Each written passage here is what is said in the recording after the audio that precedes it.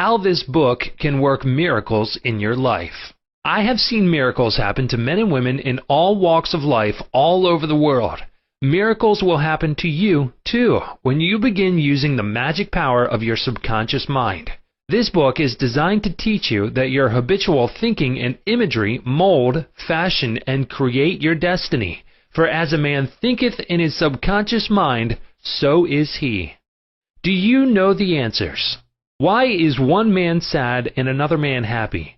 Why is one man joyous and prosperous and another man poor and miserable? Why is one man fearful and anxious and another full of faith and confidence? Why does one man have a beautiful, luxurious home while another man lives out a meager existence in a slum? Why is one man a great success and another an abject failure? Why is one speaker outstanding and immensely popular and another mediocre and unpopular? Why is one man a genius in his work or profession while the other man toils and moils all his life without doing or accomplishing anything worthwhile? Why is one man healed of a so-called incurable disease and another isn't? Why is it so many good, kind, religious people suffer the tortures of the damned in their mind and body? Why is it many immoral and irreligious people succeed and prosper and enjoy radiant health? Why is one woman happily married and her sister very unhappy and frustrated? Is there an answer to these questions in the workings of your conscious and subconscious minds? There most certainly is. Reason for writing this book. It is for the express purpose of answering and clarifying the above questions and many others of a similar nature that motivated me to write this book. I have endeavored to explain the great fundamental truths of your mind in the simplest language possible. I believe that it is perfectly possible to explain the basic, foundational, and fundamental laws of life and of your mind in ordinary, everyday language. You will find that the language of this book is that used in your daily papers, current periodicals, in your business offices, in your home, and in the daily workshop. I urge you to study this book and apply the techniques outlined therein. And as you do, I feel absolutely convinced that you will lay hold of a miracle working power that will lift you up from confusion, misery, melancholy, and failure, and guide you to your true place, solve your difficulties, sever you from emotional and physical bondage, and place you on the royal road to freedom, happiness, and peace of mind. This miracle working power of your subconscious mind can heal you of your sickness, make you vital and strong again. In learning how to use your inner powers, you will open the prison door of fear and enter into a life described by Paul as the glorious liberty of the sons of God. Releasing the miracle working power. A personal healing will ever be the most convincing evidence of our subconscious powers. Over 42 years ago, I resolved a malignancy. In medical terminology, it was called sarcoma, by using the healing power of my subconscious mind, which created me and still maintains and governs all my vital functions. The technique I applied is elaborated on in this book, and I feel sure that it will help others to trust the same infinite healing presence lodged in the subconscious depths of all men. Through the kindly offices of my doctor friend, I suddenly realized that it was natural to assume that the creative intelligence which made all my organs, fashioned my body, and started my heart could heal its own handiwork. The ancient proverb says, "The doctor dresses the wound and God heals it." Wonders happen when you pray effectively. Scientific prayer is the harmonious interaction of the conscious and subconscious levels of mind scientifically directed for a specific purpose. This book will teach you the scientific way to tap the realm of infinite power within you, enabling you to get what you really want in life. You desire a happier, fuller, and richer life. Begin to use this miracle-working power and smooth your way in daily affairs, solve business problems, and bring harmony in family relationships. Be sure that you read this book several times. The many chapters will show you how this wonderful power works, and how you can draw out the hidden inspiration and wisdom that is within you. Learn the simple techniques of impressing the subconscious mind. Follow the new scientific way in tapping the infinite storehouse. Read this book carefully, earnestly, and lovingly. Prove to yourself the amazing way it can help you. It could be, and I believe it will be, the turning point of your life. Everybody prays. Do you know how to pray effectively? How long is it since you prayed as part of your everyday activities? In an emergency, in time of danger or trouble, in illness, and when death lurks, prayers pour forth, your own and friends. Just read any daily newspaper. It is reported that prayers are being offered up all over the nation for a child stricken with a so-called incurable ailment, for peace among nations, for a group of miners trapped in a flooded mine. Later, it is reported that when rescued, the miners said that they prayed while waiting for rescue. An airplane pilot says that he prayed as he made a successful emergency landing. Certainly, prayer is an ever-present help in time of trouble, but you do not have to wait for trouble to make prayer an integral and constructive part of your life. The dramatic answers to prayer make headlines and are the subject of testimonies to the effectiveness of prayer. What of the many humble prayers of children? The simple thanksgiving of grace at the table daily, the faithful devotions wherein the individual seeks only communion with God. My work with people has made it necessary for me to study the various approaches to prayer. I have experienced the power of prayer in my own life, and I have talked and worked with many people who also have enjoyed the help of prayer. The problem usually is how to tell others how to pray. People who are in trouble have difficulty in thinking and acting reasonably. They need an easy formula to follow, an obvious working pattern that is simple and specific. Often they must be led to approach the emergency. Unique feature of this book. The unique feature of this book is its down-to-earth practicality. Here you are presented with simple, usable techniques and formulas which you can easily apply in your workaday world. I have taught these simple processes to men and women all over the world, and recently over 1,000 men and women of all religious affiliations attended a special class in Los Angeles where I presented the highlights of what is offered in the pages of this book. Many came from distances of 200 miles for each class lesson. The special features of this book will appeal to you because they show you why oftentimes you get the opposite of what you prayed for and reveal to you the reasons why.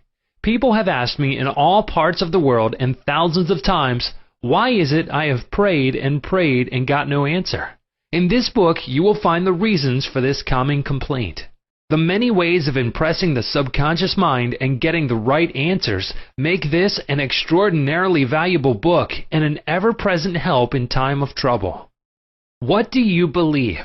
It is not the thing believed in that which brings an answer to man's prayer. The answer to prayer results when the individual's subconscious mind responds to the mental picture or thought in his mind. This law of belief is operating in all religions of the world and is the reason why they are psychologically true. The Buddhist, the Christian, the Muslim, and the Hebrew all may get answers to their prayers, not because of the particular creed, religion, affiliation, ritual, ceremony, formula, liturgy, incantation, sacrifices, or offerings, but solely because of belief or mental acceptance and receptivity about that for which they pray. The law of life is the law of belief, and belief could be summed up briefly as a thought in your mind. As a man thinks, feels, and believes, so is the condition of his mind, body, and circumstances. A technique, a methodology based on an understanding of what you are doing and why you are doing it will help you bring about a subconscious embodiment of all the good things of life. Essentially, answered prayer is the realization of your heart's desire. Desire is prayer. Everyone desires health, happiness, security, peace of mind, true expression, but many fail to achieve clearly defined results. A university professor admitted to me recently, I know that if I changed my mental pattern and redirected my emotional life, my ulcers would not recur. But I do not have any technique, process, or modus operandi. My mind wanders back and forth on my many problems, and I feel frustrated, defeated, and unhappy. This professor had a desire for perfect health. He needed knowledge of the way his mind worked, which would enable him to fulfill his desire. By practicing the healing methods outlined in this book, he became whole and perfect. There is one mind common to all individual men.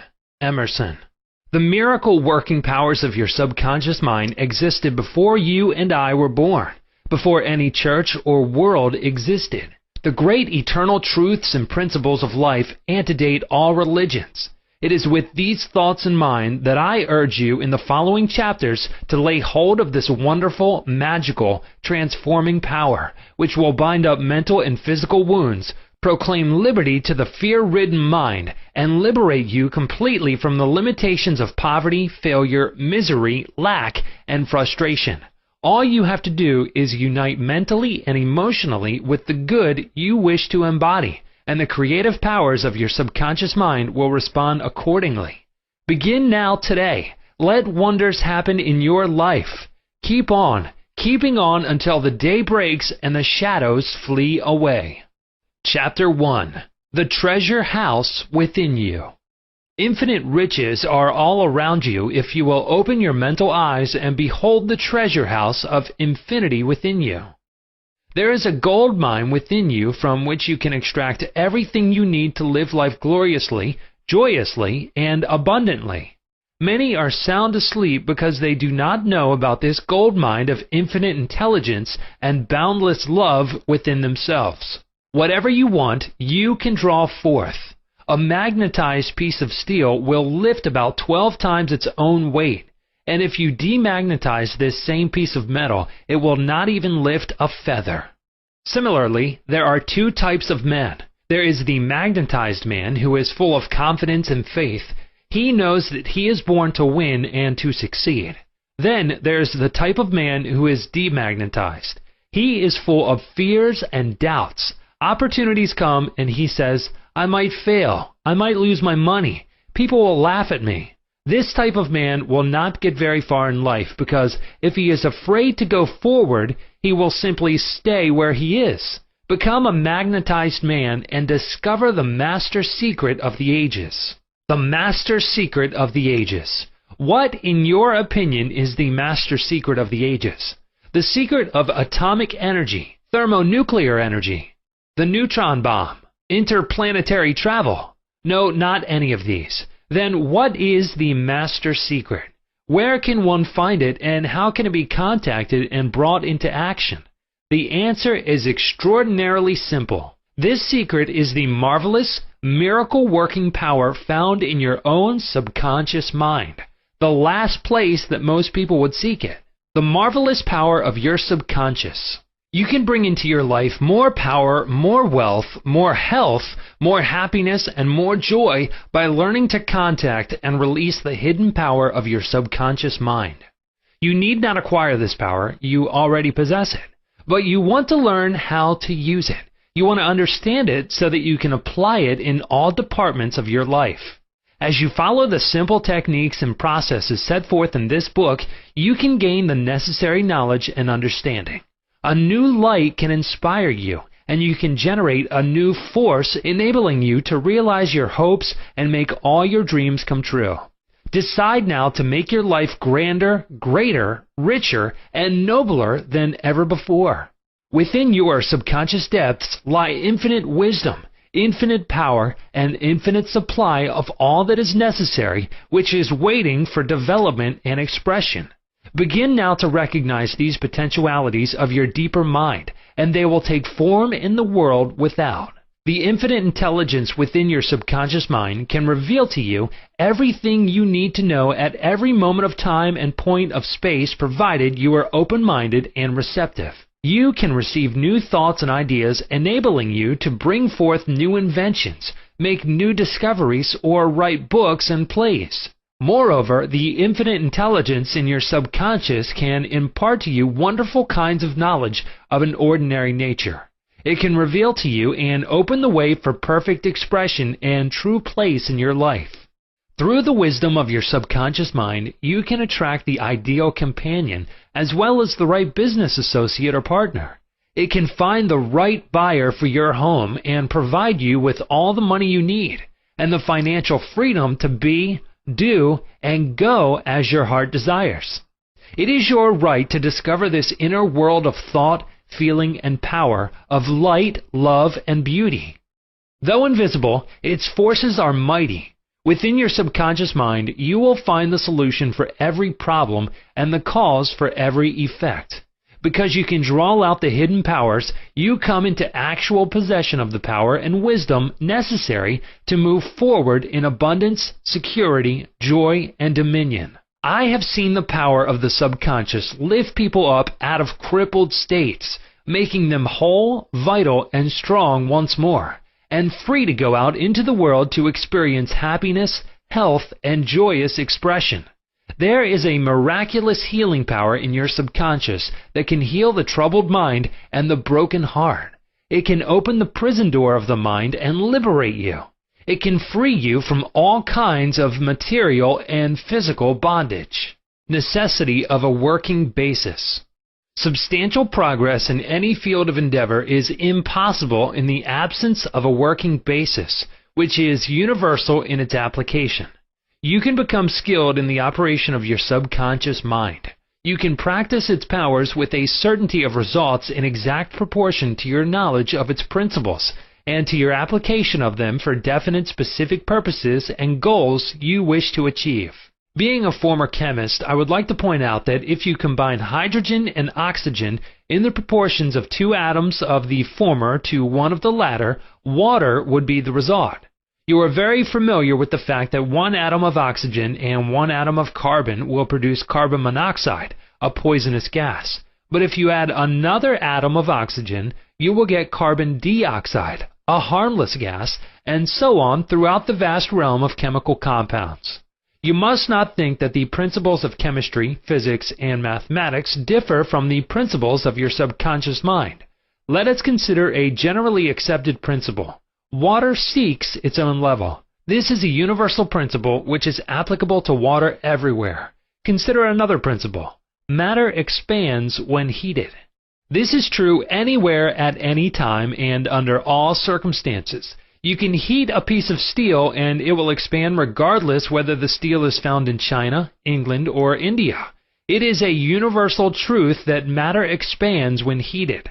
It is also a universal truth that whatever you impress on your subconscious mind is expressed on the screen of space as condition, experience, and event. Your prayer is answered because your subconscious mind is principle, and by principle I mean the way a thing works. For example, the principle of electricity is that it works from a higher to a lower potential. If you do not change the principle of electricity when you use it, but by cooperating with nature, you can bring forth marvelous inventions and discoveries which bless humanity in countless ways.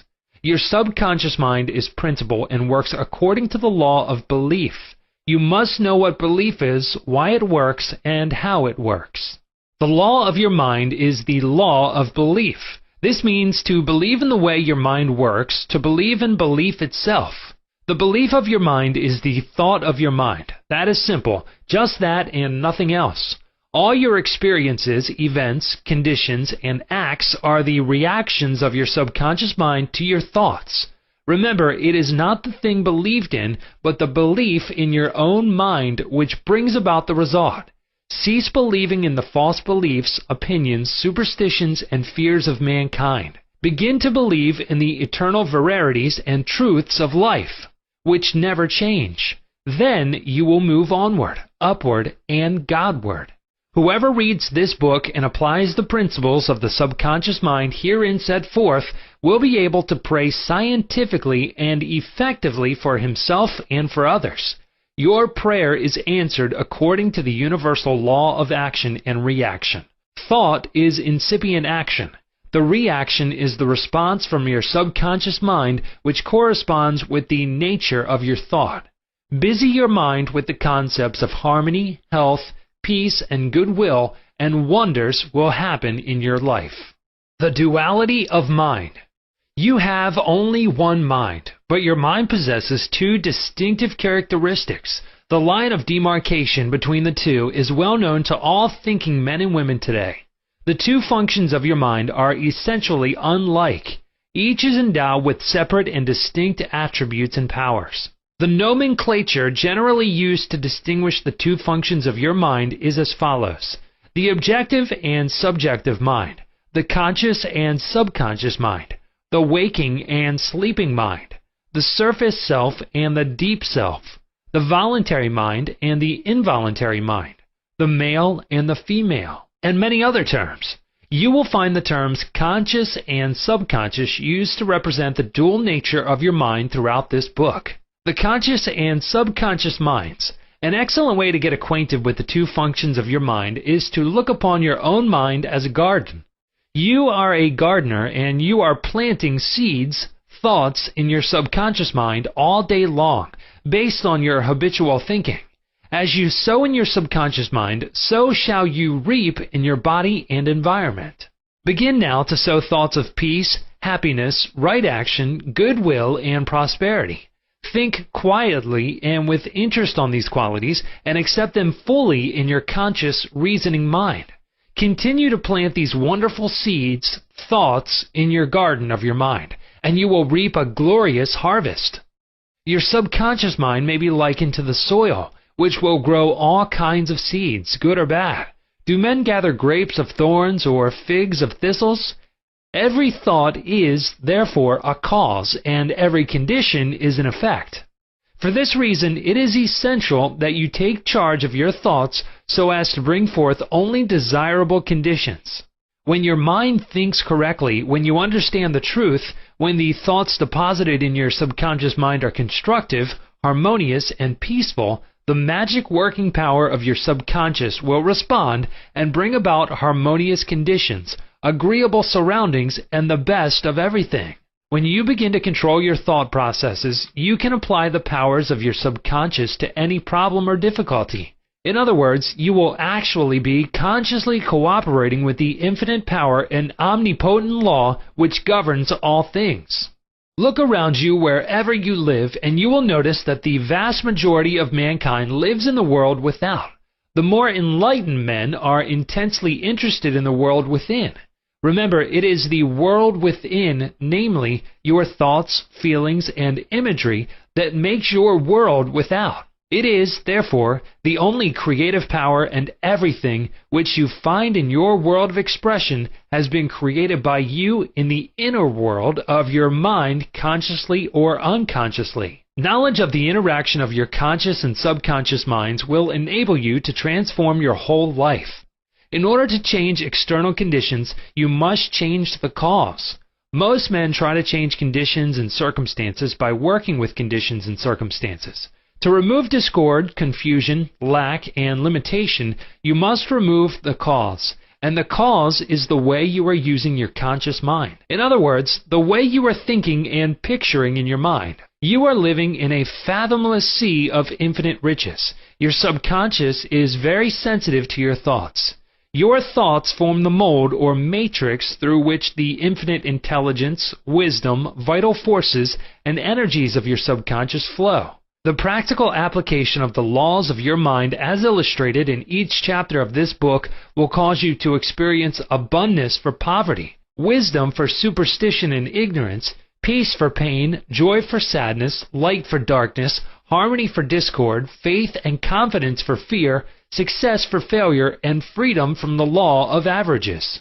Certainly there can be no more wonderful blessing than these from a mental, emotional, and material standpoint. Most of the great scientists, artists, poets, singers, writers, and inventors have a deep understanding of the workings of the conscious and subconscious minds. One time Caruso, the great operatic tenor, was struck with stage fright. He said his throat was paralyzed due to spasms caused by intense fear, which constricted the muscles of his throat. Perspiration poured copiously down his face. He was ashamed, because in a few minutes he had to go out on the stage, yet he was shaking with fear and trepidation. He said, "They will laugh at me. I can't sing." Then he shouted in the presence of those behind the stage, "The little me wants to strangle the big me within." He said to the little me, "Get out of here. The big me wants to sing through me." By the big me, he meant the limitless power and wisdom of his subconscious mind, and he began to shout, "Get out, get out. The big me is going to sing." His subconscious mind responded, releasing the vital forces within him. When the call came, he walked out on the stage and sang gloriously and majestically, enthralling the audience. It is obvious to you now that Caruso must have understood the two levels of the mind, the conscious or rational and the subconscious or irrational level. Your subconscious mind is reactive and responds to the nature of your thoughts. When your conscious mind, the little me, is full of fear, worry, and anxiety, the negative emotions engendered in your subconscious mind, the big me, are released and flood the conscious mind with a sense of panic, foreboding, and despair. When this happens, you can, like Caruso, speak affirmatively and with a deep sense of authority to the irrational emotions generated in your deeper mind as follows. Be still. Be quiet. I am in control. You must obey me. You are subject to my command. You cannot intrude where you do not belong. It is fascinating and intensely interesting to observe how you can speak authoritatively and with conviction to the irrational movement of your deeper self, bringing silence, harmony, and peace to your mind. The subconscious is subject to the conscious mind, and that is why it is called subconscious or subjective. Outstanding differences and modes of operation. You will perceive the main differences by the following illustrations. The conscious mind is like the navigator or a captain at the bridge of a ship. He directs the ship and signals orders to men in the engine room, who in turn control all the boilers, instruments, gauges, etc. The men in the engine room do not know where they are going. They follow orders. They would go on the rocks if the man on the bridge issued faulty or wrong instructions based on his findings with the compass, sextant, or other instruments. The men in the engine room obey him because he is in charge and issues orders, which are automatically obeyed. Members of the crew do not talk back to the captain. They simply carry out orders. The captain is the master of his ship, and his decrees are carried out. Likewise, your conscious mind is the captain and the master of your ship, which represents your body, environment, and all your affairs. Your subconscious mind takes the orders you give it based upon what your conscious mind believes and accepts as true. When you repeatedly say to people, "I can't afford it," then your subconscious mind takes you at your word and sees to it that you will not be in a position to purchase what you want. As long as you persist in saying, "I can't afford that car, that trip to Europe, that home, that fur coat or ermine wrap," you can rest assured that your subconscious mind will follow your orders, and you will go through life experiencing the lack of all these things. Last Christmas Eve, a beautiful young university student looked at an attractive and rather expensive traveling bag in a store window. She was going home to Buffalo, New York for the holidays. She was about to say, "I can't afford that bag," when she recalled something she had heard at one of my lectures, which was, never finish a negative statement. Reverse it immediately and wonders will happen in your life. She said, "That bag is mine. It is for sale. I accept it mentally and my subconscious sees to it that I receive it." At 8 o'clock Christmas Eve, her fiancé presented her with a bag exactly the same as the one she had looked at and mentally identified herself with at 10 o'clock the same morning. She had filled her mind with the thought of expectancy and released the whole thing to her deeper mind, which has the know-how of accomplishment. This young girl, a student of the University of Southern California, said to me, "I didn't have the money to buy that bag, but now I know where to find money and all the things I need, and that is in the treasure house of eternity within me." Another simple illustration is this. When you say, "I do not like mushrooms," and the occasion subsequently comes that you are served mushrooms in sauces or salads, you will get indigestion because your subconscious mind says to you, the boss, your conscious mind, does not like mushrooms. This is an amusing example of the outstanding differences and modes of operation of your conscious and subconscious minds. A woman may say, "I wake up at 3 o'clock if I drink coffee at night." Whenever she drinks coffee, her subconscious mind nudges her as if to say, "The boss wants you to stay awake tonight." Your subconscious mind works 24 hours a day and makes provisions for your benefit, pouring all the fruit of your habitual thinking into your lap. How her subconscious mind responded. A woman wrote me a few months ago as follows. "I am 75 years old, a widow with a grown family. I was living alone and on a pension. I heard your lectures on the powers of the subconscious mind, wherein you said that ideas could be conveyed to the subconscious mind by repetition, faith, and expectancy. I began to repeat frequently with feeling, 'I am wanted. I am happily married to a kind, loving, and spiritual-minded man. I am secure.' I kept on doing this many times a day for about 2 weeks, and one day at the corner drugstore I was introduced to a retired pharmacist. I found him to be kind, understanding, and very religious.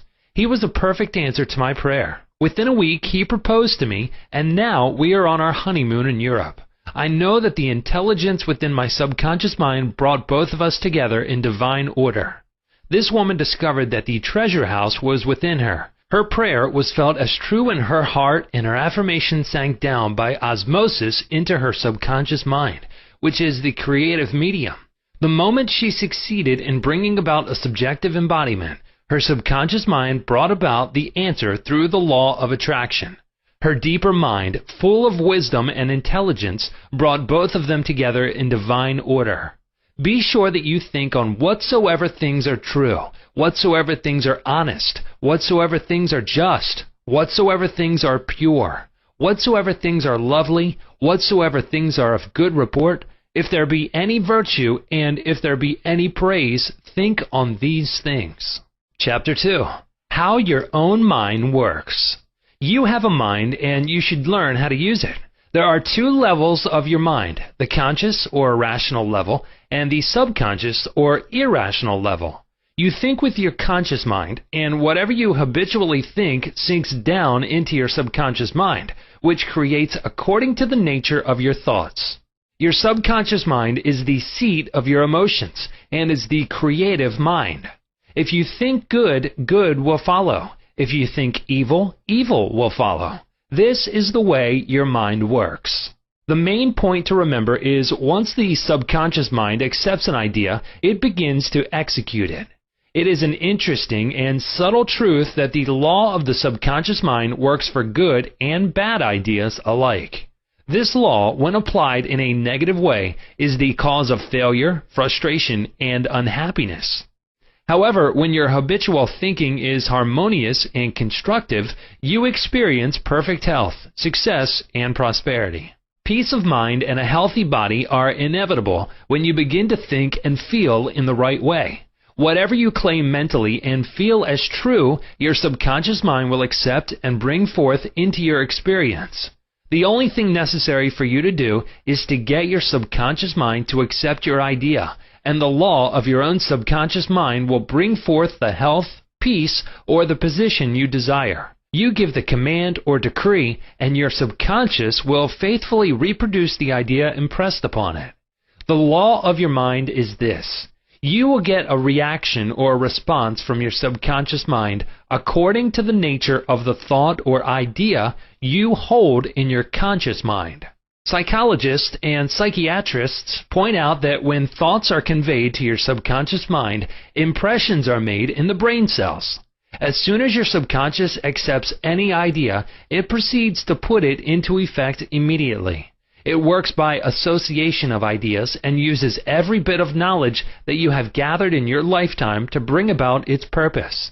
It draws on the infinite power, energy, and wisdom within you. It lines up all the laws of nature to get its way. Sometimes it seems to bring about an immediate solution to your difficulties, but at other times it takes days, weeks, or longer. Its ways are past finding out. Conscious and subconscious terms differentiated. You must remember that these are not two minds. They are merely two spheres of activity within one mind. Your conscious mind is the reasoning mind. It is that phase of mind which chooses. For example, you choose your books, your home, and your partner in life. You make all your decisions with your conscious mind. On the other hand, without any conscious choice on your part, your heart is kept functioning automatically, and the process of digestion, circulation, and breathing are carried on by your subconscious mind through processes independent of your conscious control. Your subconscious mind accepts what is impressed upon it, or what you consciously believe. It does not reason things out like your conscious mind, and it does not argue with you controversially. Your subconscious mind is like the soil, which accepts any kind of seed, good or bad. Your thoughts are active and might be likened unto seeds. Negative, destructive thoughts continue to work negatively in your subconscious mind, and in due time will come forth into outer experience which corresponds with them. Remember, your subconscious mind does not engage in proving whether your thoughts are good or bad, true or false, but it responds according to the nature of your thoughts or suggestions. For example, if you consciously assume something is true, even though it may be false, your subconscious mind will accept it as true and proceed to bring about results, which must necessarily follow, because you consciously assumed it to be true.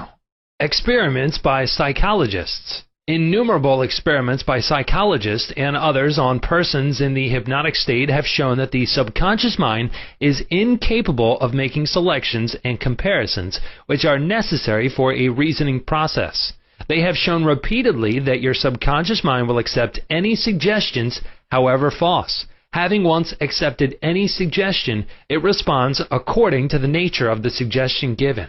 To illustrate the amenability of your subconscious mind to suggestion, if a practiced hypnotist suggests to one of his subjects that he is Napoleon Bonaparte, or even a cat or a dog, he will act out the part with imitable accuracy. His personality becomes changed for the time being. He believes himself to be whatever the operator tells him he is. A skilled hypnotist may suggest to one of his students in the hypnotic state that his back itches, to another that his nose is bleeding, to another that he is a marble statue, to another that he is freezing and the temperature is below zero.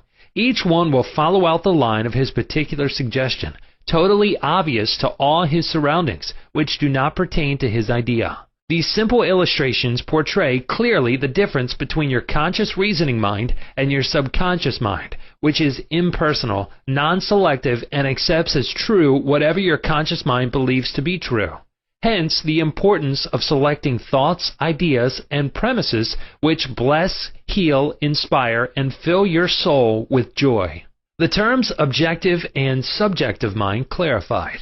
Your conscious mind is sometimes referred to as your objective mind because it deals with outward objects. The objective mind takes cognizance of the objective world. Its media of observation are your 5 physical senses.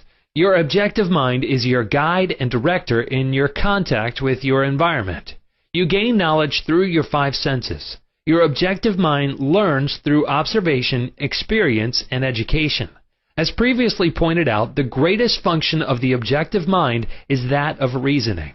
Suppose you are one of the thousands of tourists who come to Los Angeles annually. You would come to the conclusion that it is a beautiful city based upon your observation of the parks, pretty gardens, majestic buildings, and lovely homes. This is the working of your objective mind.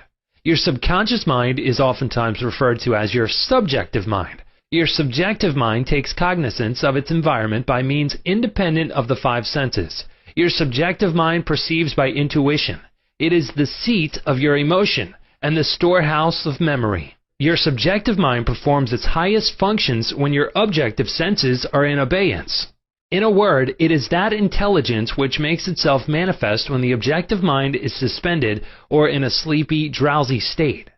Your subjective mind sees without the use of the natural organs of vision. It has the capacity of clairvoyance and clairaudience. Your subjective mind can leave your body, travel to distant lands, and bring back information oftentimes of the most exact and truthful character. Through your subjective mind, you can read the thoughts of others, read the contents of sealed envelopes, and close safes.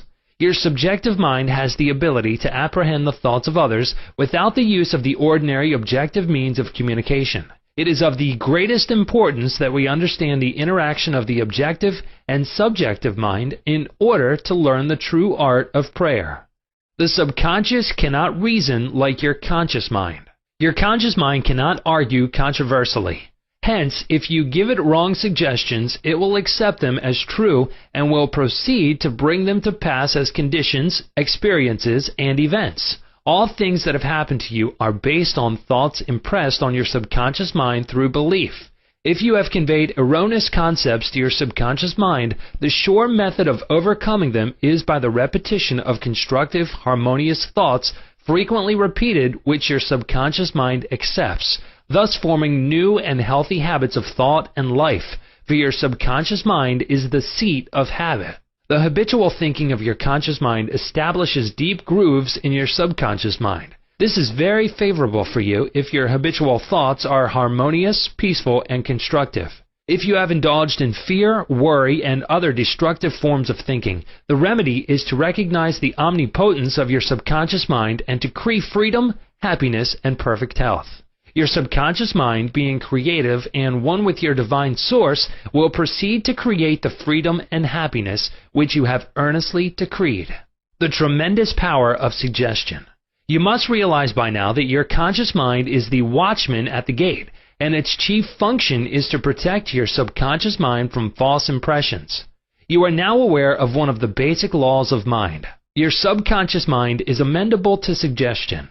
As you know, your subconscious mind does not make comparisons or contrasts, neither does it reason and think things out for itself.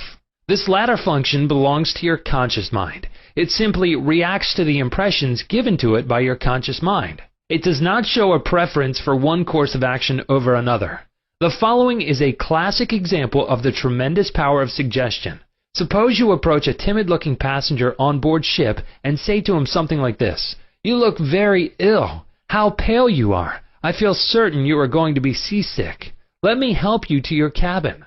This passenger turns pale. Your suggestion of seasickness associates itself with his own fears and forebodings. He accepts your aid down to the berth, and there your negative suggestion, which was accepted by him, is realized.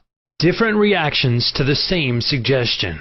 It is true that different people will react in different ways to the same suggestion, because of their subconscious conditioning or belief.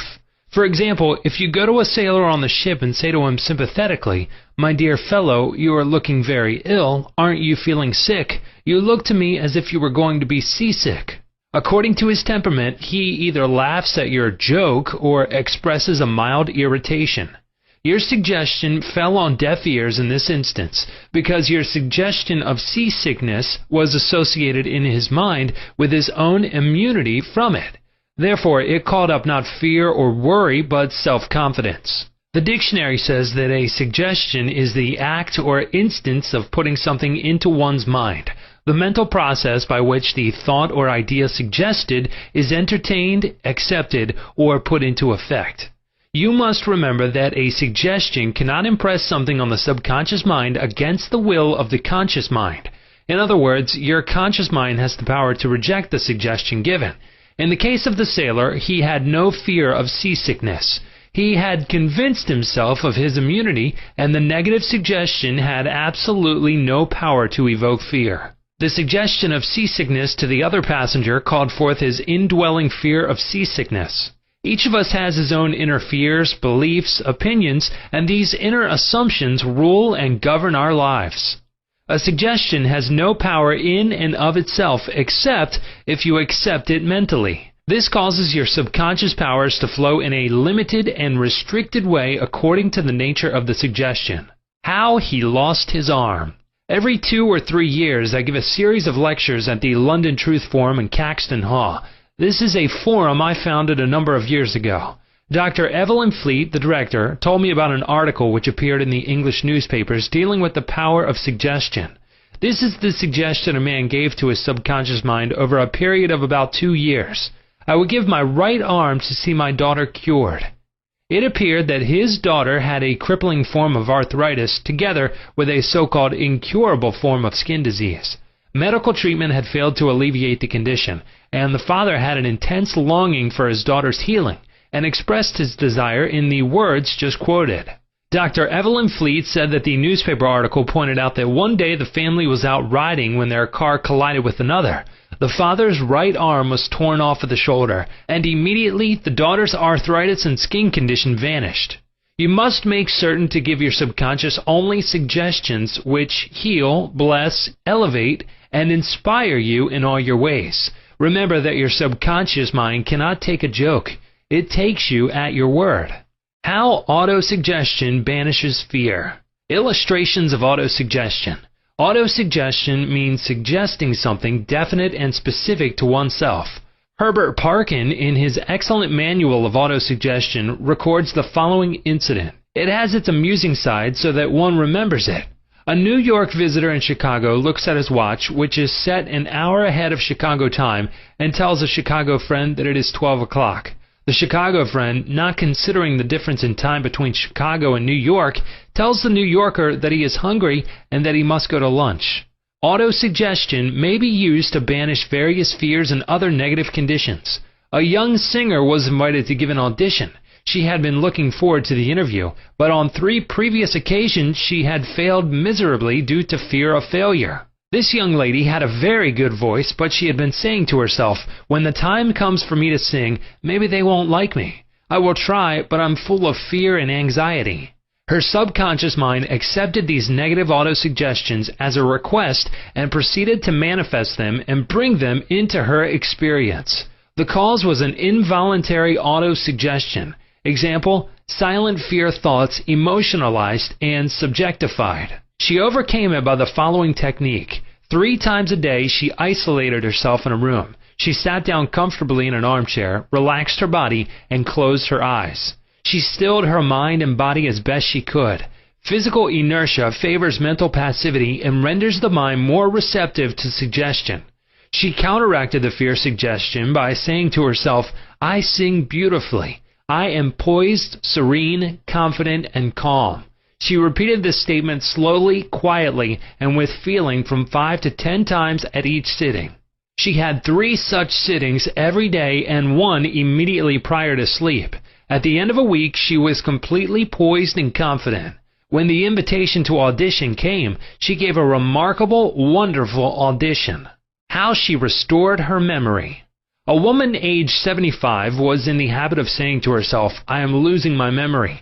She reversed the procedure and practiced inducing autosuggestion several times a day as follows. My memory from today on is improving in every department. I shall always remember whatever I need to know at every moment of time and point of space. The impressions received will be clearer and more definite.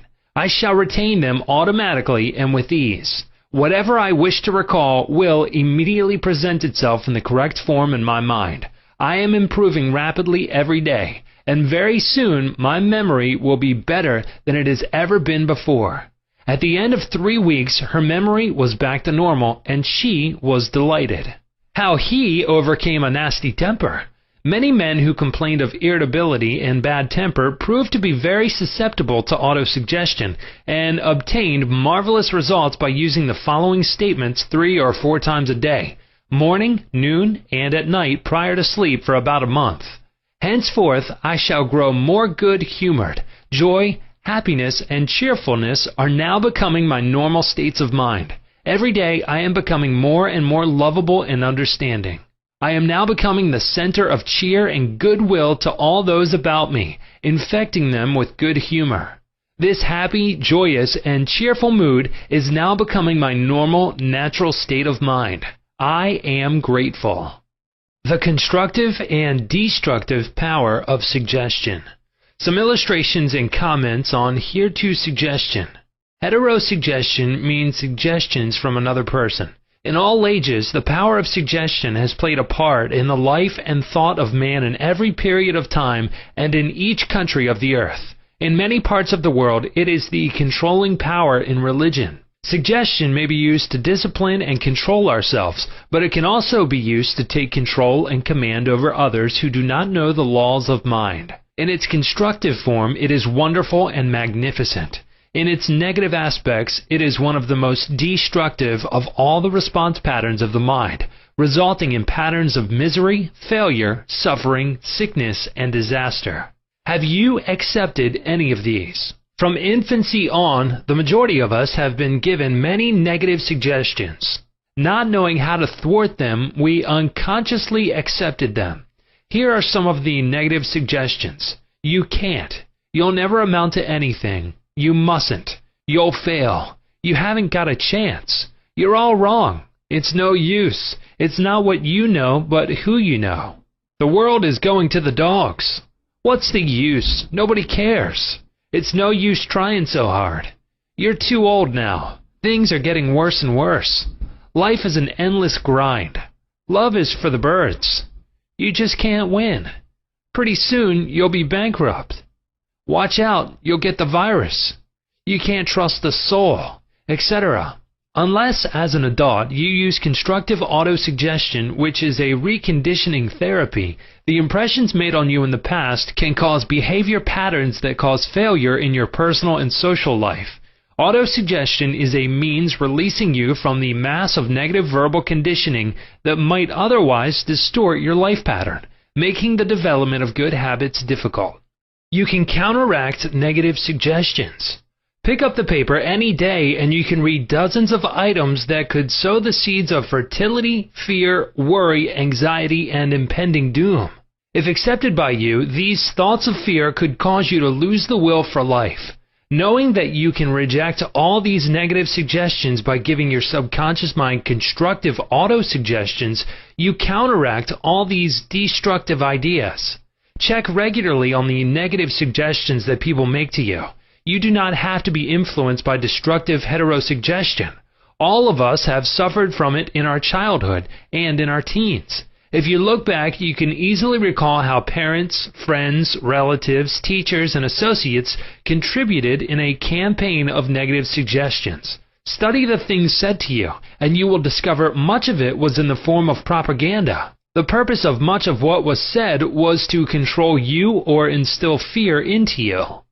This heterosuggestion process goes on in every home, office, factory, and club.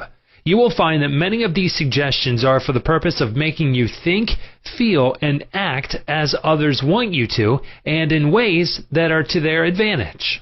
How suggestion killed a man. Here's an illustration of heterosuggestion.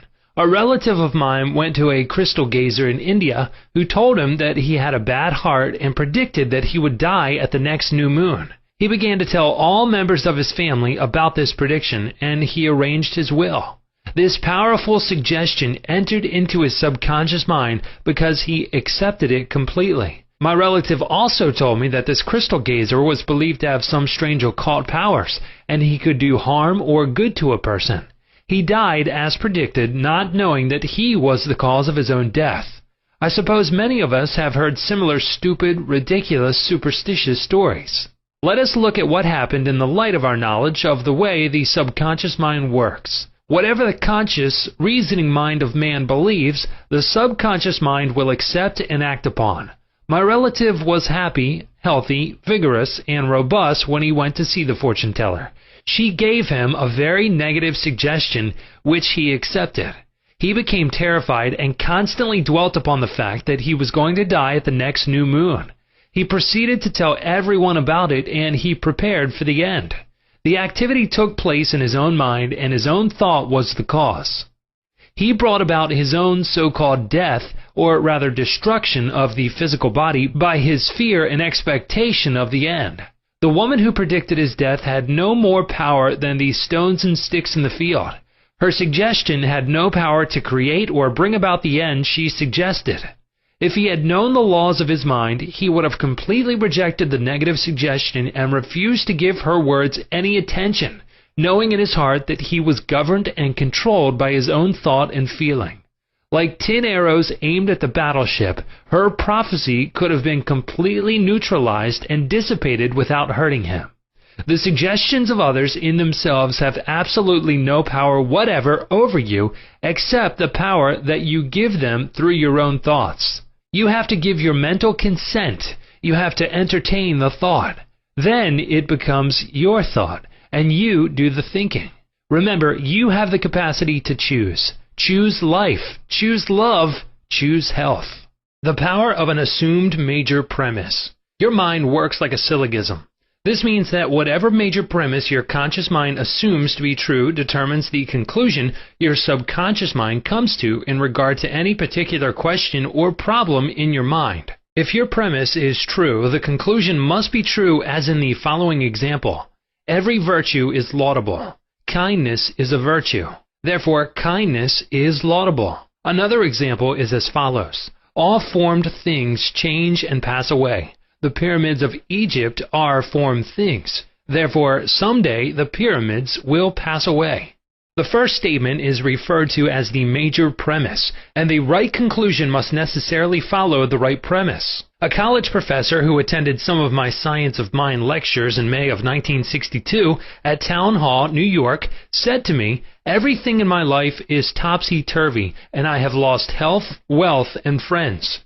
Everything I touch turns out wrong." I explained to him that he should establish a major premise in his thinking, that the infinite intelligence of his subconscious mind was guiding, directing, and prospering him spiritually, mentally, and materially. Then his subconscious mind would automatically direct him wisely in his investments, decisions, and also heal his body and restore his mind to peace and tranquility. This professor formulated an overall picture of the way he wanted his life to be, and this was his major premise. Infinite intelligence leads and guides me in all my ways. Perfect health is mine, and the law of harmony operates in my mind and body. Beauty, love, peace, and abundance are mine. The principle of right action and divine order govern my entire life. I know my major premise is based on the eternal truths of life, and I know, feel, and believe that my subconscious mind responds according to the nature of my conscious mind thinking.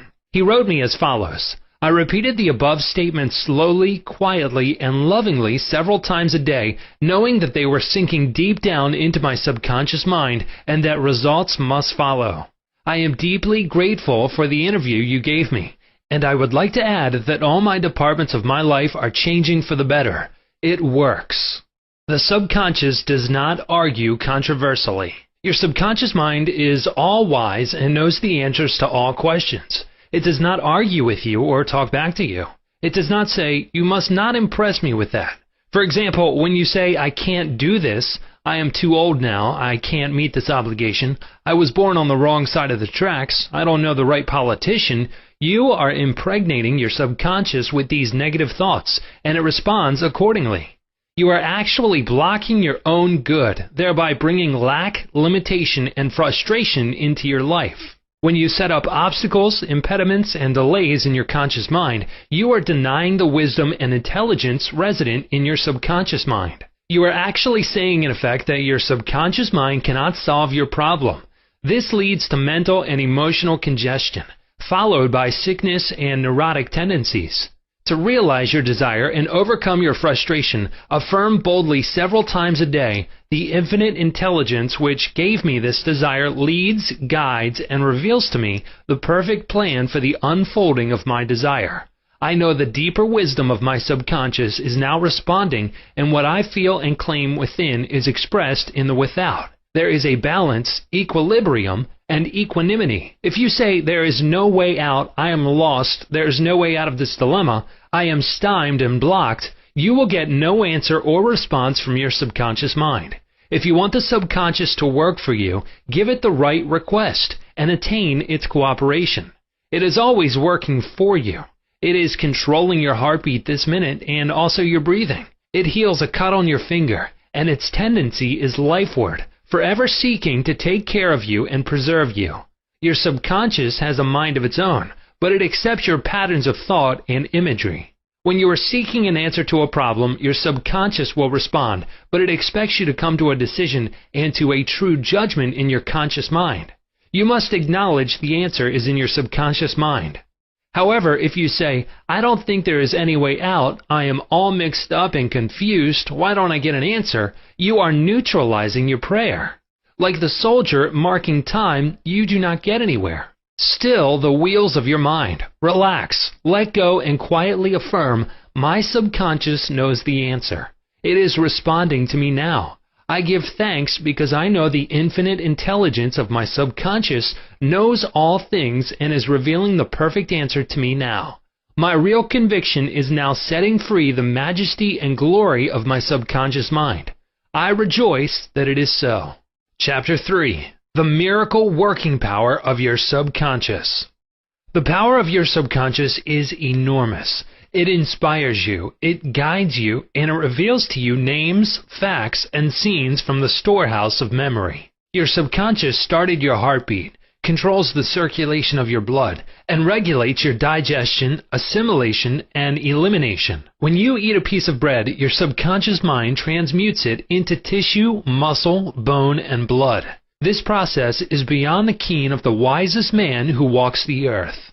Your subconscious mind controls all the vital processes and functions of your body and knows the answer to all problems. Your subconscious mind never sleeps, never rests. It is always on the job. You can discover the miracle working power of your subconscious by plainly stating to your subconscious prior to sleep that you wish a certain specific thing accomplished. You will be delighted to discover that forces within you will be released, leading to the desired result.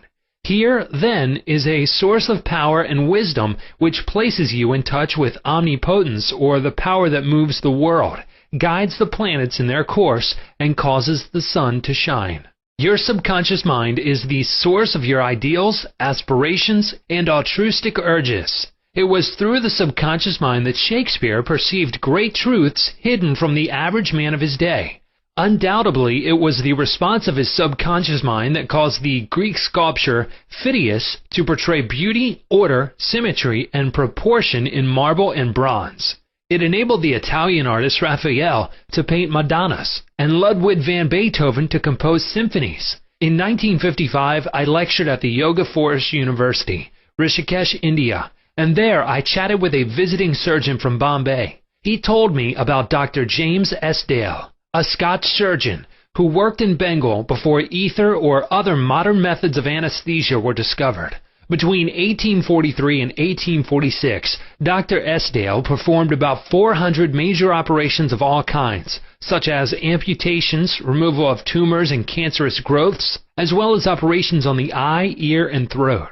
All operations were conducted under mental anesthesia only. This Indian doctor at Rishikesh informed me that the post-operative mortality rate of patients operated on by Dr. S. Dale was extremely low, probably 2 or 3%. Patients felt no pain, and there were no deaths during the operations. Dr. S. Dale suggested to the subconscious minds of all his patients who were in a hypnotic state that no infection or septic condition would develop. You must remember that this was before Louis Pasteur, Joseph Lister, and others who pointed out the bacterial origin of disease and causes of infection due to unsterilized instruments and virulent organisms. This Indian surgeon said that the reason for the low mortality rate and the general absence of infection, which was reduced to a minimum, was undoubtedly due to the suggestions of Dr. Isdale to the subconscious minds of his patients. They responded according to the nature of his suggestion. It is simply wonderful when you conceive how a surgeon over 120 years ago discovered the miraculous wonder-working powers of the subconscious mind. Doesn't it cause you to be seized with a sort of mystic awe when you stop and think of the transcendental powers of your subconscious mind? Consider its extrasensory perceptions, such as its capacity for clairvoyance and clairaudience, its independence of time and space, its capacity to render you free from all pain and suffering, and its capacity to get the answers to all problems, be that what they may. All these and many more reveal to you that there is a power and intelligence within you that far transcends your intellect, causing you to marvel at the wonders of it all. All these experiences cause you to rejoice and believe in the miracle-working powers of your own subconscious mind. Your subconscious is your book of life. Whatever thoughts, beliefs, opinions, theories, or dogmas you write, engrave, or impress on your subconscious mind, you shall experience them as the objective manifestation of circumstances, conditions, and events. What you write on the inside, you will experience on the outside. You have two sides to your life, objective and subjective, visible and invisible, thought and its manifestation. Your brain receives your thought, which is the organ of your conscious reasoning mind. When your conscious or objective mind accepts the thought completely, it is sent to the solar plex, called the brain of your mind, where it becomes flesh and is made manifest in your experience. As previously outlined, your subconscious cannot argue. It acts only from what you write on it. It accepts your verdict or the conclusions of your conscious mind as final. This is why you are always writing on the book of life, because your thoughts become your experiences. The American essayist Ralph Waldo Emerson said, "Man is what he thinks all day long." What is impressed in the subconscious is expressed. William James, the father of American psychology, said that the power to move the world is in your subconscious mind. Your subconscious mind is one with infinite intelligence and boundless wisdom. It is fed by hidden springs and is called the law of life. Whatever you impress upon your subconscious mind, the latter will move heaven and earth to bring it to pass. You must, therefore, impress it with right ideas and constructive thoughts. The reason there is so much chaos and misery in the world is because people do not understand the interaction of their conscious and subconscious minds. When these two principles work in accord, in concord, in peace, and synchronously together, you will have health, happiness, peace, and joy. There is no sickness or discord when the conscious and subconscious work together harmoniously and peacefully. The tomb of Hermes was opened with great expectancy and a sense of wonder because people believed that the greatest secret of the ages was contained therein. The secret was as within, so without, as above, so below. In other words, whatever is impressed in your subconscious mind is expressed on the screen of space. This same truth was proclaimed by Moses, Isaiah, and all the illumined seers of the ages. Whatever you feel as true subjectively is expressed as conditions, experiences, and events.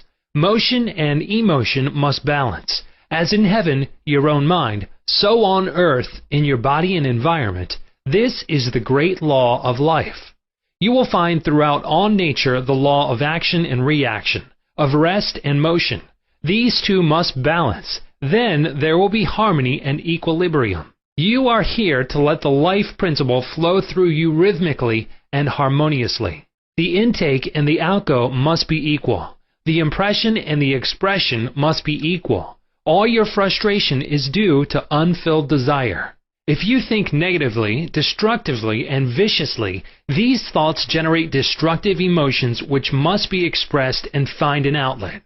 These emotions, being of a negative nature, are frequently expressed as ulcers, heart trouble, tensions, and anxieties. What is your idea or feeling about yourself now? Every part of your being expresses that idea. Your vitality, body, financial status, friends, and social status represent a perfect reflection of the idea you have of yourself. This is the real meaning of what is impressed in your subconscious mind, and which is expressed in all phases of your life. We injure ourselves by the negative ideas which we entertain. How often have you wounded yourself by getting angry, fearful, jealous, or vengeful?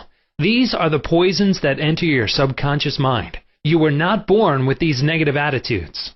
Feed your subconscious mind life-giving thoughts and you will wipe out all the negative patterns lodged therein.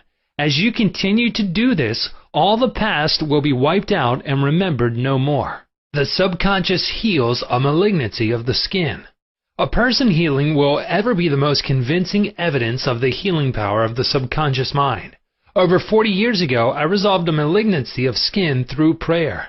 Medical therapy had failed to check the growth, and it was getting progressively worse. A clergyman with a deep psychological knowledge explained to me the inner meaning of the 139th Psalm, wherein it says, "In thy book all my members were written, which in continuance were fashioned, when as yet there was none of them." He explained that the term book meant my subconscious mind, which fashioned and molded all my organs from an invisible cell. He also pointed out that inasmuch as my subconscious mind made my body, it could also recreate it and heal it according to the perfect pattern within it. This clergyman showed me his watch and said, "This had a maker, and the watchmaker had to have the idea first in mind before the watch became an objective reality. And if this watch was out of order, the watchmaker could fix it." My friend reminded me that the subconscious intelligence which created my body was like a watchmaker, and it also knew exactly how to heal, restore, and direct all the vital functions and processes of my body, but that I had to give it the perfect idea of health. This would act as cause, and the effect would be a healing. I prayed in a very simple way as follows. My body and all its organs were created by the infinite intelligence in my subconscious mind. It knows how to heal me. Its wisdom fashioned all my organs, tissues, muscles, and bones. This infinite healing presence within me is now transforming every atom of my being, making me whole and perfect now. I give thanks for my healing I know is taking place now. Wonderful are the works of the creative intelligence within me. I prayed aloud for about 5 minutes 2 or 3 times a day, repeating the above simple prayer. In about 3 months, my skin was whole and perfect. As you can see, all I did was give life-giving patterns of wholeness, beauty, and perfection to my subconscious mind. thereby obliterating the negative images and patterns of thought lodged in my subconscious mind, which were the cause of all my trouble. Nothing appears on your body except when the mental equivalent is first in your mind, and as you change your mind by drenching it with incandescent affirmatives, you change your body. This is the basis of all healing. Marvelous are thy works, and that my soul, subconscious mind, knoweth right well. Psalm 139:14. How the subconscious controls all functions of the body. While you are awake or sound asleep upon your bed, the ceaseless, tireless action of your subconscious mind controls all the vital functions of your body without the help of your conscious mind. For example, while you are asleep, your heart continues to beat rhythmically. Your lungs do not rest, and the process of inhalation and exhalation, whereby your blood absorbs fresh air, goes on just the same as when you are awake. Your subconscious controls your digestive processes and your glandular secretions, as well as all the other mysterious operations of your body. The hair on your face continues to grow whether you are asleep or awake. Scientists tell us that the skin secretes much more perspiration during sleep than during the waking hours. Your eyes, ears, and other senses are active during sleep. For instance, many of our great scientists have received answers to perplexing problems while they were asleep. They saw the answers in a dream. Oftentimes, your conscious mind interferes with the normal rhythm of the heart, lungs, and functioning of the stomach and intestines by worry, anxiety, fear, and depression. These patterns of thought interfere with the harmonious functioning of your subconscious mind. When mentally disturbed, the best procedure is to let go, relax, and still the wheels of your thought processes. Speak to your subconscious mind, telling it to take over in peace, harmony, and divine order. You will find that all the functions of your body will become normal again. Be sure to speak to your subconscious mind with authority and conviction, and it will conform to your command. Your subconscious seeks to preserve your life and restore you to health at all costs. It causes you to love your children, which also illustrates an instinctive desire to preserve all life. Let us suppose you accidentally ate some bad food. Your subconscious mind would cause you to regurgitate it. If you inadvertently took some poison, your subconscious powers would proceed to neutralize it. If you completely entrusted yourself to its wonder-working power, you would be entirely restored to health. How to get the subconscious to work for you? The first thing to realize is that your subconscious mind is always working. It is active night and day, whether you act upon it or not. Your subconscious is the builder of your body, but you cannot consciously perceive or hear that inner silent process. Your business is with your conscious mind and not your subconscious mind. Just keep your conscious mind busy with the expectation of the best, and make sure the thoughts you habitually think are based on whatever things are lovely, true, just, and of good report. Begin now to take care of your conscious mind, knowing in your heart and soul that your subconscious mind is always expressing, reproducing, and manifesting according to your habitual thinking. Remember, just as water takes the shape of the pipe it flows through, the life principle in you flows through you according to the nature of your thoughts. Claim that the healing presence in your subconscious is flowing through you as harmony, health, peace, joy, and abundance. Think of it as a living intelligence, a lovely companion on the way. Firmly believe it is continually flowing through you, vivifying, inspiring, and prospering you. It will respond exactly this way. It is done unto you as you believe. Healing principle of the subconscious restores atrophied optic nerves. There is the well-known, duly authenticated case of Madame Bayer of France, recorded in the archives of the Medical Department of Lourdes, France. She was blind. The optic nerves were atrophied and useless. She visited Lourdes and had what she termed a miraculous healing. Ruth Cranston, a Protestant young lady who investigated and wrote about healings at Lourdes in McCall's magazine, November 1955, writes about Madame Bayer as follows. At Lourdes, she regained her sight incredibly, with the optic nerves still lifeless and useless, as several doctors could testify after repeated examinations. A month later, upon re-examination, it was found that the seeing mechanism had been restored to normal. But at first, so far as medical examination could tell, she was seeing with dead eyes. I have visited Lourdes several times where I, too, witnessed some healings. And of course, as we shall explain in the next chapter, there is no doubt that healings take place at many shrines throughout the world, Christian and non-Christian. The waters of the shrine did not heal Madame Bayer, to whom we just referred, but by her own subconscious mind which responded to her belief. The healing principle within her subconscious mind responded to the nature of her thought. Belief is a thought in the subconscious mind. It means to accept something as true. The thought accepted executes itself automatically. Undoubtedly, Madame Bayer went to the shrine with expectancy and great faith, knowing in her heart she would receive a healing. Her subconscious mind responded accordingly, releasing the ever-present healing forces. The subconscious mind, which created the eye, can certainly bring a dead nerve back to life. What the creative principle created, it can recreate. According to your belief is it done unto you. How to convey the idea of perfect health to your subconscious mind. A Protestant minister I knew in Johannesburg, South Africa, told me the method he used to convey the idea of perfect health to his subconscious mind. He had cancer of the lung. His technique, as given to me in his own handwriting, is exactly as follows. Several times a day, I would make certain that I was completely relaxed mentally and physically. I relaxed my body by speaking to it as follows. My feet are relaxed. My ankles are relaxed. My legs are relaxed. My abdominal muscles are relaxed.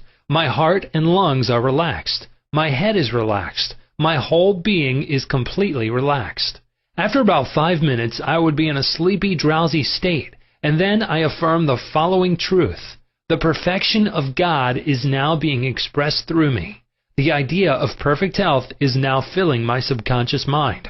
The image God has of me is a perfect image, and my subconscious mind recreates my body in perfect accordance with the perfect image held in the mind of God. This minister had a remarkable healing. This is a simple, easy way of conveying the idea of perfect health to your subconscious mind.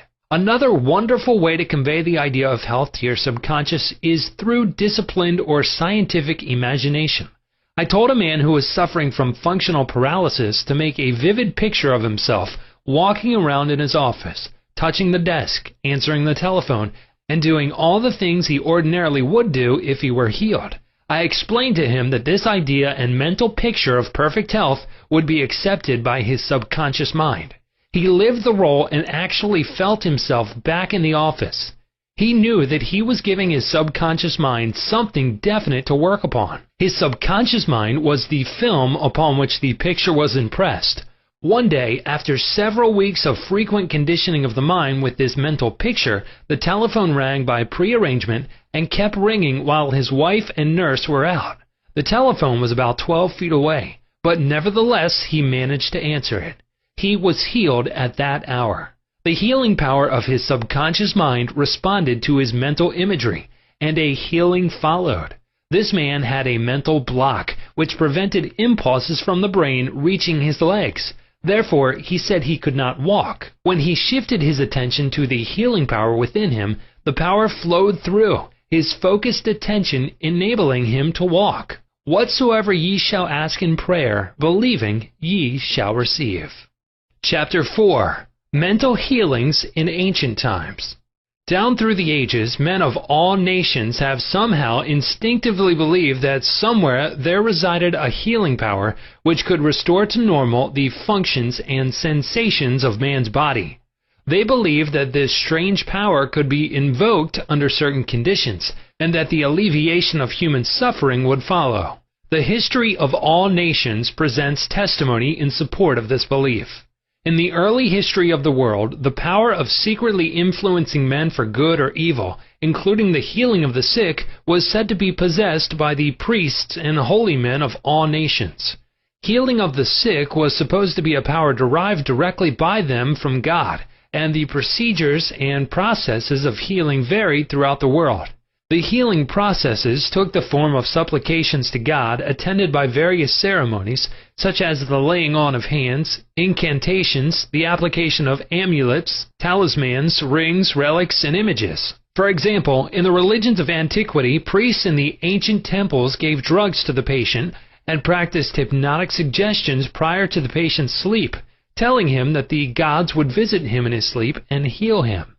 Many healings followed. Obviously, all this was the work of potent suggestions to the subconscious mind.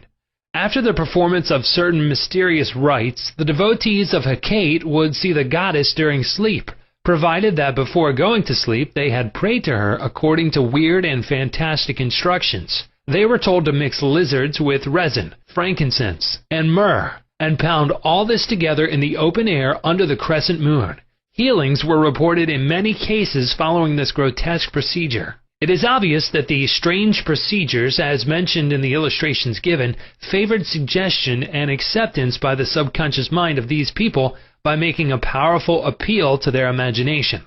Actually, in all these healings, the subconscious mind of the subject was the healer. In all ages, unofficial healers have obtained remarkable results in cases where authorized medical skill has failed. This gives cause for thought.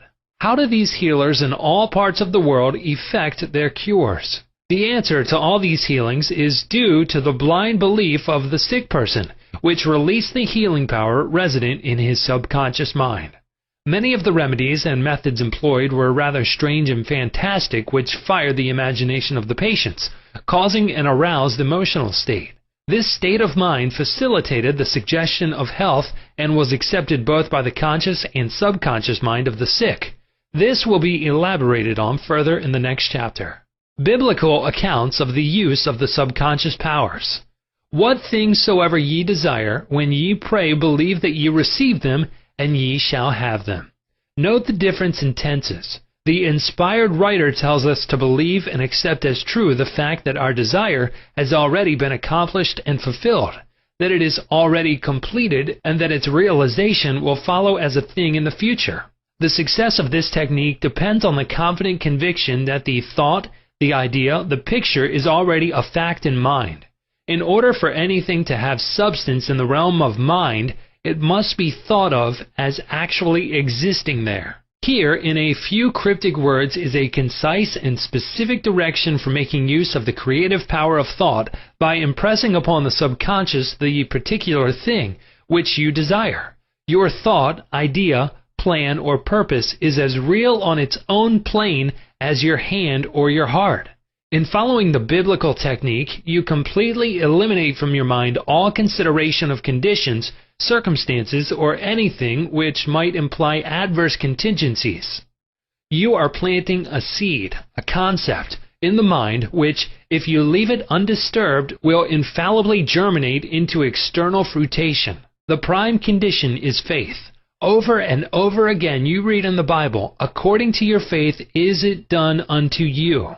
If you plant certain types of seeds in the ground, you have faith they will grow after their kind. This is the way of seeds, and trusting the laws of growth and agriculture, you know that these seeds will come forth after their kind. Faith, as mentioned in the Bible, is a way of thinking, an attitude of mind, an inner certitude, knowing that the idea you fully accept in your conscious mind will be embodied in your subconscious mind and made manifest. Faith is, in a sense, accepting as true what your reason and senses deny. For example, a shutting out of the little, rational, analytical, conscious mind and embracing an attitude of complete reliance on the inner power of your subconscious mind. Miracles at various shrines throughout the world. It is an established fact that cures have taken place at various shrines throughout the world, such as in Japan, India, Europe, and America. I have visited several of the famous shrines in Japan. At the world-famous shrine called Daibutsu is a gigantic divinity of bronze where Buddha is seated with folding hands, and the head is inclined in an attitude of profound contemplative ecstasy. It is 42 feet in height, and is called the Great Buddha. Here I saw young and old making offerings at its feet. Money, fruit, rice, and oranges were offered. Candles were lit, incense was burned, and prayers of petition recited. The guide explained the chant of a young girl as she murmured a prayer, bowed low, and placed 2 oranges as an offering. She also lit a candle. He said she had lost her voice and it was restored at the shrine. She was thanking Buddha for restoring her voice. She had the simple faith that Buddha would give her back her singing voice if she followed a certain ritual, fasted, and made certain offerings. All this helped to kindle faith and expectancy, resulting in a conditioning of her mind to the point of belief. Her subconscious mind responded to her belief. To illustrate further the power of imagination and blind belief, I will relate the case of a relative of mine who had tuberculosis. His lungs were badly diseased. His son decided to heal his father. He came home to Perth, Western Australia, where his father lived, and said to him that he had met a monk who had returned from one of the healing shrines in Europe. This monk sold him a piece of the true cross. He said that he gave the monk the equivalent of $500 for it. This young man had actually picked up a splinter of wood from the sidewalk, went to the jeweler's, and had it set in a ring so that it looked real. He told his father that just touching the ring or the cross healed many. He inflamed and fired his father's imagination to the point that the old gentleman snatched the ring from him, placed it over his chest, prayed silently, and went to sleep. In the morning he was healed. All the clinic's tests proved negative. You know, of course, it was not the splinter of wood from the sidewalk that healed him. It was his imagination aroused to an intense degree, plus the confident expectancy of a perfect healing. Imagination was joined to faith or subjective feeling, and the union of the two brought about a healing. The father never learned of the trick that had played upon him. If he had, he probably would have had a relapse. He remained completely cured and passed away 15 years later at the age of 89. One universal healing principle. It is a well-known fact that all of the various schools of healing effect cures of the most wonderful character. The most obvious conclusion, which strikes your mind, is that there must be some underlying principle which is common to them all, namely the subconscious mind, and the one process of healing is faith. It will now be in order to recall to your mind once more the following fundamental truths. First, that you must possess mental functions which have been distinguished by designating one of the conscious mind and the other the subconscious mind. Secondly, your subconscious mind is constantly amenable to the power of suggestion. Furthermore, your subconscious mind has complete control of the functions, conditions, and sensations of your body. I venture to believe that all the readers of this book are familiar with the fact that symptoms of almost any disease can be induced in hypnotic subjects by suggestion. For example, a subject in the hypnotic state can develop a high temperature, flushed face, or chills according to the nature of the suggestion given. By experiment, you can suggest to the person that he is paralyzed and cannot walk. It will be so. By illustration, you can hold a cup of cold water under the nose of the hypnotic subject and tell him, "This is full of pepper, smell it." He will proceed to sneeze. What do you think caused him to sneeze? The water or the suggestion? If a man says he is allergic to Timothy grass, you can place a synthetic flower or an empty glass in front of his nose when he is in a hypnotic state and tell him it is Timothy grass. He will portray the usual allergic symptoms. This indicates that the cause of the disease is in the mind. The healing of the disease can also take place mentally. You realize that remarkable healings take place through osteopathy, chiropractic medicine, and naturopathy, as well as through all the various religious bodies throughout the world. But it is obvious that all of these healings are brought about through the subconscious mind, the only healer there is. Notice how it heals a cut on your face caused by shaving. It knows exactly how to do it. The doctor dresses the wound and says, "Nature heals it." Nature refers to natural law, the law of the subconscious mind, or self-preservation, which is the function of the subconscious mind. The instinct of self-preservation is the first law of nature. Your strongest instinct is the most potent of all autosuggestions. Widely different theories. It would be tedious and unprofitable to discuss to any great extent the numerous theories advanced by different religious sects and prayer therapy groups. There are a great number who claim that because their theory produces results, it is, therefore, the correct one.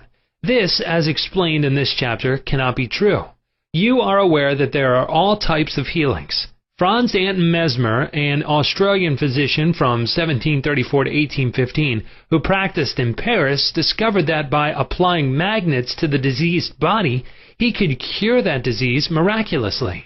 He also performed cures with various other pieces of glass and metals. He discontinued this form of healing and claimed that his cures were due to animal magnetism, theorizing that his substance was projected from the healer to the patient. His method of treating disease from then on was by hypnotism, which was called mesmerism in his day. Other physicians said that all his healings were due to suggestion and nothing else. All of these groups, such as psychiatrists, psychologists, osteopaths, chiropractors, physicians, and all the churches are using the one universal power resident in the subconscious mind.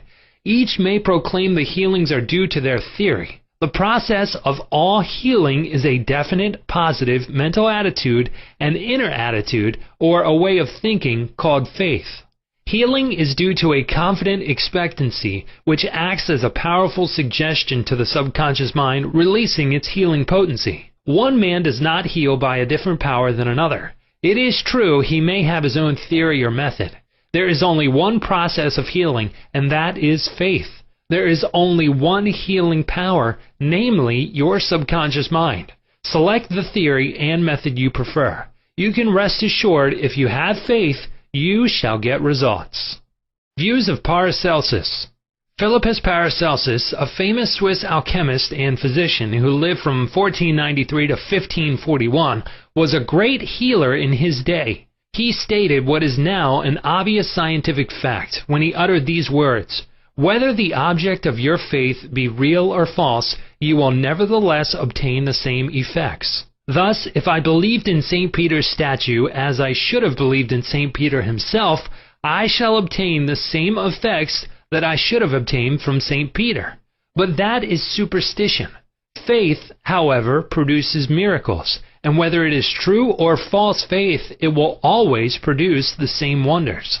The views of Paracelsus were also entertained in the 16th century by Pietro Pomponazzi, an Italian philosopher and contemporary of Paracelsus, who said, "We can easily conceive the marvelous effects which confidence and imagination can produce, particularly when both qualities are reciprocated between the subjects and the person who influences them. The cures attributed to the influence of certain relics are the effect of their imagination and confidence. Quacks and philosophers know that if the bones of any skeleton were put in place of the saint's bones, the sick would nonetheless experience beneficial effects if they believed that they were veritable relics. Then, if you believe in the bones of saints to heal, or if you believe in the healing power of certain waters, you will get results because of the powerful suggestion given to your subconscious mind. It is the latter that does the healing."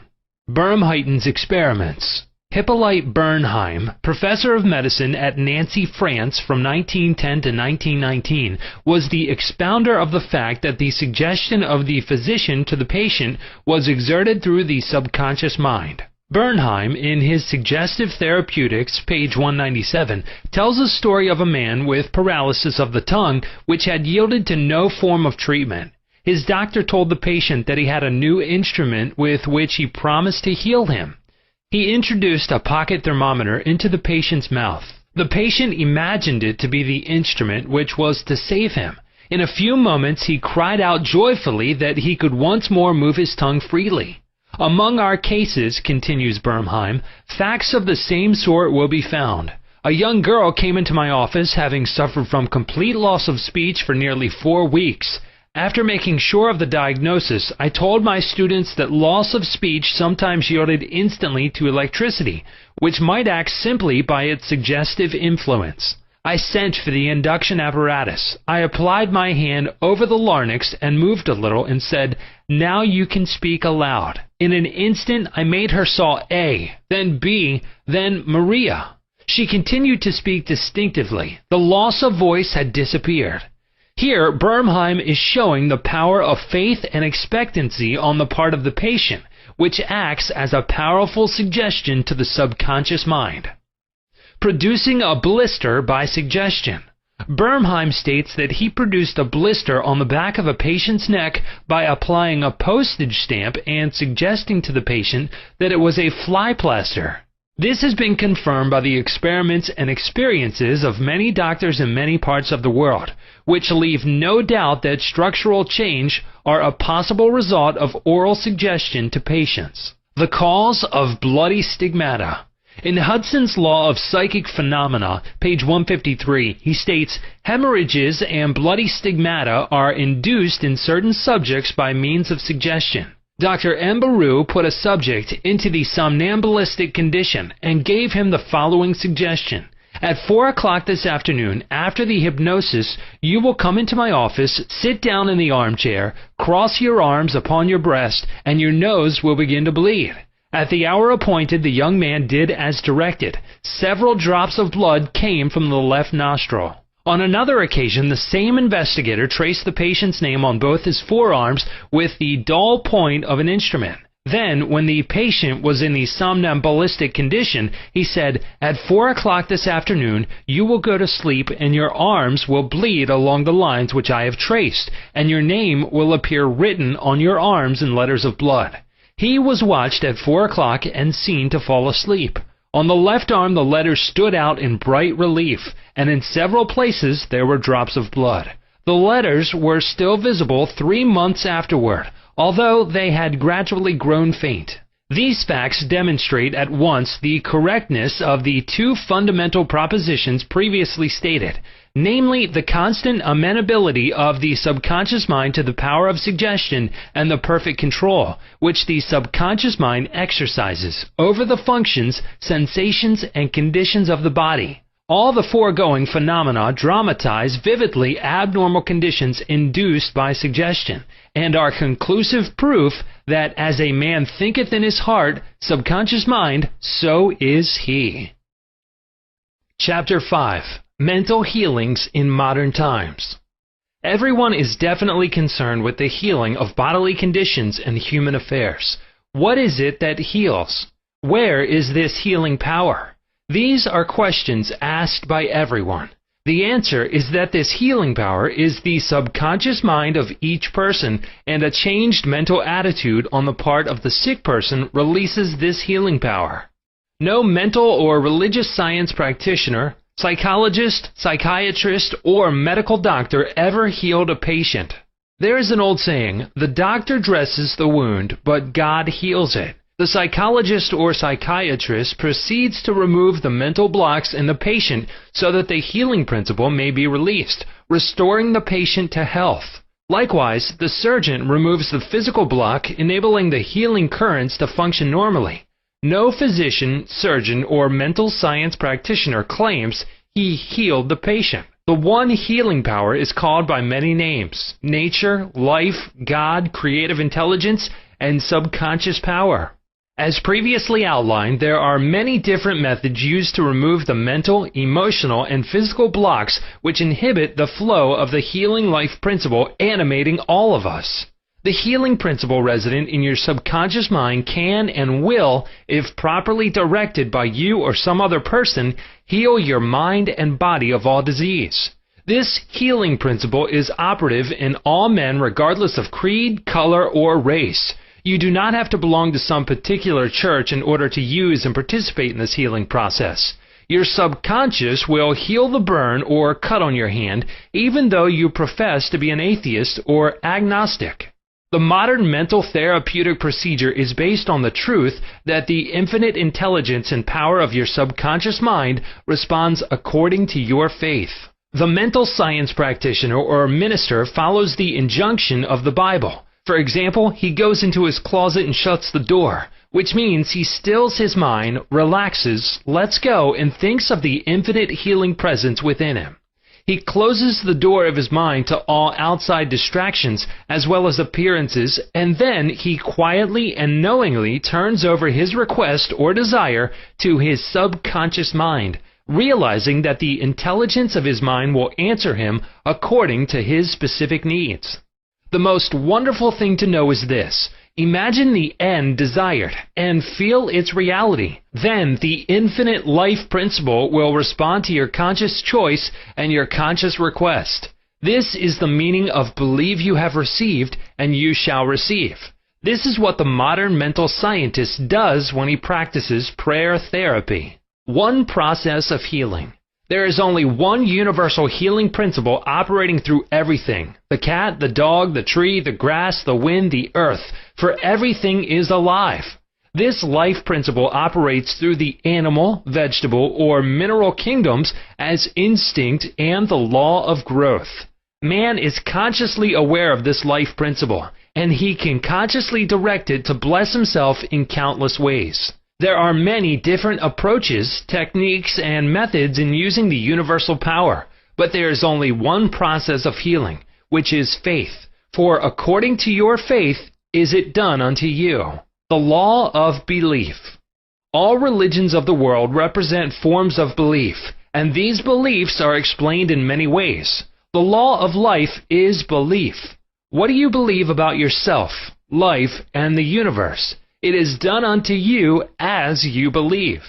Belief is a thought in your mind which causes the power of your subconscious to be distributed into all phases of your life according to your thinking habits. You must realize the Bible is not talking about your belief in some ritual, ceremony, form, institution, man, or formula. It is talking about belief itself. The belief of your mind is simply the thought of your mind. If thou canst believe, all things are possible to him that believeth. It is foolish to believe in something to hurt or harm you.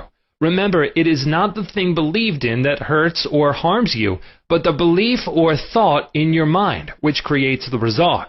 All your experiences, all your actions, and all the events and circumstances of your life are but the reflections and reactions to your own thought. Prayer therapy is the combined function of the conscious and subconscious mind scientifically directed. Prayer therapy is the synchronized, harmonious, and intelligent function of the conscious and subconscious levels of mind specifically directed for a definite purpose. In scientific prayer or prayer therapy, you must know what you are doing and why you are doing it. You trust the law of healing. Prayer therapy is sometimes referred to as mental treatment, and another term is scientific prayer. In prayer therapy, you consciously choose a certain idea, mental picture, or plan which you desire to experience. You realize your capacity to convey this idea or mental image to your subconscious by feeling the reality of the state assumed. As you remain faithful in your mental attitude, your prayer will be answered. Prayer therapy is a definite mental action for a definite specific purpose. Let us suppose that you decide to heal a certain difficulty by prayer therapy. You are aware that your problem or sickness, whatever it may be, must be caused by negative thoughts charged with fear and lodged in your subconscious mind, and that if you can succeed in cleansing your mind of these thoughts, you will get a healing. You therefore turn to the healing power within your own subconscious mind and remind yourself of its infinite power and intelligence and its capacity to heal all conditions. As you dwell on these truths, your fear will begin to dissolve, and your recollection of these truths also corrects the erroneous beliefs.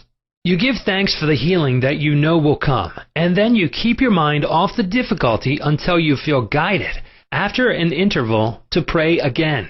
While you are praying, you absolutely refuse to give any power to the negative conditions or to admit for a second that the healing will not come.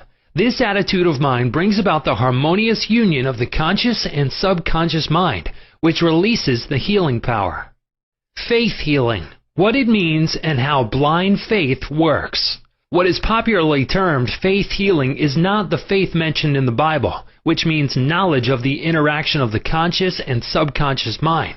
A faith healer is one who heals without any real scientific understanding of the powers and forces involved. He may claim that he has a special gift of healing, and the sick person's blind belief in him or his powers may bring results. The voodoo doctor in South Africa and other parts of the world may heal by incantations, or touching the so-called bones of saints, or anything else may heal a person, which causes the patients to honestly believe in the method or process. Any method which causes you to move from fear and worry to faith and expectancy will heal. There are many persons, each of whom claims that because his personal theory produces results, it is, therefore, the correct one. This, as already explained in this chapter, cannot be true. To illustrate how blind faith works, you will recall our discussion of the Swiss physician, Franz Anton Mesmer.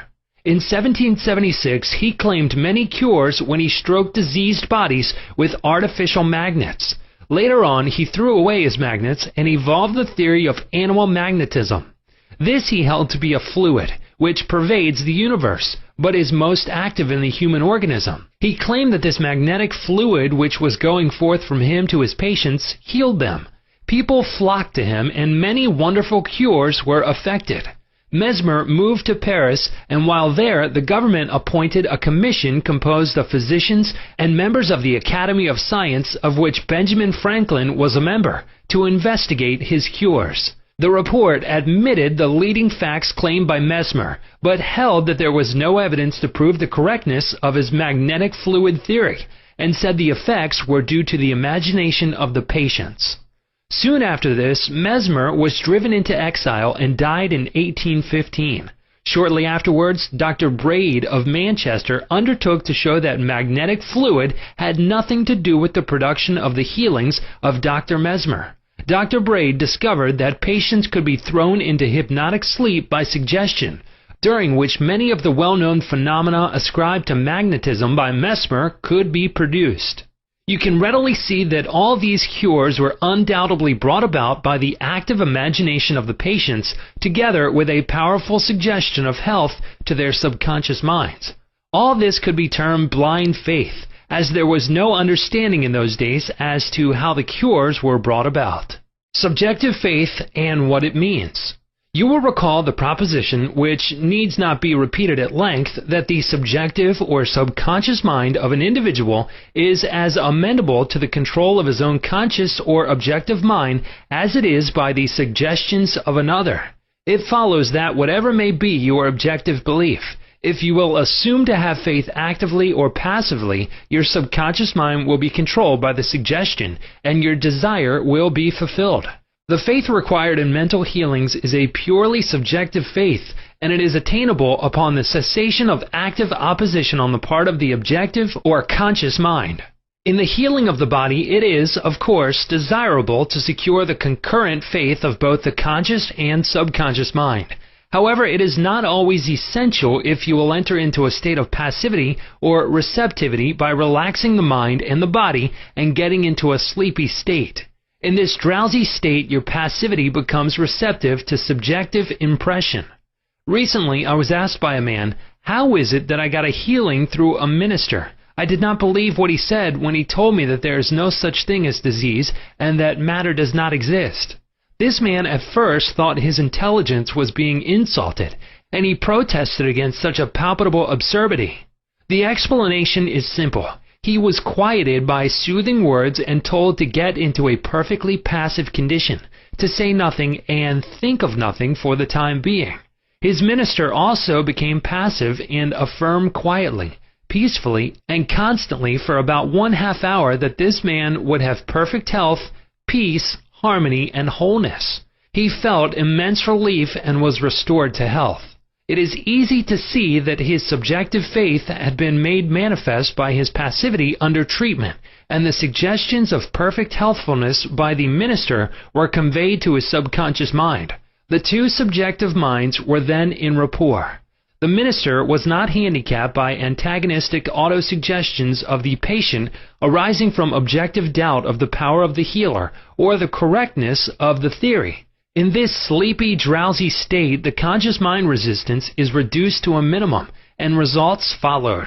The subconscious mind of the patient, being necessarily controlled by such suggestion, exercised its functions in accordance therewith, and a healing followed. The meaning of absent treatment. Suppose you learned that your mother was sick in New York City and you lived in Los Angeles. Your mother would not be physically present where you are, but you could pray for her. It is the Father within which doeth the work. The creative law of mind, subconscious mind, serves you and will do the work. Its response to you is automatic. Your treatment is for the purpose of inducing an inner realization of health and harmony in your mentality. This inner realization acting through the subconscious mind operates through your mother's subconscious mind, as there is but one creative mind. Your thoughts of health, vitality, and perfection operate through the one universal subjective mind, and set a law in motion on the subjective side of life, which manifests through her body as a healing. In the mind principle, there is no time or space. It is the same mind that operates through your mother no matter where she may be.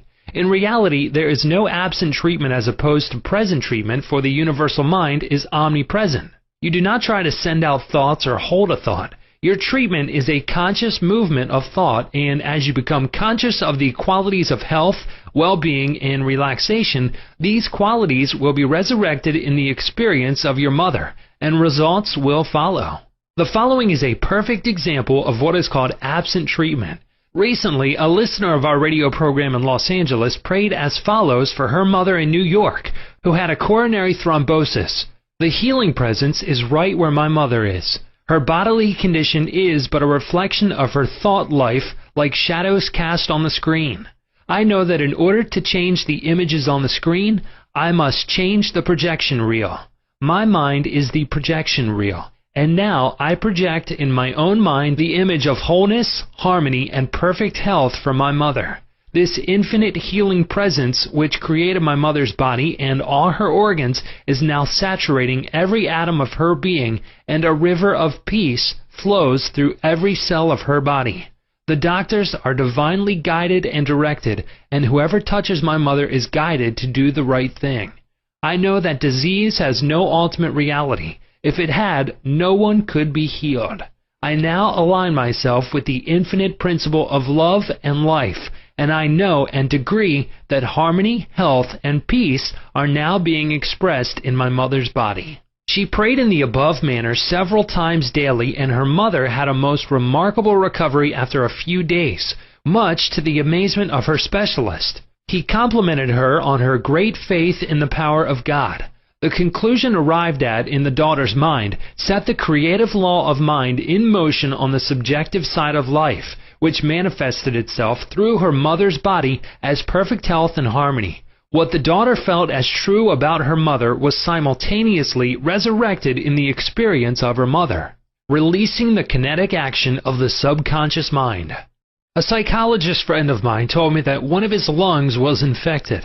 X-rays and analysis showed the presence of tuberculosis. At night, before going to sleep, he would quietly affirm, "Every cell, nerve, tissue, and muscle of my lungs are now being made whole, pure, and perfect.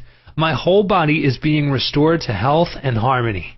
These are not his exact words, but they represent the essence of what he affirmed. A complete healing followed in about a month's time. Subsequent X-rays showed a perfect healing. I wanted to know his method, so I asked him why he repeated the words prior to sleep. Here is his reply. The kinetic action of the subconscious mind continues throughout your sleep time period. Hence, give the subconscious mind something good to work on as you drop off into slumber. This was a very wise answer. In thinking of harmony and perfect health, he never mentioned his trouble by name. I strongly suggest that you cease talking about your ailments or giving them a name. The only sap from which they draw life is your attention and fear of them. Like the above-mentioned psychologist, become a mental surgeon. Then your troubles will be cut off like dead branches are pruned from a tree. If you are constantly naming your aches and symptoms, you inhibit the kinetic action, which means the release of the healing power and energy of your subconscious mind. Furthermore, by the law of your own mind, these imaginings tend to take shape as the thing I greatly feared. Fill your mind with the great truths of life and walk forward in the light of love. Chapter 6. Practical Techniques in Mental Healings. An engineer has a technique and a process for building a bridge or an engine. Like the engineer, your mind also has a technique for governing, controlling, and directing your life. You must realize that methods and techniques are primary. In building the Golden Gate Bridge, the chief engineer understood mathematical principles, stresses, and strains. Secondly, he had a picture of the ideal bridge across the bay. The third step was his application of the tried and proven methods by which the principles were implemented until the bridge took form and we drive on it. There also are techniques and methods by which your prayers are answered. If your prayer is answered, there is a way in which it is answered, and this is a scientific way. Nothing happens by chance. This is a world of law and order. In this chapter, you will find practical techniques for the unfolding and nurture of your spiritual life. Your prayers must not remain up in the air like a balloon. They must go somewhere and accomplish something in your life. When we come to analyze prayer, we discover there are many different approaches and methods. We will not consider in this book the formal, ritual prayers used in religious services. These have important place in group worship. We are immediately concerned with the methods of personal prayer as it is applied in your daily life and as it is used to help others. Prayer is the formulation of an idea concerning something we wish to accomplish. Prayer is the soul's sincere desire. Your desire is your prayer. It comes out of your deepest needs and it reveals the things you want in life. Blessed are they that hunger and thirst after righteousness, for they shall be filled. That is really prayer. Life's hunger and thirst for peace, harmony, health, joy, and all the other blessings of life. The passing over technique for impregnating the subconscious. This consists essentially in inducing the subconscious mind to take over your request as handed it by the conscious mind. This passing over is best accomplished in the Riviere-like state. Know that in your deeper mind are infinite intelligence and infinite power. Just calmly think over what you want. See it coming into fuller fruition from this moment forward. Be like the little girl who had a very bad cough and a sore throat. She declared firmly and repeatedly, "It is passing away now. It is passing away now." It passed away in about an hour. Use this technique with complete simplicity and naivety. Your subconscious will accept your blueprint. If you were building a new home for yourself and family, you know that you would be intensely interested in regard to the blueprint for your home. You would see to it that the builders conform to the blueprint. You would watch the material and select only the best wood, steel, in fact, the best of everything. What about your mental home and your mental blueprint for happiness and abundance? All your experiences and everything that enters into your life depend upon the nature of the mental building blocks which you use in the construction of your mental home. If your blueprint is full of mental patterns of fear, worry, anxiety, or lack, and if you are despondent, doubtful, and cynical, then the texture of the mental material you are weaving into your mind will come forth as more toil, care, tension, anxiety, and limitation of all kinds. The most fundamental and the most far-reaching activity in life is that which you build into your mentality every waking hour. Your word is silent and invisible. Nevertheless, it is real. You are building your mental home all the time, and your thought and mental imagery represent your blueprint. Hour by hour, moment by moment, you can build radiant health, success, and happiness by the thoughts you think, the ideas which you harbor, the beliefs that you accept, and the scenes that you rehearse in the hidden studio of your mind. This stately mansion, upon the construction of which you are perpetually engaged, is your personality, your identity in this plane, your whole life story on this earth. Get a new blueprint. Build silently by realizing peace, harmony, joy, and goodwill in the present moment. By dwelling upon these things and claiming them, your subconscious will accept your blueprint and bring all these things to pass. By their fruits ye shall know them. The science and art of true prayer. The term science means knowledge, which is coordinated, arranged, and systematized. Let us think of the science and art of true prayer as it deals with the fundamental principles of life and the techniques and processes by which they can be demonstrated in your life, as well as in the life of every human being when he applies them faithfully. The art is your technique or process, and the science behind it is the definite response of creative mind to your mental picture or thought. Ask, and it shall be given you. Seek, and ye shall find. Knock, and it shall be opened unto you. Here you are told you shall receive that for which you ask. It shall be opened to you when you knock, and you shall find that for which you are searching. This teaching implies the definiteness of mental and spiritual laws. There is always a direct response from the infinite intelligence of your subconscious mind to your conscious thinking. If you ask for bread, you will not receive a stone. You must ask believing, if you are to receive. Your mind moves from the thought to the thing. Unless there is first an image in the mind, it cannot move, for there would be nothing for it to move toward. Your prayer, which is your mental act, must be accepted as an image in your mind before the power from your subconscious will play upon it and make it productive. You must reach a point of acceptance in your mind, an unqualified and undisputed state of agreement. This contemplation should be accompanied by a feeling of joy and restfulness in foreseeing the certain accomplishment of your desire. The sound basis for the art and science of true prayer is your knowledge and complete confidence that the movement of your conscious mind will gain a definite response from your subconscious mind, which is one with boundless wisdom and infinite power. By following this procedure, your prayers will be answered. The visualization technique. The easiest and most obvious way to formulate an idea is to visualize it, to see it in your mind's eye as vividly as if it were alive. You can see with the naked eye only what already exists in the external world. In a similar way, that which you can visualize in your mind's eye already exists in the invisible realms of your mind.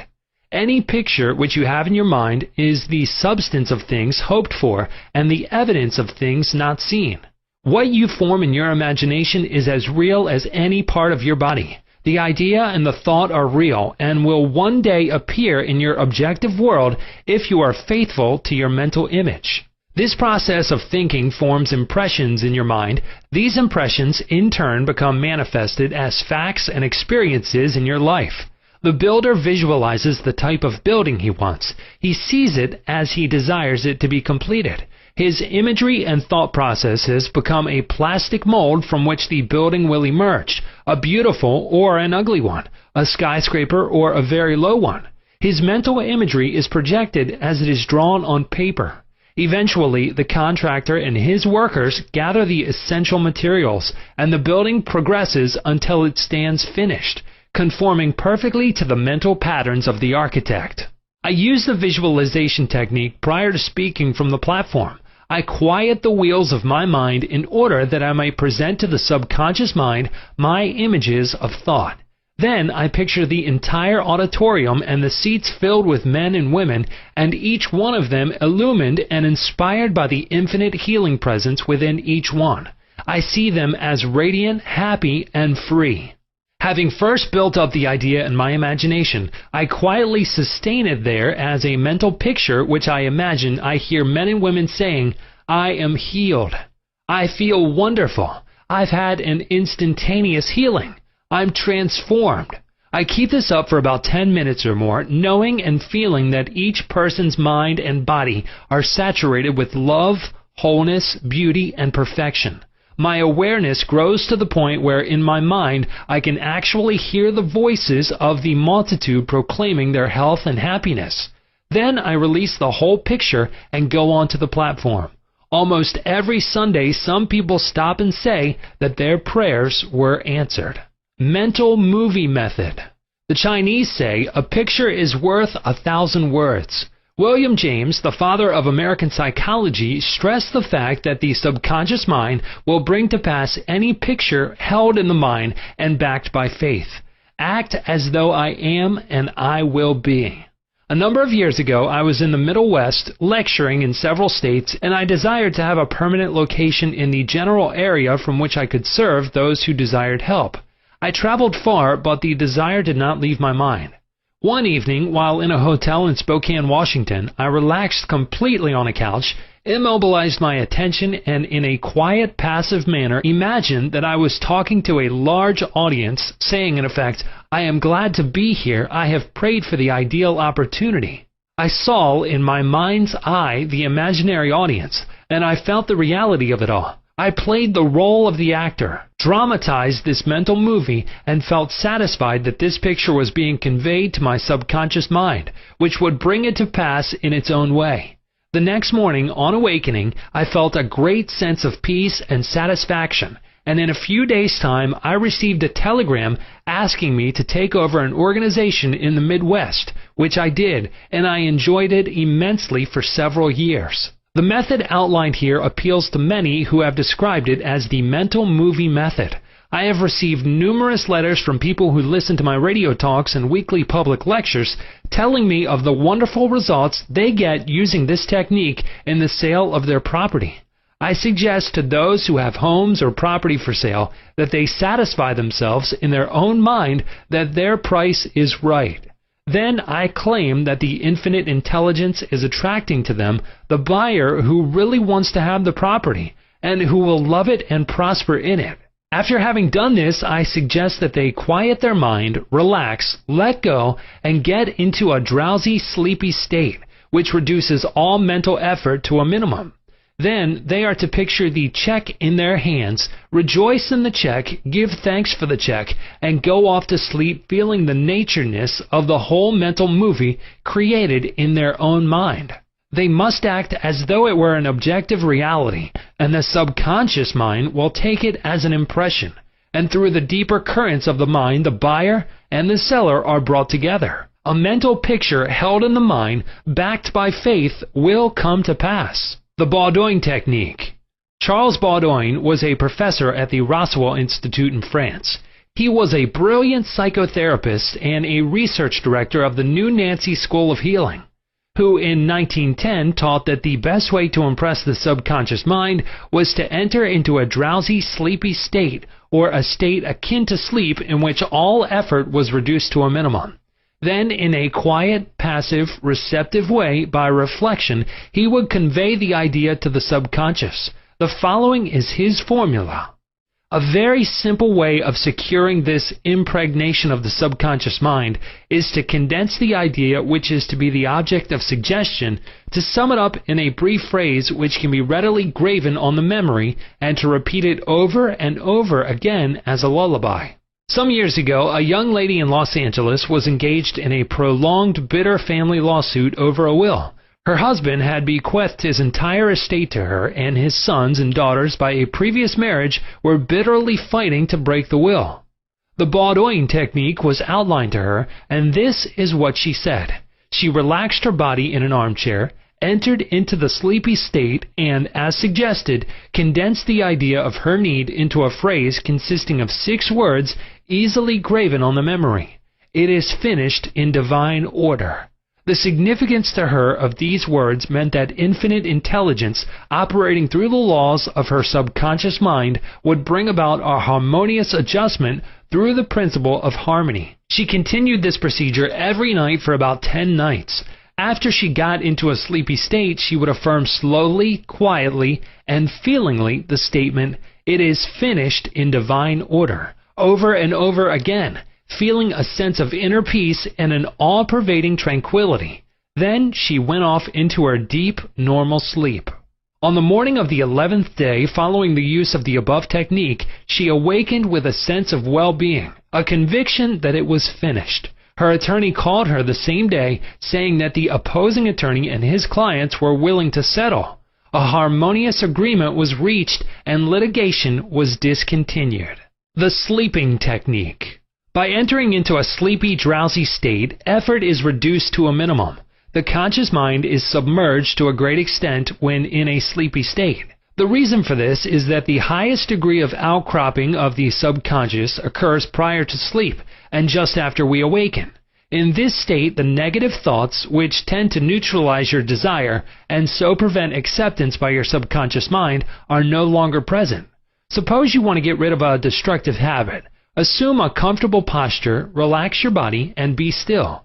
Get into a sleepy state, and in that sleepy state, say quietly over and over again as a lullaby, "I am completely free from this habit. Harmony and peace of mind reign supreme." Repeat the above slowly, quietly, and lovingly for 5 or 10 minutes night and morning. Each time you repeat the words, the emotional value becomes greater. When the urge comes to repeat the negative habit, repeat the above formula out loud by yourself. By this means you induce the subconscious to accept the idea, and a healing follows. The thank you technique. In the Bible, Paul recommends that we make known our request with praise and thanksgiving. Some extraordinary results follow this simple method of prayer.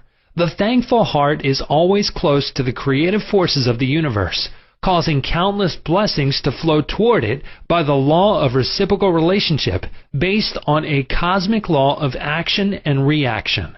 For instance, a father promises his son a car for graduation. The boy has not yet received the car, but he is very thankful and happy, and is as joyous as though he had actually received the car. He knows his father will fulfill his promise, and he is full of gratitude and joy even though he has not received the car, objectively speaking. He has, however, received it with joy and thankfulness in his mind. I shall illustrate how Mr. Broke applied this technique with excellent results. He said, "Bills are piling up. I am out of work. I have 3 children and no money. What shall I do?" Regularly, every night and morning for a period of about 3 weeks, he repeated the words, "Thank you, Father, for my wealth," in a relaxed, peaceful manner until the feeling or mood of thankfulness dominated his mind.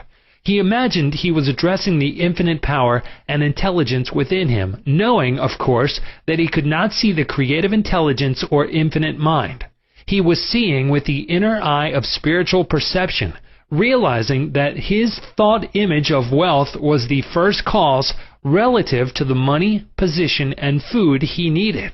His thought feeling was the substance of wealth, untrammeled by antecedent conditions of any kind. By repeating "Thank you, Father," over and over again, his mind and heart were lifted up to the point of acceptance, and when fear, thoughts of lack, poverty, and distress came into his mind, he would say, "Thank you, Father," as often as necessary. He knew that as he kept up the thankful attitude, he would recondition his mind to the idea of wealth, which is what happened. The sequel to his prayer is very interesting. After praying in the above-mentioned manner, he met a former employer of his on the street whom had not seen him for 20 years. The man offered him a very lucrative position and advanced him $500 on a temporary loan. Today, Mr. Broke is vice president of the company for which he works. His recent remark to me was, "I shall never forget the wonders of 'Thank you, Father.' It has worked wonders for me." The affirmative method. The effectiveness of an affirmation is determined largely by your understanding of the truth and the meaning back of the words. In praying, use not vain repetition. Therefore, the power of your affirmation lies in the intelligent application of definite and specific positives. For example, a boy adds 3 and 3 and puts down 7 on the blackboard. The teacher affirms with mathematical certainty that 3 and 3 are 6. Therefore, the boy changes his figures accordingly. The teacher's statement did not make 3 and 3 equal 6 because the latter was already a mathematical truth. The mathematical truth caused the boy to rearrange the figures on the blackboard. It is abnormal to be sick. It is normal to be healthy. Health is the truth of your being.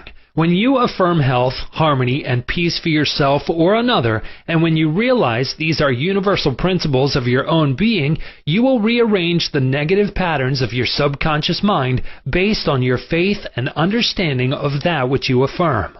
The result of the affirmative process of prayer depends on your conforming to the principles of life, regardless of appearances. Consider for a moment that there is a principle of mathematics and none of error. There is a principle of truth, but none of dishonesty. There is a principle of intelligence, but none of ignorance. There is a principle of harmony and none of discord. There is a principle of health, but none of disease. And there is a principle of abundance, but none of poverty. The affirmative method was chosen by the author for use on his sister who was to be operated on for the removal of gallstones in a hospital in England. The condition described was based on the diagnosis of hospital tests and the usual X-ray procedures. She asked me to pray for her. We were separated geographically about 6,500 miles, but there is no time or space in the mind principle. Infinite mind or intelligence is present in its entirety at every point simultaneously. I withdrew all thought from the contemplation of symptoms and from the corporeal personality altogether.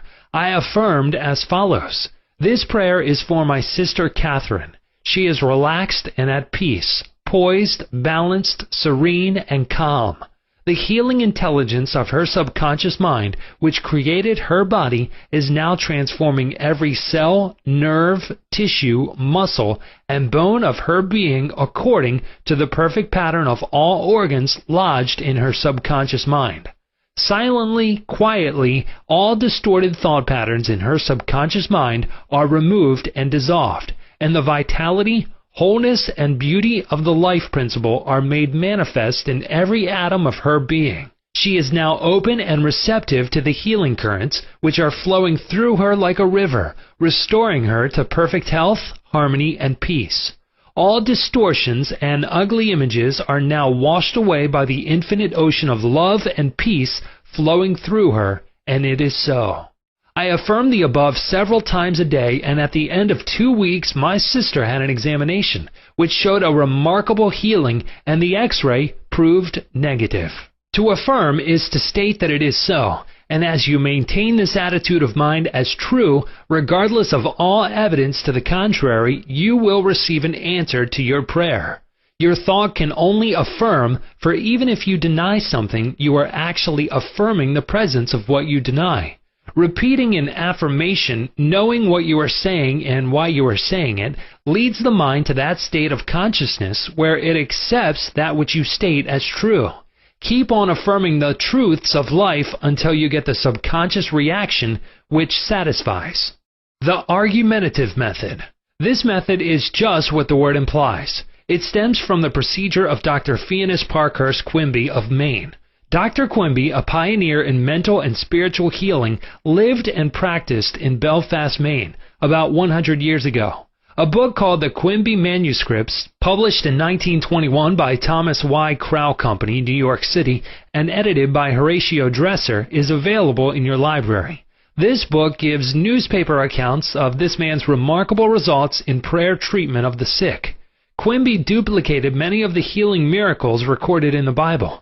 In brief, the argumentative method employed according to Quimby consists of spiritual reasoning, where you conceive the patient and yourself that his sickness is due to his false belief, groundless fears, and negative patterns lodged in his subconscious mind.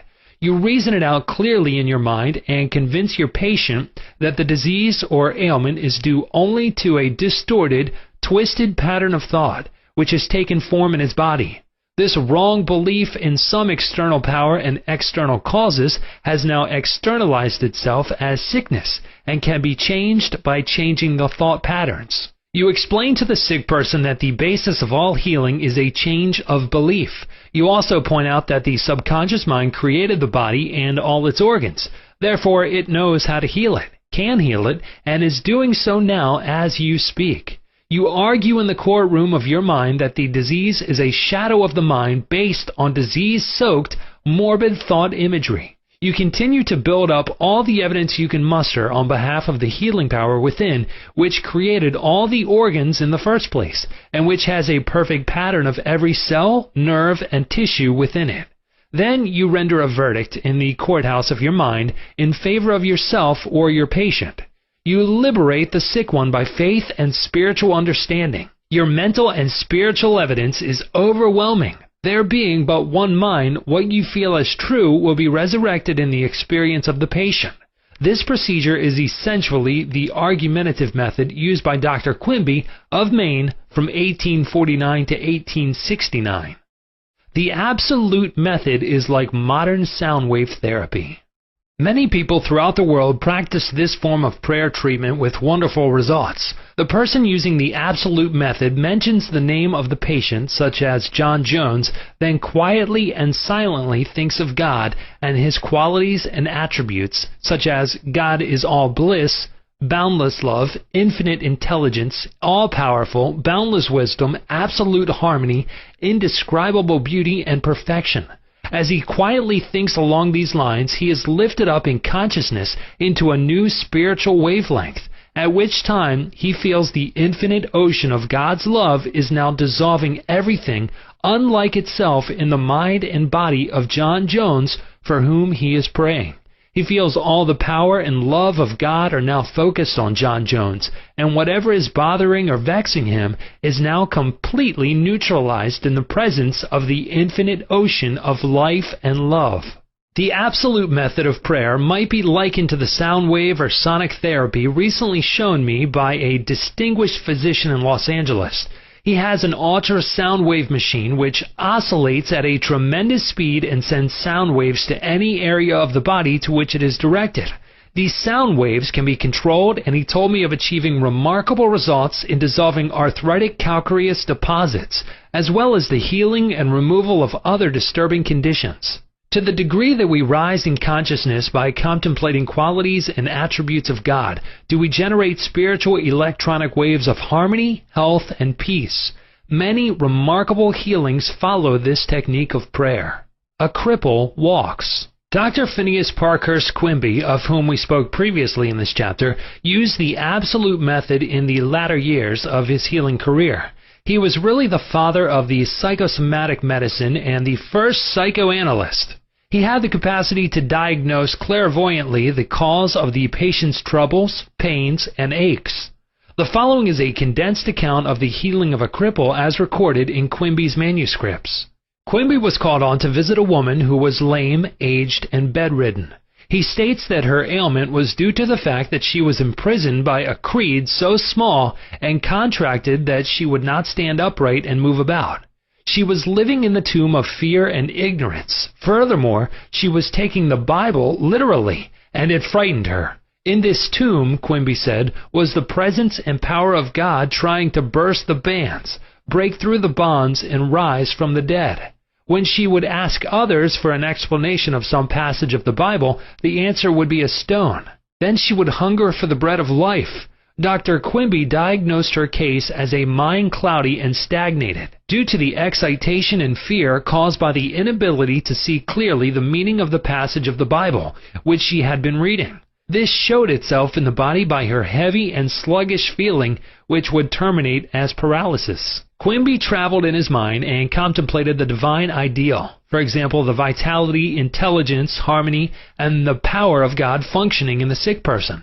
This is why he said to the woman, "Therefore, where I go you cannot come, for you are in your narrow, restricted belief, and I am in health." This prayer and explanation produced an instantaneous sensation, and a change came over her mind.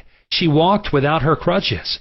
Quimby said it was one of the most singular of all his healings. She was, as it were, dead to error, and to bring her to life or truth was to raise her from the dead. He also explained to her that the truth which she accepted was the angel or idea which rolled away the stone of fear, ignorance, and superstition, thereby releasing the healing power of God which made her whole. The decree method. Power goes into our word according to the feeling and faith behind it. When we realize the power that moves the world is moving on our behalf and is backing up our word, our confidence and assurance grow. You do not try and add power to power. Therefore, there must be no mental striving, coercion, force, or mental wrestling. A young girl used the decree method on a young man who was constantly phoning her, pressing her for dates, and meeting her at her place of business. She found it very difficult to get rid of him. She decreed as follows, "I release unto God. He is in his true place at all times. I am free and he is free. I now decree that my words go forth into infinite mind and it brings it to pass. It is so." She said he vanished and she never saw him since, adding, "It was as though the ground swallowed him up. Thou shalt decree a thing, and it shall be established unto thee, and the light shall shine upon thy ways." Job 22:28. Chapter 7. The tendency of our subconscious is Lifeword. Over 90% of your mental life is subconscious. So men and women who fail to make use of this marvelous power live within very narrow limits. Your subconscious processes are always Lifeword and constructive.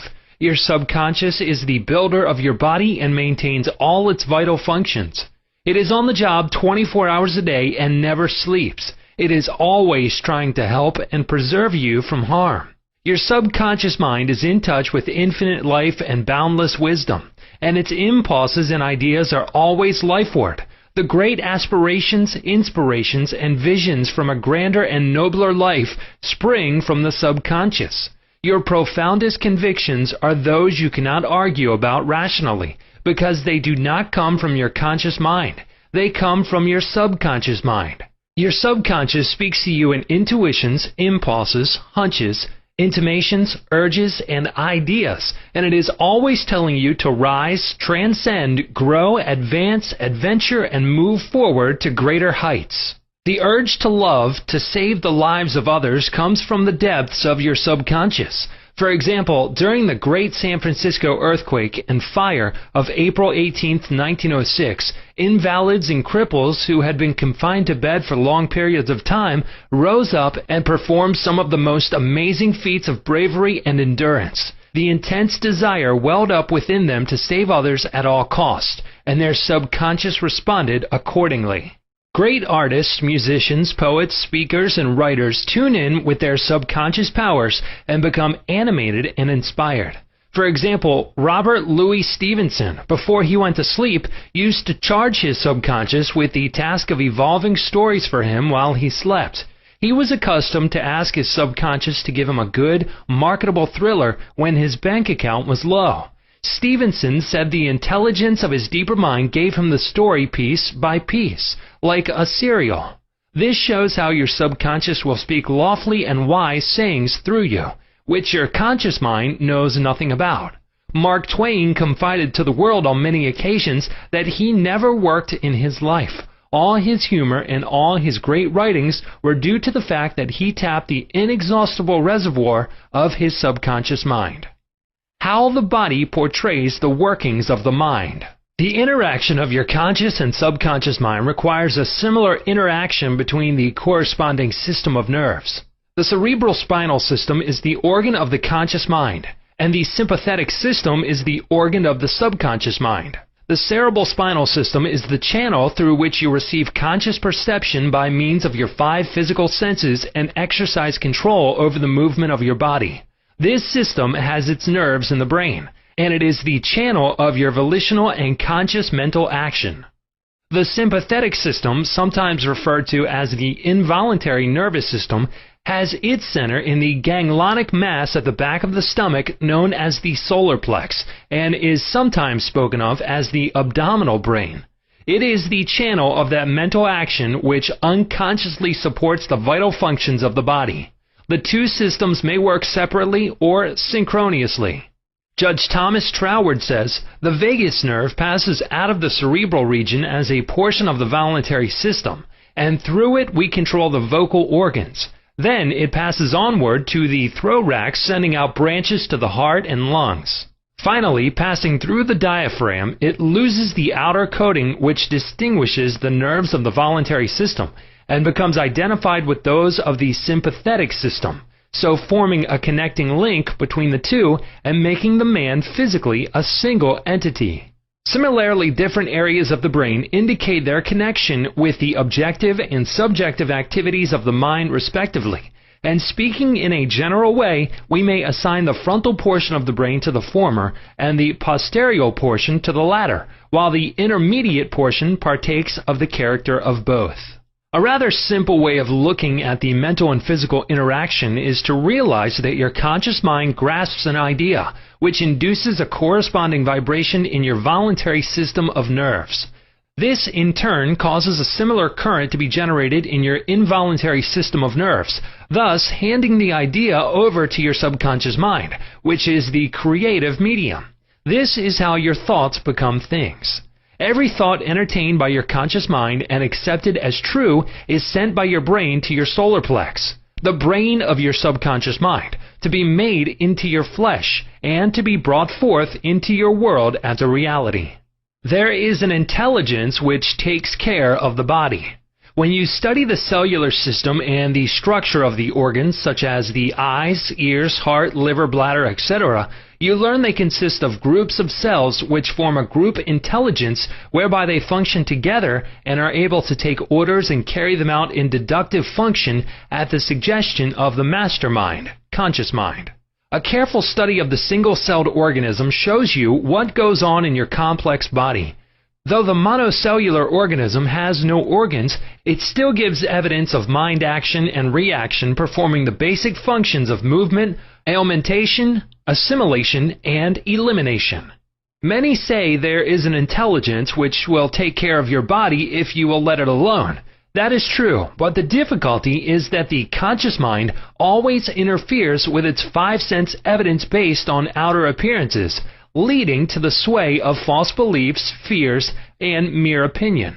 When fear, false beliefs, and negative patterns are made to register in your subconscious mind through psychological, emotional conditioning, there is no other course open to the subconscious mind except to act on the blueprint specifications offered it. The subconscious mind works continually for the common good. The subjective self within you works continuously for the general good, reflecting an innate principle of harmony behind all things. Your subconscious mind has its own will, and it is a very real something in itself. It acts night and day whether you act upon it or not. It is the builder of your body, but you cannot see, hear, or feel it building, as all this is a silent process. Your subconscious has a life of its own, which is always moving toward harmony, health, and peace. This is the divine norm within it seeking expression through you at all times. How man interferes with the innate principle of harmony. To think correctly, scientifically, we must know the truth. To know the truth is to be in harmony with the infinite intelligence and power of your subconscious mind, which is always moving lifeward. Every thought or action which is not harmonious, whether through ignorance or design, will result in discord and limitation of all kinds.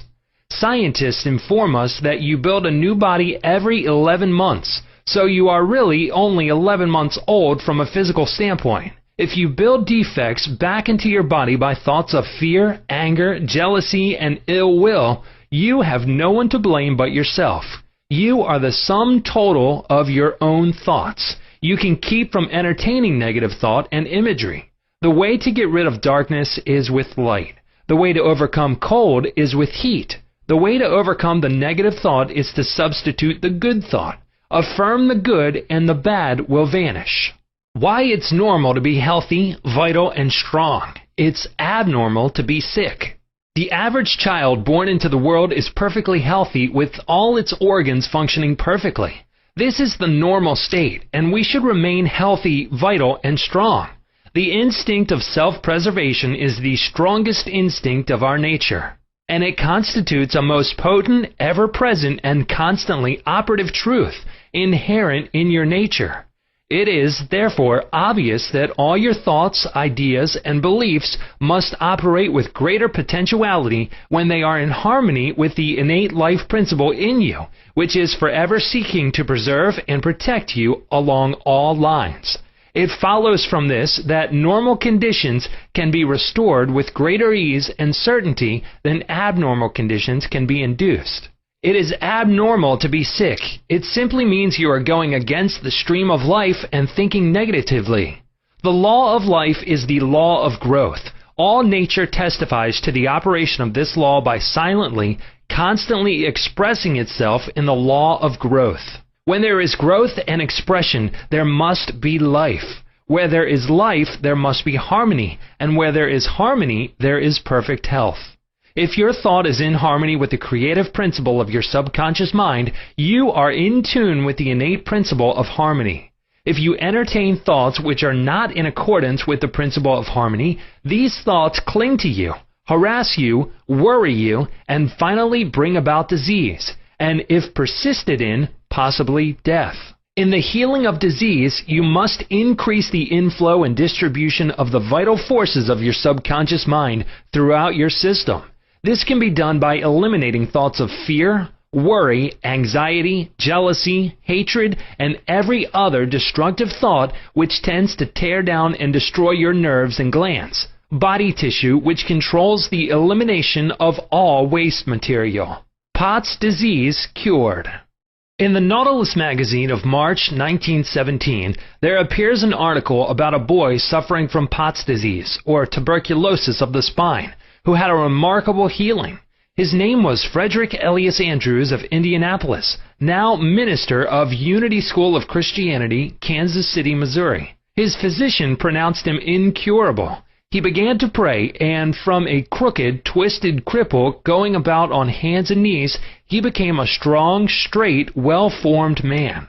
He created his own affirmation, mentally absorbing the qualities he needed. He affirmed over and over again many times a day, "I am whole, perfect, strong, powerful, loving, harmonious, and happy." He persevered and said that this prayer was the last utterance on his lips at night and the first in the morning. He prayed for others also by sending out thoughts of love and health. This attitude of mind and way of prayer returned to him multiplied many times. His faith and perseverance paid off with big dividends. When thoughts of fear, anger, jealousy, and envy drew his attention, he would immediately start his counteracting force of affirmation going in his mind. His subconscious mind responded according to the nature of his habitual thinking. How faith in your subconscious powers makes you whole. A young man who came to my lectures on the healing power of the subconscious mind had severe eye trouble, which his doctor said necessitated an operation. He said to himself, "My subconscious made my eyes, and it can heal me." Each night as he went to sleep, he entered into a drowsy, meditative state, the condition akin to sleep. His attention was immobilized and focused on the eye doctor. He imagined the doctor was in front of him, and he plainly heard, or imagined he heard, the doctor saying to him, "A miracle has happened." He heard this over and over again every night for perhaps 5 minutes or so before going to sleep. At the end of 3 weeks, he again went to the ophthalmologist, who had previously examined his eyes, and the physician said to this man, "This is a miracle. What happened?" This man impressed his subconscious mind using the doctor as the instrument or a means of convincing it or conveying the idea. Through repetition, faith, and expectancy, he impregnated his subconscious mind. His subconscious mind made his eye. Within it was the perfect pattern, and immediately it proceeded to heal the eye. This is another example of how faith in the healing power of your subconscious can make you whole. Chapter 8. How to get the results you want. The principal reasons for failure are lack of confidence and too much effort. Many people block answers to their prayers by failing to fully comprehend the workings of their subconscious mind. When you know how your mind functions, you gain a measure of confidence. You must remember, whenever your subconscious mind accepts an idea, it immediately begins to execute it. It uses all its mighty resources to that end and mobilizes all the mental and spiritual laws of your deeper mind. This law is true for good or bad ideas. Consequently, if you use it negatively, it brings trouble, failure, and confusion. When you use it constructively, it brings guidance, freedom, and peace of mind. The right answer is inevitable when your thoughts are positive, constructive, and loving. From this, it is perfectly obvious that the only thing you have to do in order to overcome failure is to get your subconscious to accept your idea or request by feeling its reality now, and the law of your mind will do the rest. Turn over your request with faith and confidence, and your subconscious will take over and answer for you. You will always fail to get results by trying to use mental coercion. Your subconscious mind does not respond to coercion.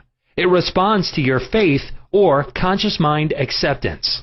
Your failure to get results may also arise from such statements as, "Things are getting worse. I will never get an answer. I see no way out. It is hopeless. I don't know what to do. I'm all mixed up." When you use such statements, you get no response or cooperation from your subconscious mind. Like a soldier marking time, you neither go forward nor backward. In other words, you don't get anywhere. If you get into a taxi and give half-dozen different directions to the driver, in 5 minutes he would become hopelessly confused and probably would refuse to take you anywhere. It is the same when working with your subconscious mind. There must be a clear-cut idea in your mind. You must arrive at the definite decision that there is a way out, a solution to the vexing problem in sickness. Only the infinite intelligence within your subconscious knows the answer. When you come to that clear-cut conclusion in your conscious mind, your mind is then made up, and according to your belief is it done unto you. Easy does it. A house owner once remonstrated with a furnace repairman for charging $200 for fixing the boiler. The mechanic said, "I charged 5 cents for the missing bolt and $199.95 for knowing what was wrong." Similarly, your subconscious mind is the master mechanic, the all-wise one, who knows ways and means of healing any organ of your body as well as your affairs. Decree health and your subconscious will establish it, but relaxation is the key. Easy does it. Do not be concerned with details and means, but know the end result. Get the feel of the happy solution to your problem, whether it is health, finances, or employment. Remember how you felt after you had recovered from a severe state of illness? Bear in mind that your feeling is the touchstone of all subconscious demonstration. Your new idea must be felt subjectively in a finished state, not the future, but as coming about now. Infer no opponent. Use imagination and not willpower. In using your subconscious mind, you infer no opponent. You use no willpower. You imagine the end and the freedom state. You will find your intellect trying to get in the way, but persist in maintaining a simple, childlike, miracle-making faith. Picture yourself without the ailment or problem. Imagine the emotional accompaniment of the freedom state you crave. Cut out all red tape from the process. The simple way is the best. How disciplined imagination works wonders. A wonderful way to get a response from your subconscious mind is through disciplined or scientific imagination. As previously pointed out, your subconscious mind is the builder of the body and controls all its vital functions. The Bible says, "Whatsoever ye shall ask in prayer, believing ye shall receive." To believe is to accept something as true, or to live in the state of being it. As you sustain this mood, you shall experience the joy of the answered prayer. The 3 steps to success in prayer. The usual procedure is as follows. 1. Take a look at the problem. 2. Turn to the solution or way out known only to the subconscious mind. 3. Rest in a sense of deep conviction that it is done. Do not weaken your prayer by saying, "I wish I might be healed. I hope so." Your feeling about the work to be done is the boss. Harmony is yours. Know that health is yours. Become intelligent by becoming a vehicle for the infinite healing power of the subconscious mind. Pass on the idea of health to your subconscious mind to the point of conviction, then relax. Get yourself off your hands. Say to the condition and circumstance, "This too shall pass." Through relaxation, you impress your subconscious mind, enabling the kinetic energy behind the idea to take over and bring it into concrete realization. The law of reversed effort and why you get the opposite of what you pray for.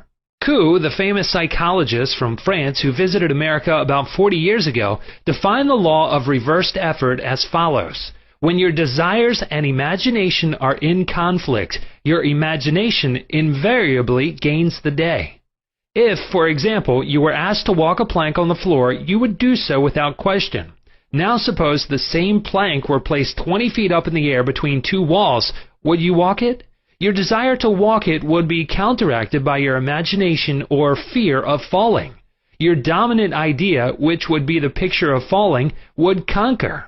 Your desire, will, or effort to walk on the plank would be reversed, and the dominant idea of failure would be reinforced.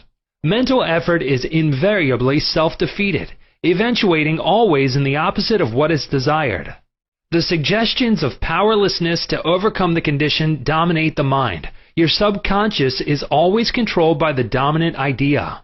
Your subconscious will accept the stronger of 2 contradictory propositions. The effortless way is the better. If you say, "I want a healing, but I can't get it," I try so hard. I've forced myself to pray. I use all the willpower I have. You must realize that your error lies in your effort.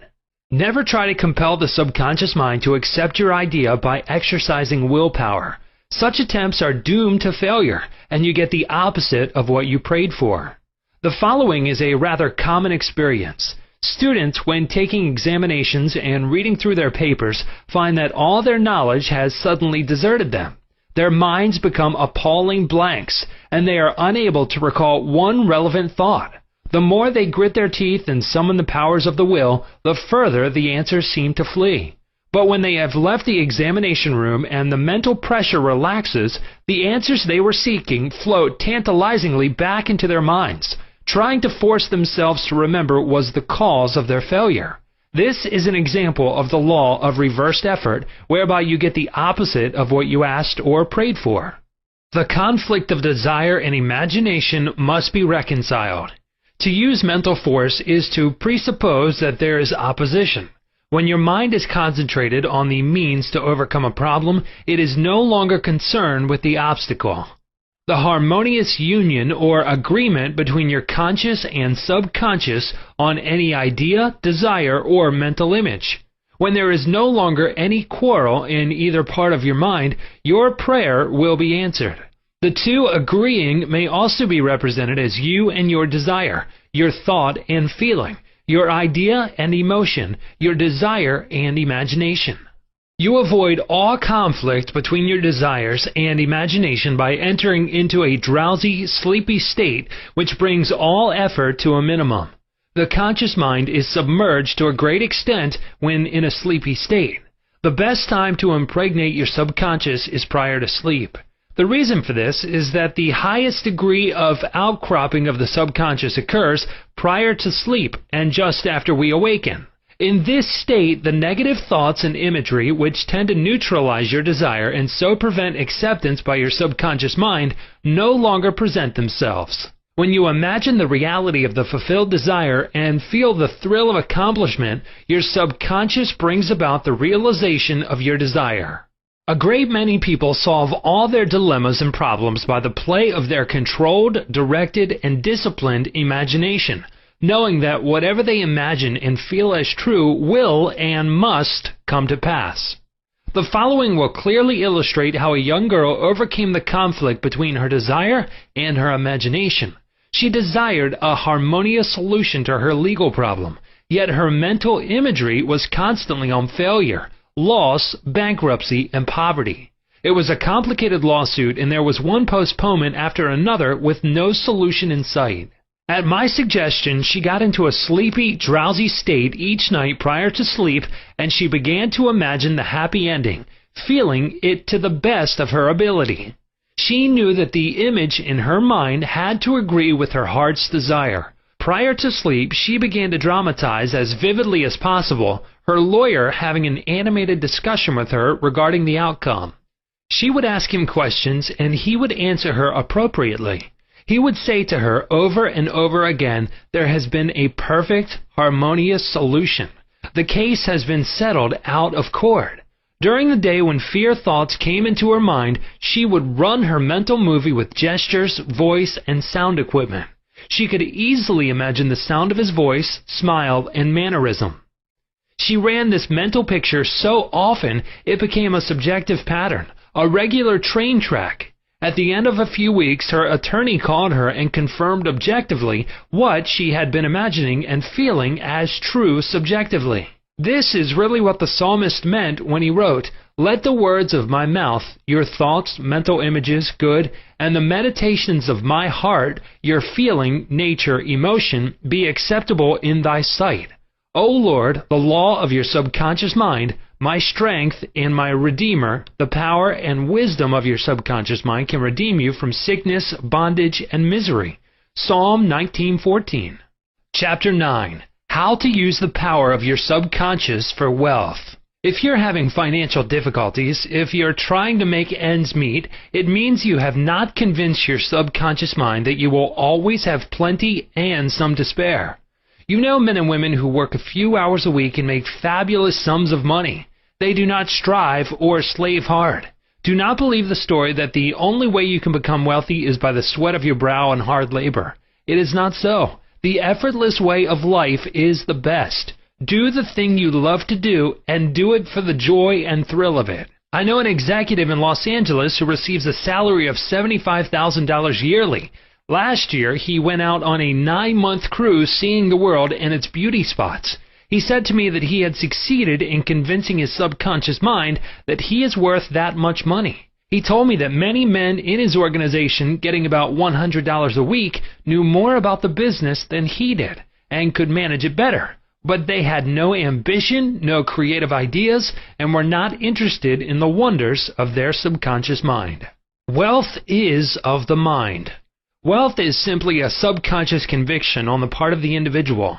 You will not become a millionaire by saying, "I am a millionaire, I am a millionaire." You will grow into a wealth consciousness by building into your mentality the idea of wealth and abundance. Your invisible means of support. The trouble with most people is that they have no invisible means of support. When business falls away, the stock market drops, or they lose their investments, they seem helpless. The reason for such insecurity is that they do not know how to tap the subconscious mind. They are unacquainted with the inexhaustible storehouse within. A man with a poverty-type mind finds himself in poverty-stricken conditions. Another man with a mind filled with ideas of wealth is surrounded with everything he needs. It is never intended that man should lead a life of indigence. You can have wealth, everything you need, and plenty to spare. Your words have power to cleanse your mind of wrong ideas and to instill right ideas in their place. The ideal method for building a wealth consciousness. Perhaps you are saying as you read this chapter, "I need wealth and success." This is what you do. Repeat for about 5 minutes to yourself 3 or 4 times a day, wealth, success. These words have tremendous power. They represent the inner power of the subconscious mind. Anchor your mind on this substantial power within you. Then conditions and circumstances corresponding to their nature and quality will be manifested in your life. You are not saying, "I am wealthy." You are dwelling on real powers within you. There is no conflict in the mind when you say wealth. Furthermore, the feeling of wealth will well up within you as you dwell on the idea of wealth. The feeling of wealth produces wealth. Keep this in mind at all times. Your subconscious mind is like a bank, a sort of universal financial institution. It magnifies whatever you deposit or impress upon it, whether it is the idea of wealth or of poverty. Choose wealth. Why your affirmations for wealth fail. I have talked to many people during the past 35 years whose usual complaint is, "I have said for weeks and months, I am wealthy, I am prosperous, and nothing has happened." I discovered that when they said, "I am prosperous, I am wealthy," they felt within that they were lying to themselves. One man told me, "I have affirmed that I am prosperous until I am tired. Things are now worse." I knew when I made the statement that it was obviously not true. His statements were rejected by the conscious mind, and the very opposite of what he outwardly affirmed and claimed was made manifest. Your affirmation succeeds best when it is specific and when it does not produce a mental conflict or argument. Hence, the statements made by this man made matters worse because they suggested his lack. Your subconscious accepts what you really feel to be true, not just idle words or statements. The dominant idea or belief is always accepted by the subconscious mind. How to avoid mental conflict. The following is the ideal way to overcome this conflict for those who have this difficulty. Make this practical statement frequently, particularly prior to sleep. By day and by night, I am being prospered in all my interests. This affirmation will not arouse any argument because it does not contradict your subconscious mind's impression of financial lack. I suggested to one businessman whose sales and finances were very low and who was greatly worried that he sit down in his office, become quiet, and repeat this statement over and over again. "My sales are improving every day." This statement engaged the cooperation of the conscious and subconscious mind. Results followed. Don't sign blank checks. You sign blank checks when you make such statements as, "There is not enough to go around," "There is a shortage," "I will lose the house because of the mortgage," etc. If you are full of fear about the future, you are also writing a blank check and attracting negative conditions to you. Your subconscious mind takes your fear and negative statements as your request and proceeds in its own way to bring obstacles, delays, lack, and limitation into your life. Your subconscious gives you compound interest. To him that hath the feeling of wealth, more wealth shall be added. To him that hath the feeling of lack, more lack shall be added. Your subconscious multiplies and magnifies whatever you deposit in it. Every morning as you awaken, deposit thoughts of prosperity, success, wealth, and peace. Dwell upon these concepts. Busy your mind with them as often as possible. These constructive thoughts will find their way as deposits in your subconscious mind and bring forth abundance and prosperity. Why nothing happened? I can hear you saying, "Oh, I did that and nothing happened." You did not get results because you indulged in fear thoughts perhaps 10 minutes later and neutralized the good you had affirmed. When you place a seed in the ground, do not dig it up. You let it take root and grow. Suppose, for example, you are going to say, "I shall not be able to make that payment." Before you get further than "I shall," stop the sentence and dwell on a constructive statement such as, "By day and by night I am prospered in all my ways." True source of wealth. Your subconscious mind is never short of ideas. There are within it an infinite number of ideas ready to flow into your conscious mind and appear as cash in your pocketbook in countless ways. This process will continue to go on in your mind regardless of whether the stock market goes up or down, or whether the pound sterling or dollar drops in value. Your wealth is never truly dependent on bonds, stocks, or money in the bank. These are really only symbols, necessary and useful, of course, but only symbols. The point I wish to emphasize is that if you convince your subconscious mind that wealth is yours and that it is always circulating in your life, you will always and inevitably have it, regardless of the form it takes. Trying to make ends meet and the real cause. There are people who claim that they are always trying to make ends meet. They seem to have a great struggle to meet their obligations. Have you listened to their conversation? In many instances, their conversation runs along this vein. They are constantly condemning those who have succeeded in life and who have raised their heads above the crowd. Perhaps they are saying, "Oh, that fellow has a racket. He is ruthless. He is a crook." This is why they lack. They are condemning the thing they desire and want. The reason they speak critically of their more prosperous associates is because they are envious and covetous of the other's prosperity. The quickest way to cause wealth to take wings and fly away is to criticize and condemn others who have more wealth than you. A common stumbling block to wealth. There is one emotion which is the cause of the lack of wealth in the lives of many. Most people learn this the hard way. It is envy.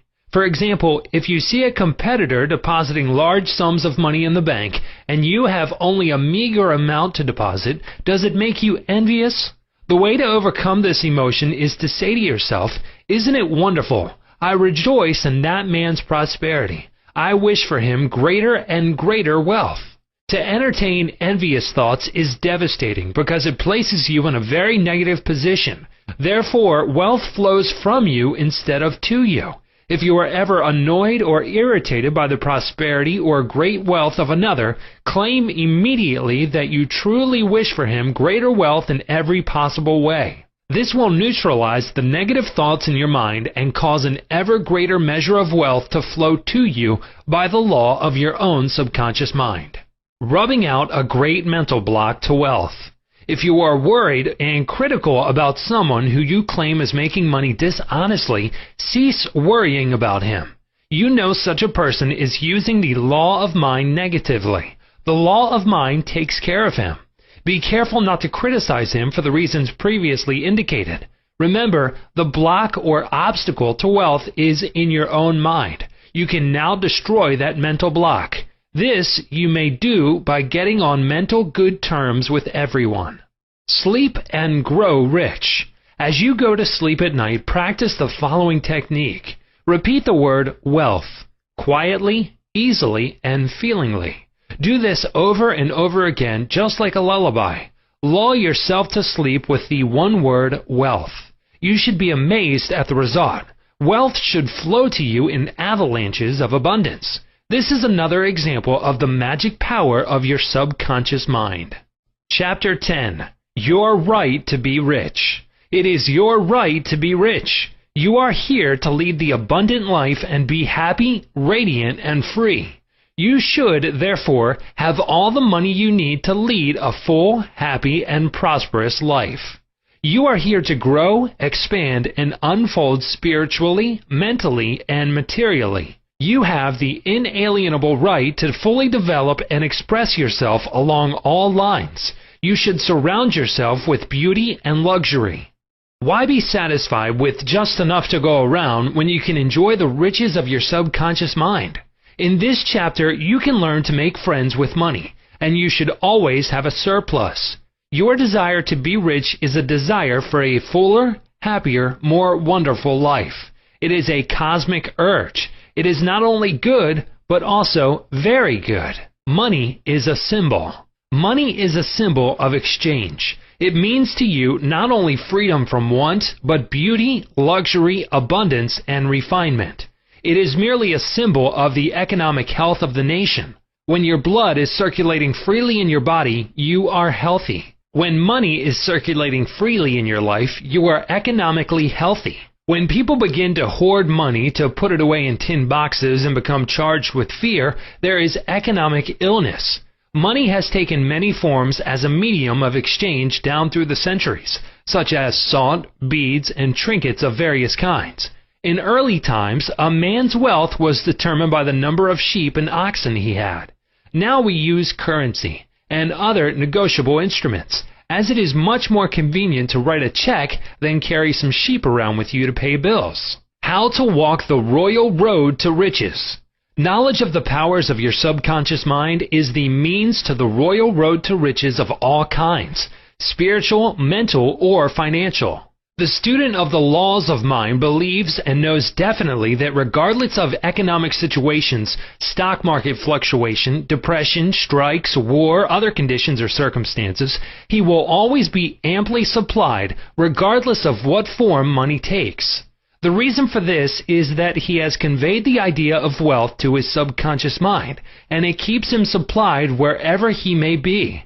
He has convinced himself in his mind that money is forever, flowing freely in his life, and that there is always a wonderful surplus. Should there be a financial collapse of government tomorrow and all the man's present holdings become valueless, as the German marks did after the First World War, he would still attract wealth and be cared for, regardless of the form the new currency took. Why you do not have more money. As you read this chapter, you are probably saying, I am worthy of a higher salary than I am receiving. I believe most people are inadequately compensated. One of the causes many people do not have more money is that they are silently or openly condemning it. They refer to money as filthy lucre, or the love of money is the root of all evil. Another reason they do not prosper is that they have a sneaky subconscious feeling there is some virtue in poverty. This subconscious pattern may be due to early childhood training, superstition, or it could be based on a false interpretation of scriptures. Money and a balanced life. One time a man said to me, I am broke. I do not like money. It is the root of all evil. These statements represent a confused, neurotic mind. Love of money to the exclusion of everything else will cause you to become lopsided and unbalanced. You are here to use your power and authority wisely. Some men crave power, others crave money. If you set your heart on money exclusively and say, money is all I want, I am going to give all my attention to amassing money, nothing else matters, you can get money and attain a fortune, but you have forgotten that you are here to lead a balanced life. You must also satisfy the hunger for peace of mind, harmony, love, joy, and perfect health. By making money your sole aim, you simply made a wrong choice. You thought that was all you wanted, but you found after all your efforts that it was not only the money you needed. You also desired true expression of your hidden talents, true place in life, beauty, and the joy of contributing to the welfare and success of others. By learning the laws of your subconscious mind, you could have $1 million or many millions if you wanted them, and still have peace of mind, harmony, perfect health, and perfect expression.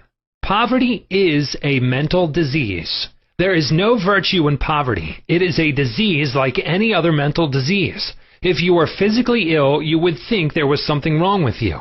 You would seek help and do something about the condition at once.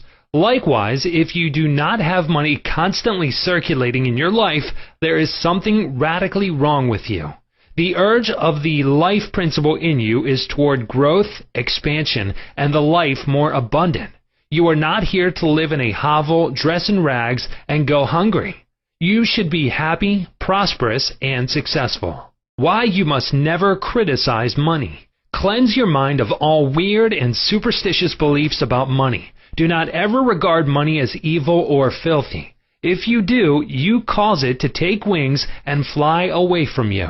Remember that you lose what you condemn. You cannot attract what you criticize. Getting the right attitude toward money. Here is a simple technique you may use to multiply money in your experience. Use the following statements several times a day. I like money. I love it. I use it wisely, constructively, and judiciously. Money is constantly circulating in my life. I release it with joy, and it returns to me multiplied in a wonderful way. It is good and very good. Money flows to me in avalanches of abundance. I use it for good only, and I am grateful for my good and for the riches of my mind. How the scientific thinker looks at money. Suppose, for example, you found gold, silver, lead, copper, or iron in the ground.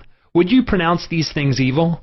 All evil comes from man's darkened understanding, from his ignorance, from his false interpretation of life, and from his misuse of his subconscious mind. Uranium, lead, or some other metal could have been used as a medium of exchange. We use paper bills, checks, nickel, and silver. Surely these are not evil. Physicists and chemists know today that the only difference between one metal and another is the number and rate of motion of electrons revolving around the central nucleus.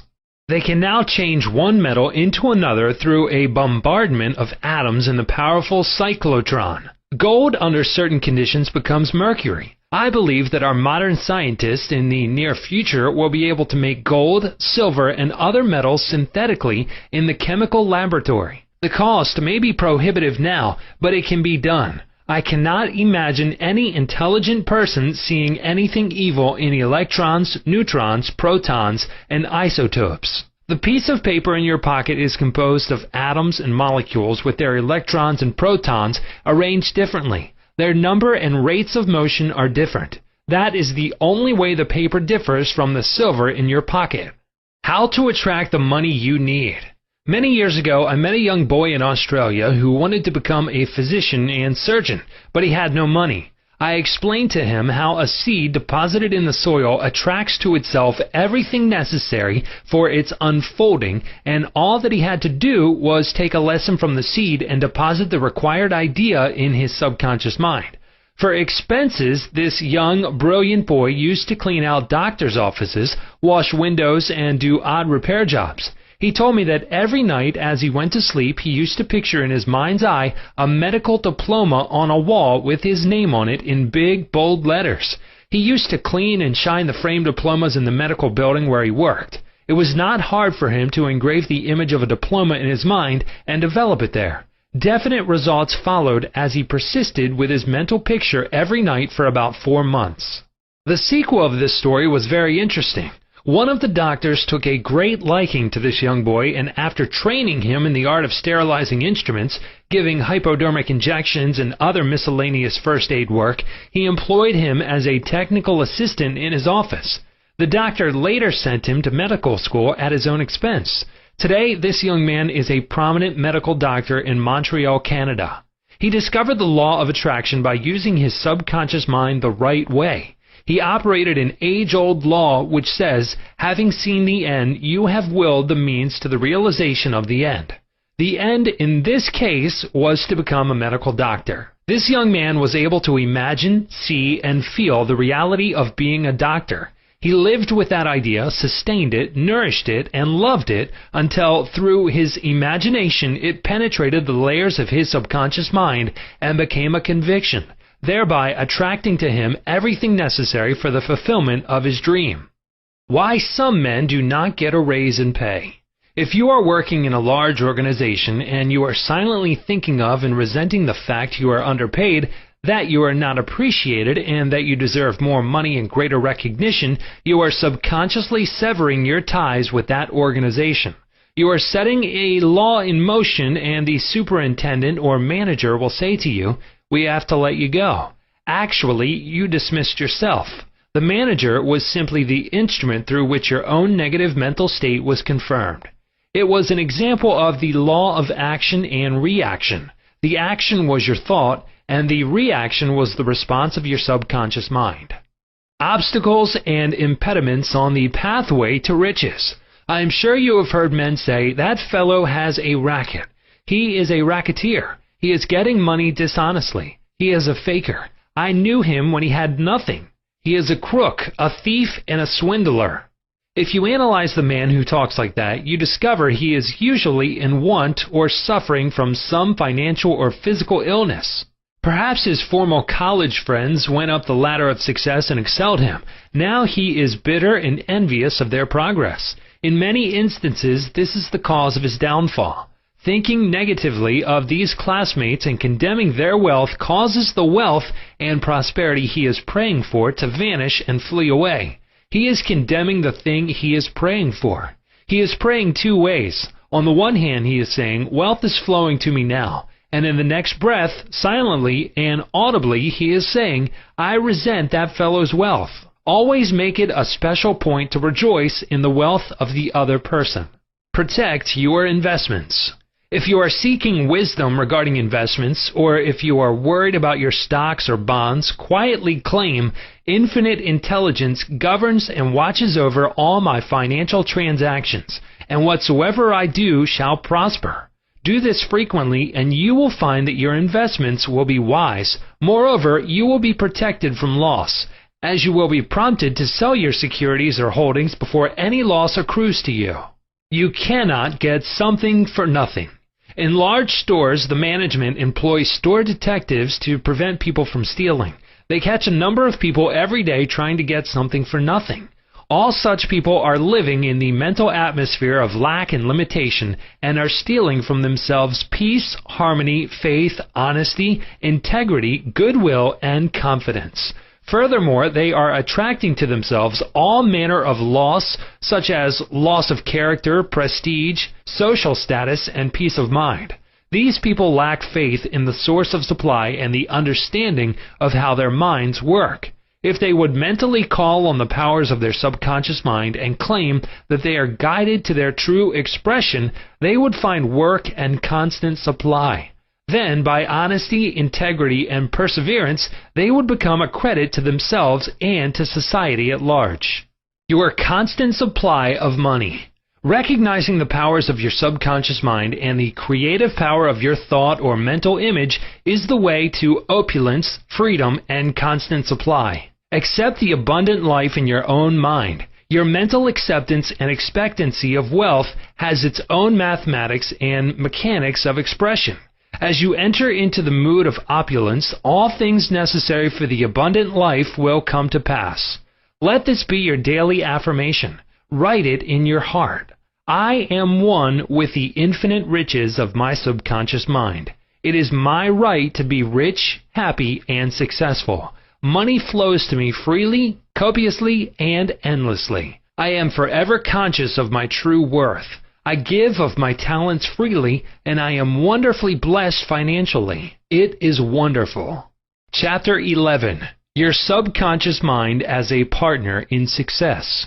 Success means successful living. A long period of peace, joy, and happiness on this plane may be termed success. The real things of life, such as peace, harmony, integrity, security, and happiness, are intangible. They come from the deep self of man. Meditating on these qualities builds these treasures of heaven in our subconscious. The 3 steps to success. Let us discuss 3 steps to success. The first step to success is to find out the thing you love to do, then do it. Success is in loving your work. Although, if a man is a psychiatrist, it is not adequate for him to get a diploma and place it on the wall. He must keep up with the times, attend conventions, and continue studying the mind and its workings. The successful psychiatrist visits clinics and reads the latest scientific articles. In other words, he is informed in the most advanced methods of alleviating human suffering. The most successful psychiatrist or doctor must have the interest of his patients at heart. Someone may say, how can I put the first step into operation? I do not know what I should do. In such a case, pray for guidance as follows. The infinite intelligence of my subconscious mind reveals to me my true place in life. Repeat this prayer quietly, positively, and lovingly to your deeper mind. As you persist with faith and confidence, the answer will come to you as a feeling, a hunch, or a tendency in a certain direction. It will come to you clearly and in peace, and as an inner silent awareness. The second step to success is to specialize in some particular branch of work and know more about it than anyone else. For example, if a young man chooses chemistry as his profession, he should concentrate on one of the many branches in this field. He should give all of his time and attention to this chosen specialty. He should become sufficiently enthusiastic to try to know all there is available about his field. If possible, he should know more than anyone else. The young man should become ardently interested in his work and should desire to serve the world. He that is greatest among you, let him become your servant. There is a great contrast in this attitude of mind in comparison to that of the man who only wants to make a living or just get by. Getting by is not true success. Man's motive must be greater, nobler, and more altruistic. He must serve others, thereby casting his bread upon the waters. The third step is the most important one. You must be sure that the thing you want to do does not redound to your success only. Your desire must not be selfish. It must benefit humanity. The path of a complete circuit must be formed. In other words, your idea must go forth with the purpose of blessing or serving the world. It will then come back to you pressed down, shaken together, and running over. If it is to benefit yourself exclusively, the circle or complete circuit is not formed, and you may experience a short circuit in your life, which may consist of limitation or sickness. The measure of true success. Some people may say, but Mr. James made a fortune in selling fraudulent oil stock. A man may seem to succeed for a while, but the money he obtained by fraud usually takes wings and flies away. When we rob from another, we rob from ourselves, because we are in a mood of lack and limitation which may manifest itself in our body, home life, and affairs. What we think and feel, we create. We create what we believe. Even though a man may have accumulated a fortune fraudulently, he is not successful. There is no success without peace of mind. What good is man's accumulated wealth if he cannot sleep nights, is sick, or has a guilt complex? I knew a man in London who told me of his exploits. He had been a professional pickpocket and had amassed a large amount of money. He had a summer home in France and lived in royal fashion in England. His story was that he was in constant dread of being arrested by Scotland Yard. He had many inner disorders, which were undoubtedly caused by his constant fear and deep-seated guilt complex. He knew he had done wrong. This deep sense of guilt attracted all kinds of trouble to him.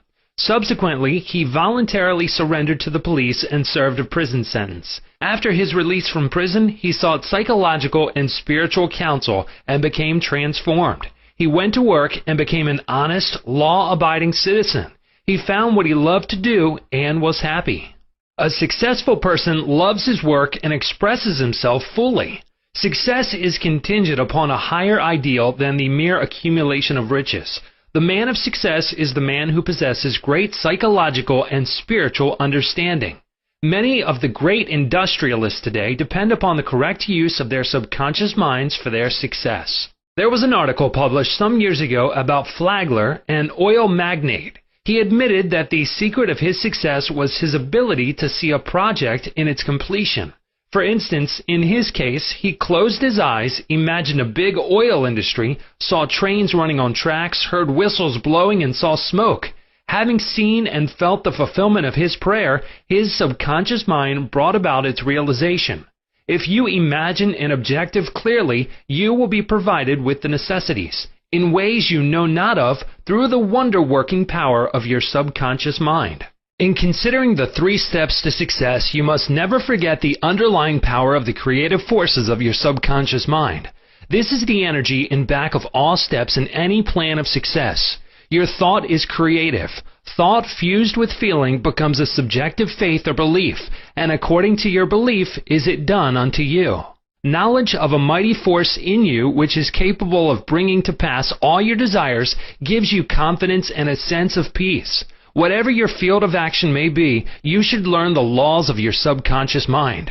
When you know how to apply the powers of your mind, and when you are expressing yourself fully and giving of your talents to others, you are on the sure path to true success.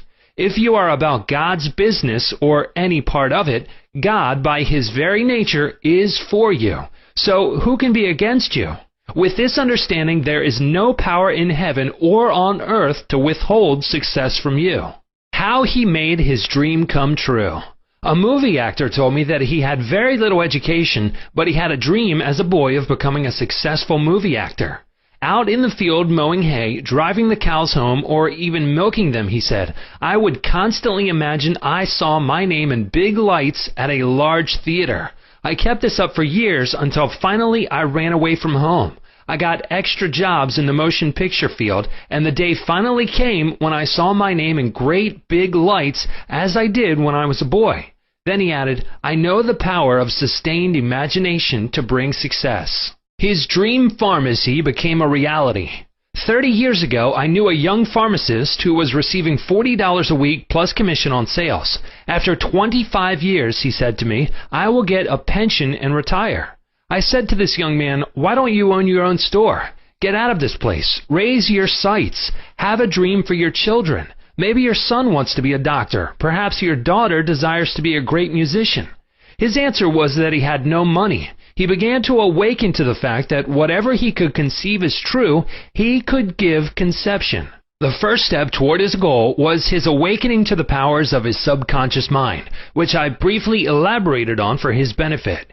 His second step was his realization that if he could succeed in conveying an idea to his subconscious mind, the latter would somehow bring it to pass. He began to imagine that he was in his own store. He mentally arranged the bottles, dispensed prescriptions, and imagined several clerks in the store waiting on customers. He also visualized a big bank balance. Mentally, he worked in that imaginary store. Like a good actor, he lived the role. Act as though I am, and I will be. This pharmacist put himself wholeheartedly into the act, living, moving, and acting on the assumption that he owned the store. The sequel was interesting. He was discharged from his position. He found new employment with a large chain store, became manager, and later on district manager. He saved enough money in 4 years to provide a down payment on a drugstore of his own. He called it his dream pharmacy. It was, he said, exactly the store I saw in my imagination. He became a recognized success in his chosen field and was happy doing what he loved to do. Using the subconscious mind in business. Some years ago, I gave a lecture to a group of businessmen on the powers of imagination and the subconscious mind. In this lecture, I pointed out how Goethe used his imagination wisely when confronted with difficulties and predicaments. His biographers point out that he was accustomed to fill many hours quietly holding imaginary conversations. It is well known that his custom was to imagine one of his friends before him in a chair answering him in the right way. In other words, if he were concerned over any problems, he imagined his friend giving him the right or appropriate answer, accompanied with the usual gestures and tonal qualities of the voice, and he made the entire imaginary scene as real and as vivid as possible. One of the men present at this lecture was a young stockbroker. He proceeded to adopt the technique of Goethe. He began to have mental, imaginary conversations with a multi-millionaire banker friend of his who used to congratulate him on his wise and sound judgment and compliment him on his purchase of the right stocks. He used to dramatize this imaginary conversation until he had psychologically fixed it as a form of belief in his mind. This broker's inner talking and controlled imagination certainly agreed with his aim, which was to make sound investments for his clients. His main purpose in life was to make money for his clients and to see them prosper financially by his wise counsel. He is still using his subconscious mind in his business, and he is a brilliant success in his field of endeavor. Boy of 16 years turns failure into success. A young boy who was attending high school said to me, "I am getting very poor grades. My memory is failing. I do not know what is the matter." I discovered that the only thing wrong with this boy was his attitude, which was one of indifference and resentment towards some of his teachers and fellow students. I taught him how to use his subconscious mind and how to succeed in his studies. He began to affirm certain truths several times a day, particularly at night prior to sleep, and also in the morning after awakening. These are the best times to impregnate the subconscious mind. He affirmed as follows: "I realize that my subconscious mind is a storehouse of memory. It retains everything I read and hear from my teachers. I have a perfect memory, and the infinite intelligence in my subconscious mind constantly reveals to me everything I need to know at all my examinations, whether written or oral. I radiate love and goodwill to all my teachers and fellow students. I sincerely wish for them success in all good things." This young man is now enjoying a greater freedom than he has ever known. He is now receiving all A's. He constantly imagines the teachers and his mother congratulating him on his success in his studies. How to become successful in buying and selling. In buying and selling, remember that your conscious mind is the starter and your subconscious mind is the motor.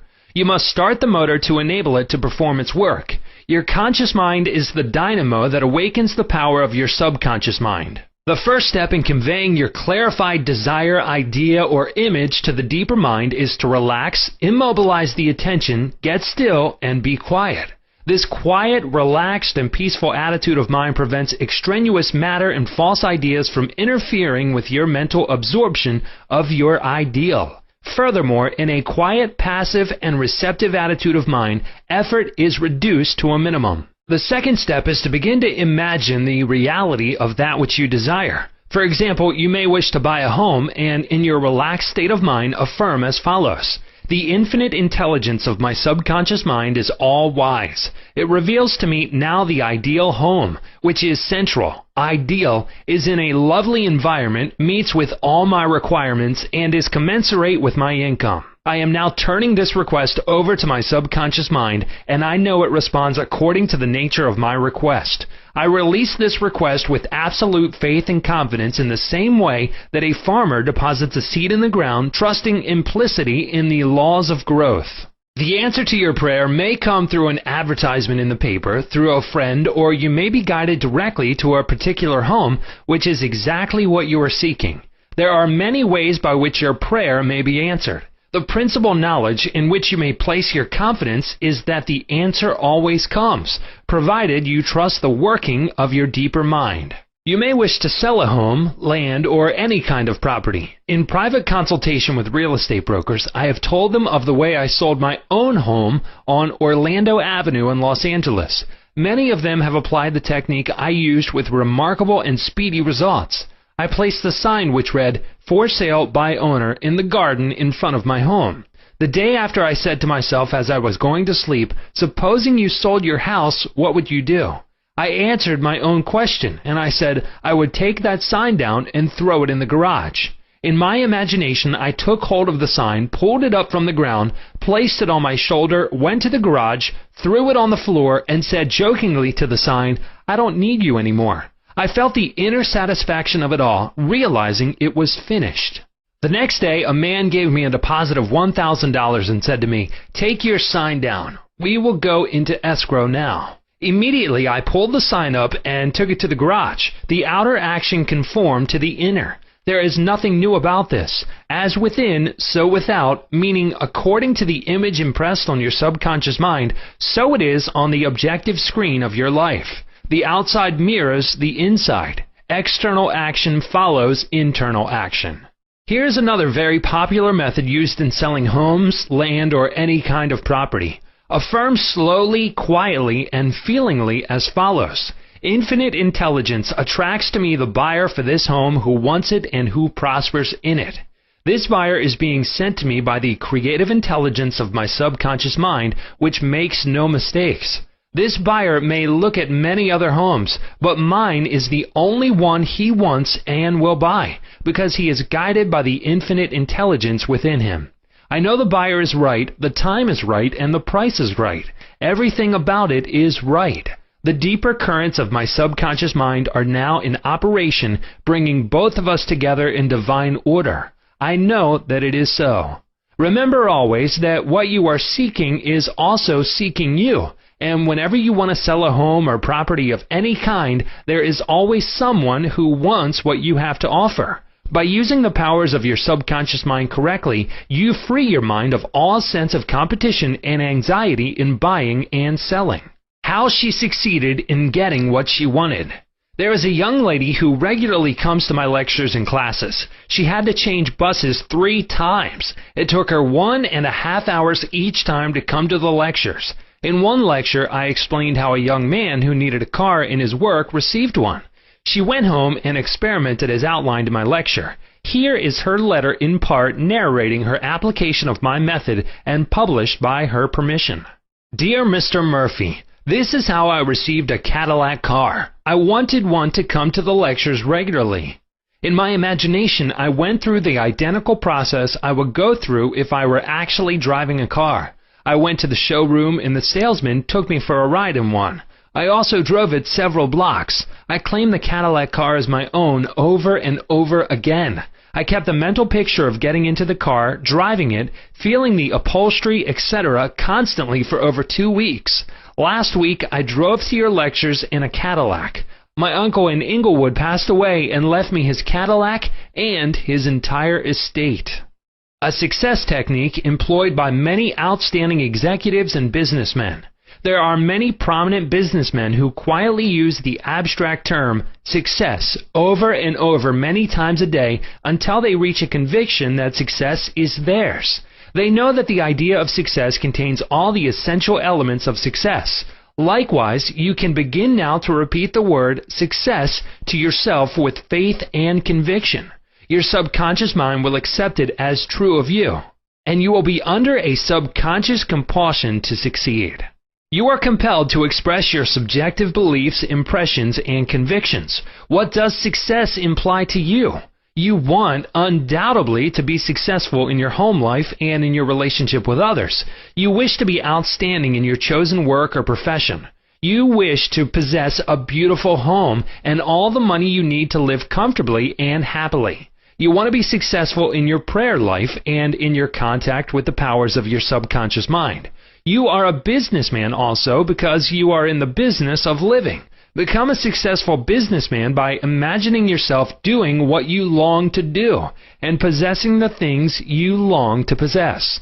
Become imaginative. Mentally participate in the reality of the successful state. Make a habit of it. Go to sleep feeling successful every night and perfectly satisfied, and you will eventually succeed in implanting the idea of success in your subconscious mind. Believe you were born to succeed, and wonders will happen as you pray. Chapter 12. Scientists use the subconscious mind. Many scientists realize the true importance of the subconscious mind. Edison, Marconi, Kettering, Poincare, Einstein, and many others have used the subconscious mind. It has given them the insight and the know-how for all their great achievements in modern science and industry. Research has shown that the ability to bring into action the subconscious power has determined the success of all the great scientific and research workers. An instance of how a famous chemist, Friedrich von Stradonitz, used his subconscious mind to solve his problem is as follows. He had been working laboriously for a long time trying to rearrange the 6 carbon and the 6 hydrogen atoms of the benzene formula, and he was constantly perplexed and unable to solve the matter. Tired and exhausted, he turned the request over completely to his subconscious mind. Shortly afterward, as he was about to board a London bus, his subconscious presented his conscious mind with a sudden flash of a snake biting its own tail and turning around like a pinwheel. This answer from his subconscious mind gave him the long-sought answer of the circular rearrangement of the atoms that is known as the benzene ring. How a distinguished scientist brought forth his inventions. Nikola Tesla was a brilliant electrical scientist who brought forth the most amazing innovations.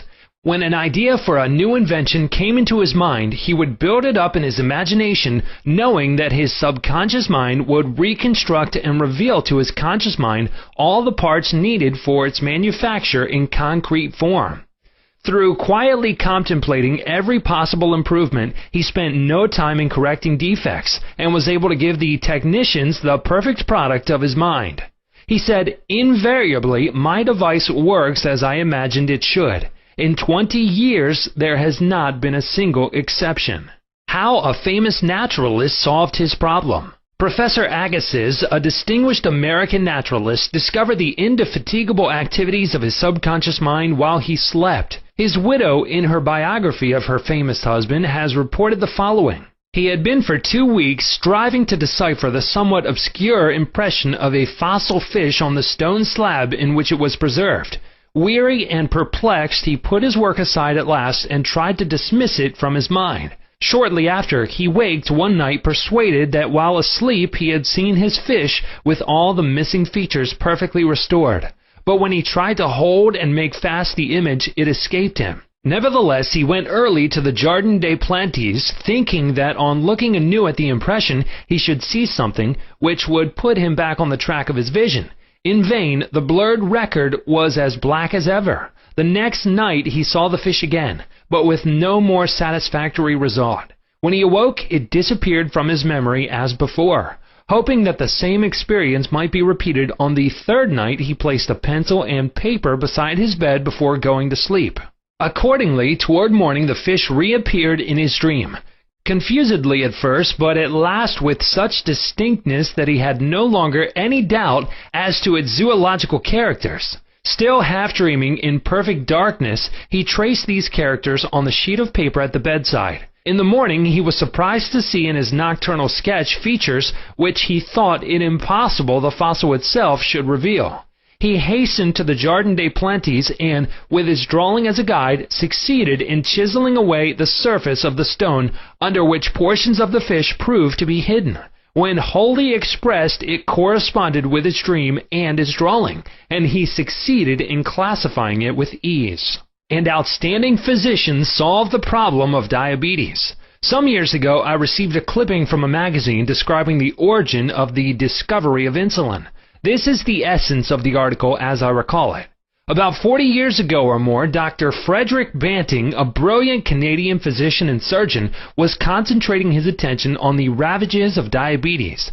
At that time, medical science offered no effective method of arresting the disease. Dr. Banting spent considerable time experimenting and studying the international literature on the subject. One night he was exhausted and fell asleep. While asleep, his subconscious mind instructed him to extract the residue from the degenerated pancreatic duct of dogs. This was the origin of insulin, which has helped millions of people. You will note that Dr. Banting had been consciously dwelling on the problem for some time, seeking a solution, a way out, and his subconscious responded accordingly. It does not follow that you will always get an answer overnight. The answer may not come for some time. Do not be discouraged. Keep on turning the problem over every night to the subconscious mind prior to sleep as if you had never done it before. One of the reasons for the delay may be that you look upon it as a major problem. You may believe it will take a long time to solve. Your subconscious mind is timeless and spaceless. Go to sleep believing you have the answer now. Do not postulate the answer in the future. Have an abiding faith in the outcome. Become convinced now as you read this book that there is an answer and a perfect solution for you. How a famous scientist and physicist escaped from a Russian concentration camp. Dr. Lothar van Blank-Schmidt, a member of the Rocket Society and an outstanding research electronic engineer, gives the following condensed summary of how he used his subconscious mind to free himself from certain death at the hands of brutal guards in a Russian prison camp coal mine. He states as follows: I was a prisoner of war in a coal mine in Russia, and I saw men dying all around me in that prison compound. We were watched over by brutal guards, arrogant officers, and sharp, fast-thinking commissaires. After a short medical checkup, a quota of coal was assigned to each person. My quota was 300 pounds per day. In case any man did not fill his quota, his small food ration was cut down, and in a short time he was resting in the cemetery. I started concentrating on my escape. I knew that my subconscious mind would somehow find a way. My home in Germany was destroyed, my family wiped out. All my friends and former associates were either killed in the war or were in concentration camps. I said to my subconscious mind, I want to go to Los Angeles and you will find the way. I had seen pictures of Los Angeles and I remembered some of the boulevards very well as some of the buildings. Every day and night I would imagine I was walking down Wilshire Boulevard with an American girl whom I met in Berlin prior to the war. She is now my wife. In my imagination, we would visit the stores, ride buses, and eat in the restaurants. Every night I made it a special point to drive my imaginary American automobile up and down the boulevards of Los Angeles. I made all this vivid and real. These pictures in my mind were as real and as natural to me as one of the trees outside the prison camp. Every morning the chief guard would count the prisoners as they were lined up. He would call out 1, 2, 3, etc. And when 17 was called out, which was my number in sequence, I stepped aside. In the meantime, the guard was called away for a minute or so, and on his return he started by mistake on the next man as number 17. When the crew returned in the evening, the number of men was the same, and I was not missed, and the discovery would take a long time. I walked out of the camp undetected and kept walking for 24 hours, resting in a deserted town the next day. I was able to live by fishing and killing some wildlife. I found coal trains going to Poland and traveled on them by night, until finally I reached Poland. With the help of friends, I made my way to Lucerne, Switzerland. One evening at the Palace Hotel, Lucerne, I had a talk with a man and his wife from the United States of America. This man asked me if I would care to be a guest at his home in Santa Monica, California. I accepted, and when I arrived in Los Angeles, I found that their chauffeur drove me along Wilshire Boulevard and many other boulevards, which I had imagined so vividly in the long months in the Russian coal mines. I recognized the buildings, which I had seen in my mind so often. It actually seemed as if I had been to Los Angeles before. I had reached my goal. I will never cease to marvel at the wonders of the subconscious mind. Truly, it has ways we know not of. How archaeologists and paleontologists reconstruct ancient scenes. These scientists know that their subconscious mind has a memory of everything that has ever transpired. As they study the ancient ruins and fossils through their imaginative perception, their subconscious mind aids them in reconstructing the ancient scenes. The dead past becomes alive and audible once more. Looking at these ancient temples and studying the pottery, statuary, tools, and household utensils of these ancient times, the scientist tells us of an age when there was no language. Communication was done by grunts, groans, and signs. The keen concentration and disciplined imagination of the scientist awakens the latent powers of his subconscious mind, enabling him to clothe the ancient temples with roofs and surround them with gardens, pools, and fountains. The fossil remains are clothed with eyes, sinews, and muscles, and they again walk and talk. The past becomes the living present, and we find that in mind there is no time or space. Through disciplined, controlled, and directed imagination, you can be a companion of the most scientific and inspired thinkers of all time. How to receive guidance from your subconscious. When you have what you term a difficult decision to make, or when you fail to see the solution to your problem, begin at once to think constructively about it. If you are fearful and worried, you are not really thinking. True thinking is free from fear. Here is a simple technique you can use to receive guidance on any subject. Quiet the mind and still the body. Tell the body to relax. It has to obey you. It has no volition, initiative, or self-conscious intelligence. Your body is an emotional disk which records your beliefs and impressions. Mobilize your attention. Focus your thought on the solution to your problem. Try to solve it with your conscious mind. Think how happy you would be about the perfect solution. Sense the feeling you would have if the perfect answer were yours now. Let your mind play with this mood in a relaxed way. Then drop off to sleep. When you awaken and you do not have the answer, get busy about something else. Probably when you are preoccupied with something else, the answer will come into your mind like toast pops out of the toaster. In receiving guidance from your subconscious mind, the simple way is the best. This is an illustration. I once lost a valuable ring which was an heirloom. I looked everywhere for it and could not locate it. At night, I talked to the subconscious in the same manner that I would talk to anyone. I said to it prior to dropping off to sleep, "You know all things. You know where that ring is, and you now reveal to me where it is." In the morning, I awoke suddenly with the words ringing in my ear, "Ask Robert." I thought it very strange that I should ask Robert, a young boy about 9 years of age. However, I followed the inner voice of intuition. Robert said, "Oh yes, I picked it up in the yard while I was playing with the boys. I placed it on the desk in my room. I did not think it worth anything, so I did not say anything about it."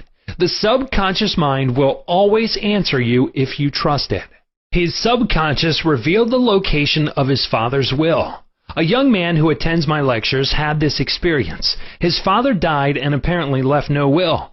However, this man's sister told him that their father had confided to her that a will had been executed which was fair to all. Every attempt to locate the will failed.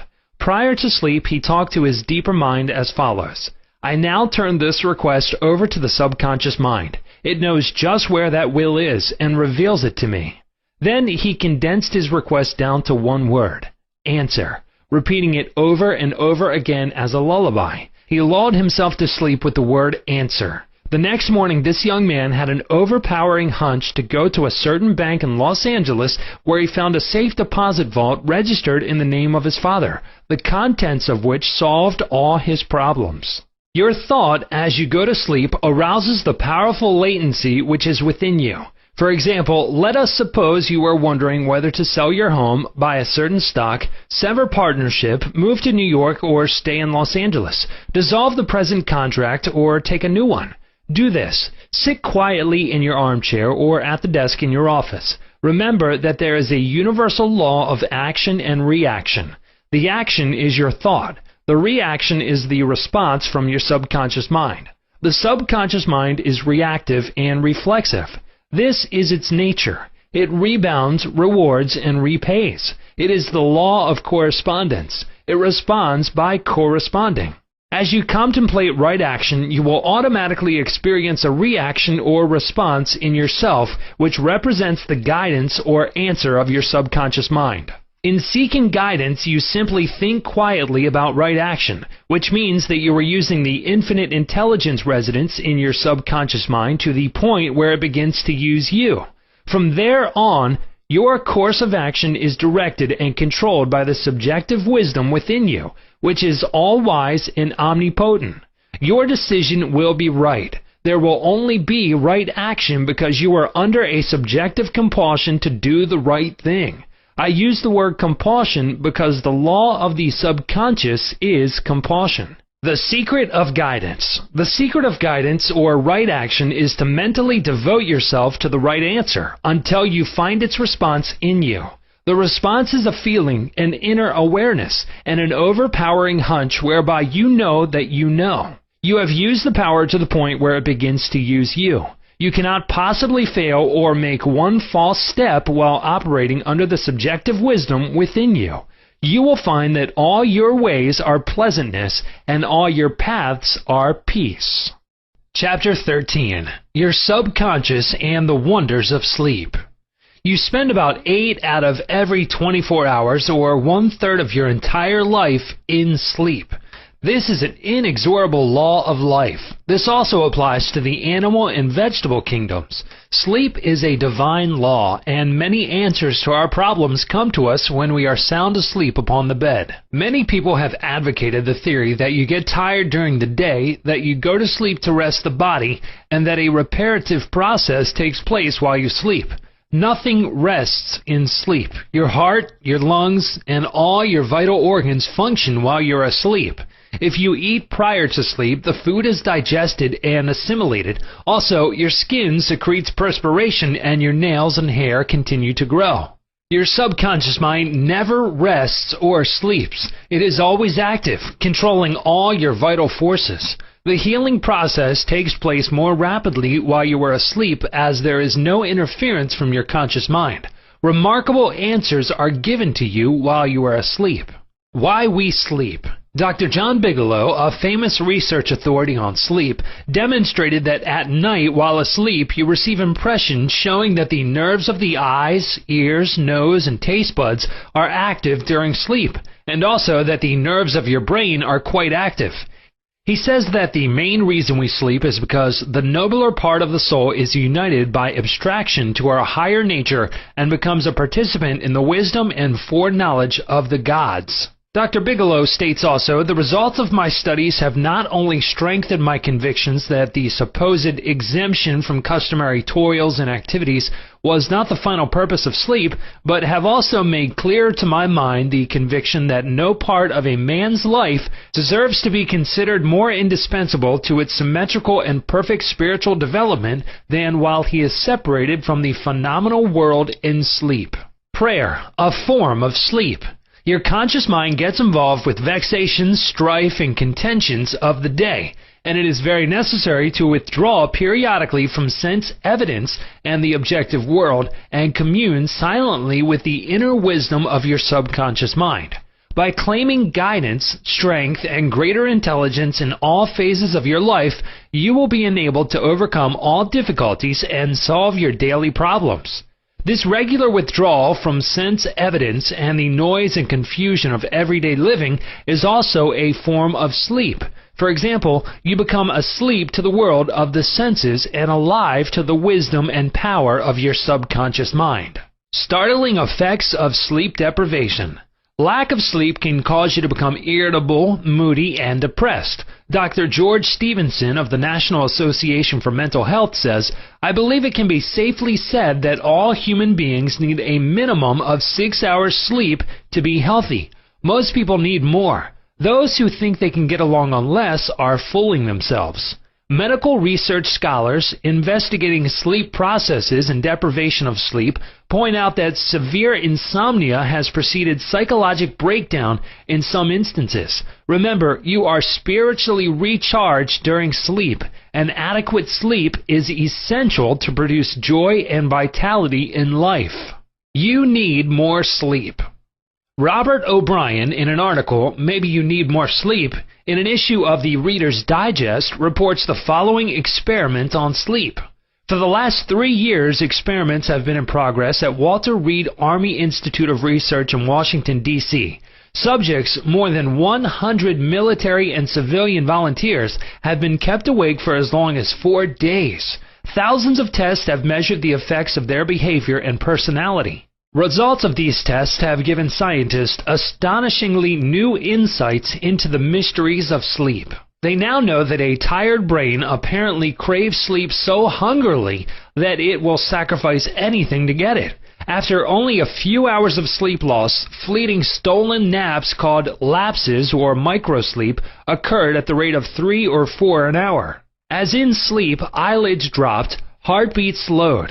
Each lapse lasted just a fraction of a second. Sometimes the lapses were periods of blankness, sometimes they were filled with images, wisps of dreams. As hours of sleep loss mounted, the lapses took place more often and lasted longer, perhaps 2 or 3 seconds. Even if the subjects had been piloting an airliner in a thunderstorm, they still couldn't have resisted microsleeps for those few priceless seconds. And it can happen to you, as many who have fallen asleep at the wheel of a car can testify. Another startling effect of sleep deprivation was its attack on human memory and perception. Many sleep-deprived subjects were unable to retain information long enough to relate it to the tasks they were supposed to perform.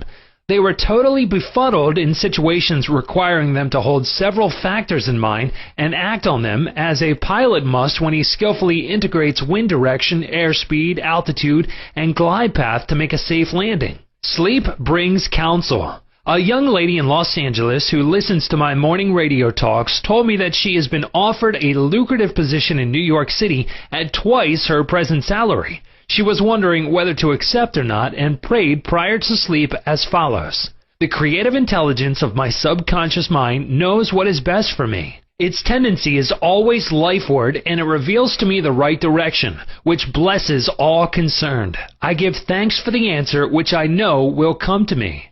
She repeated this simple prayer over and over again as a lullaby prior to sleep, and in the morning she had a persistent feeling that she should not accept the offer. She rejected the offer, and subsequent events verified her inward sense of knowing, because the company went bankrupt in a few months following their offer of employment to her. The conscious mind may be correct on the facts objectively known, but the intuitive faculty of her subconscious mind saw the failure of the concern in question and prompted her accordingly. Saved from certain disaster. I will illustrate how the wisdom of your subconscious mind can instruct you and protect you relative to your request for right action as you go to sleep. Many years ago, before the Second World War, I was offered a very lucrative assignment in the Orient, and I prayed for guidance and the right decision as follows. Infinite intelligence within me knows all things, and the right decision is revealed to me in divine order. I will recognize the answer when it comes. I repeated this simple prayer over and over again as a lullaby prior to sleep, and in a dream came the vivid realization of things to come 3 years hence. An old friend appeared in the dream and said, "Read these headlines. Do not go." The headlines of the newspaper which appeared in the dream related to war and attack on Pearl Harbor. Occasionally, the writer dreams literally. The aforementioned dream was undoubtedly a dramatization of the subconscious mind which projected a person whom I trusted and respected. To some, a warning may come in the form of a mother who appears in a dream. She tells the person not to go here or there and the reason for the warning. Your subconscious mind is all-wise. It knows all things. Oftentimes, it will speak to you only in a voice that your conscious mind will immediately accept as true. Sometimes your subconscious will warn you in a voice which sounds like that of your mother or some loved one, which may cause you to stop on the street, and you find, if you had gone another foot, a falling object from a window might have struck you on the head. My subconscious mind is one with the universe subconscious, and it knew the Japanese were planning a war, and it also knew when the war would start. Dr. Ryan, director of the Department of Psychology at Duke University, has gathered together a vast amount of evidence showing that a great number of people all over the world see events before they happen, and in many instances are, therefore, able to avoid the tragic event which was foreseen vividly in a dream. The dream which I had showed clearly the headlines in the New York Times about 3 years prior to the tragedy of Pearl Harbor. In consequence of this dream, I immediately canceled the trip as I felt a subconscious compulsion to do so. 3 years later, the Second World War proved the truth of the inner voice of intuition. Your future is in your subconscious mind. Remember that the future, the result of your habitual thinking, is already in your mind except when you change it through prayer. The future of a country, likewise, is in the collective subconscious of the people of that nation. There is nothing strange in the dream I had wherein I saw the headlines of the New York newspapers long before the war began. The war had already taken place in mind, and all the plans of attack were already engraved on that great recording instrument, the subconscious mind, or collective unconscious of the universal mind.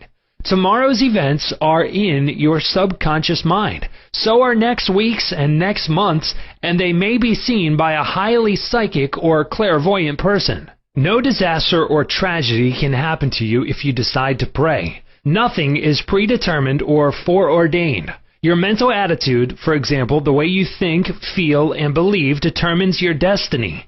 You can, through scientific prayer, which is explained in a previous chapter, mold, fashion, and create your own future. Whatsoever a man soweth, that shall he also reap. A cat nap gets him $15,000. One of my students mailed me a newspaper clipping 3 or 4 years ago about a man called Ray Hammerstrom, a roller at the steel works in Pittsburgh operated by Jones and Laughlin Steel Corporation.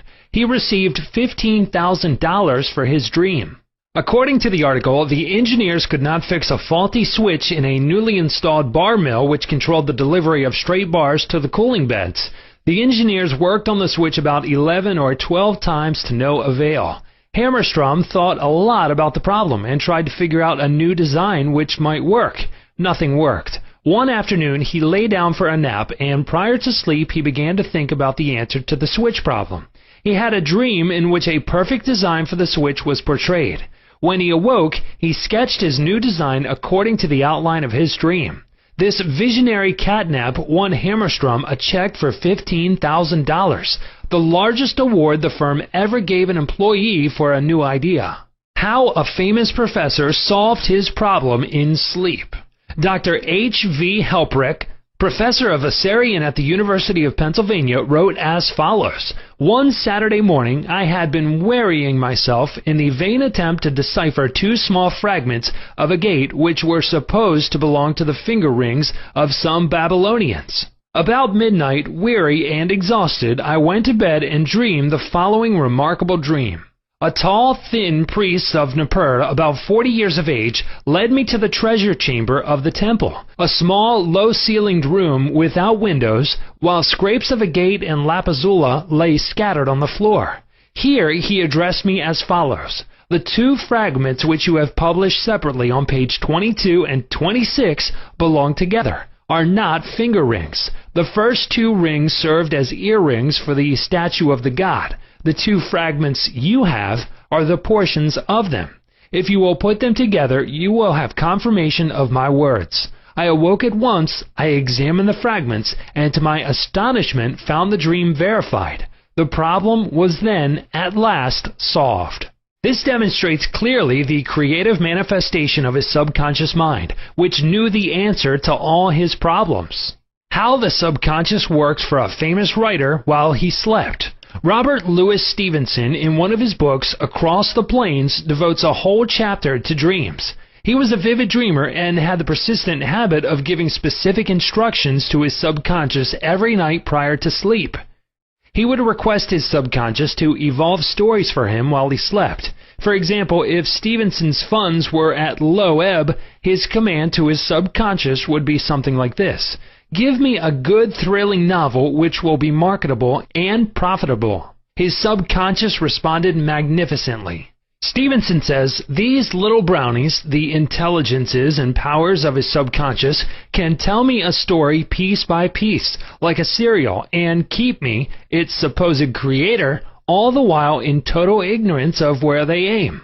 And he added, "That part of my work which is done when I am up and about while he is consciously aware and awake is by no means necessarily mine, since all goes to show that the brownies have a hand in it even then."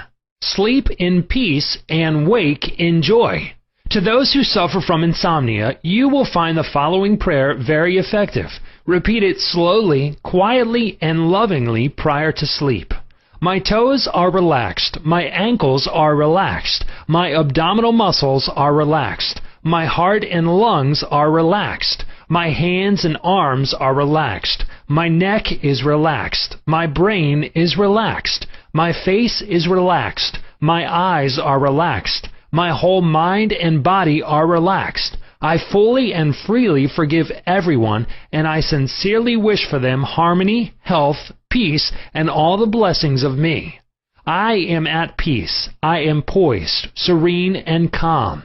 I rest in security and in peace. A great stillness steals over me, and a great calm quiets my whole being as I realize the divine presence within me. I know that the realization of life and love heals me. I wrap myself in the mantle of love and fall asleep filled with goodwill for all. Throughout the night, peace remains with me, and in the morning I shall be filled with life and love. A circle of love is drawn around me. I will fear no evil, for thou art with me. I sleep in peace, I wake in joy, and in Him I live, move, and have my being. Chapter 14. Your Subconscious Mind and Marital Problems. Ignorance of the functions and powers of the mind is the cause of all marital trouble. Each using the law of mind correctly can solve friction between husband and wife. By praying together, they stay together. The contemplation of divine ideals, the study of the laws of life, the mutual agreement on a common purpose and plan, and the enjoyment of personal freedom bring about that harmonious marriage, that wedded bliss, that sense of oneness where the two become one. The best time to prevent divorce is before marriage. It is not wrong to try to get out of a very bad situation. But why get into the bad situation in the first place? Would it not be better to give attention to the real cause of marital problems? In other words, to really get at the root of the matter involved. As with all other problems of men and women, the problems of divorce, separation, annulment, and endless litigation are directly traceable to lack of knowledge of the working and interrelationship of the conscious and subconscious mind. The meaning of marriage. Marriage, to be real, must first be on a spiritual basis. It must be of the heart, and the heart is the chalice of love. Honesty, sincerity, kindness, and integrity are also forms of love. Each partner should be perfectly honest and sincere with the other. It is not a true marriage when a man marries a woman for her money, social position, or to lift his ego, because this indicates a lack of sincerity, honesty, and true love. Such a marriage is a farce, a sham, and a masquerade. When a woman says, "I am tired of working, I want to get married because I want security," her premise is false. She is not using the laws of mind correctly. Her security depends upon her knowledge of the interaction of the conscious and subconscious mind and its application. For example, a woman will never lack for wealth or health if she applies the techniques outlined in the respective chapters of this book. Her wealth can come to her independent of her husband, father, or anyone else. A woman is not dependent on her husband for health, peace, joy, inspiration, guidance, love, wealth, security, happiness, or anything in the world. Her security and peace of mind come from her knowledge of the inner powers within her and from the constant use of the laws of her own mind in a constructive fashion. How to attract the ideal husband. You are now acquainted with the way your subconscious mind works. You know that whatever you impress upon it will be experienced in your world. Begin now to impress your subconscious mind with the qualities and characteristics you desire in a man. The following is an excellent technique. Sit down at night in your armchair, close your eyes, let go, relax the body, become very quiet, passive, and receptive. Talk to your subconscious mind and say to it, "I am now attracting a man into my experience who is honest, sincere, loyal, faithful, peaceful, happy, and prosperous. These qualities which I admire are sinking down into my subconscious mind now. As I dwell upon these characteristics, they become a part of me and are embodied subconsciously. I know there is an irresistible law of attraction and that I attract to me a man according to my subconscious belief. I attract that which I feel to be true in my subconscious mind. I know I can contribute to his peace and happiness. He loves my ideals, and I love his ideals. He does not want to make me over, neither do I want to make him over. There is mutual love, freedom, and respect." Practice this process of impregnating your subconscious mind. Then you will have the joy of attracting to you a man possessing the qualities and characteristics you mentally dwelt upon. Your subconscious intelligence will open up a pathway whereby both of you will meet according to the irresistible and changeless flow of your own subconscious mind. Have a keen desire to give the best that is in you of love, devotion, and cooperation. Be receptive to this gift of love, which you have given to your subconscious mind. How to attract the ideal wife. Affirm as follows: I now attract the right woman who is in complete accord with me. This is a spiritual union because it is divine love functioning through the personality of someone with whom I blend perfectly. I know I can give to this woman love, light, peace, and joy. I feel and believe I can make this woman's life full, complete, and wonderful. I now decree that she possesses the following qualities and attributes. She is spiritual, loyal, faithful, and true. She is harmonious, peaceful, and happy. We are irresistibly attracted to each other. Only that which belongs to love, truth, and beauty can enter my experience. I accept my ideal companion now.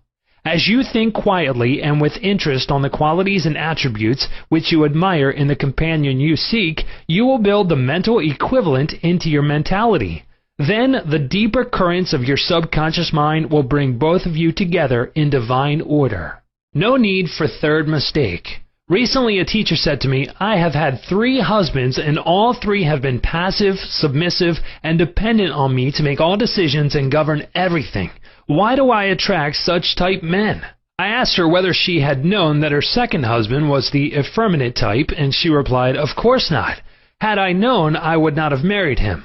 Apparently, she had not learned anything from the first mistake. The trouble was with her personality makeup. She was very masculine, domineering, and unconsciously wanted someone who would be submissive and passive so that she could play the dominant role.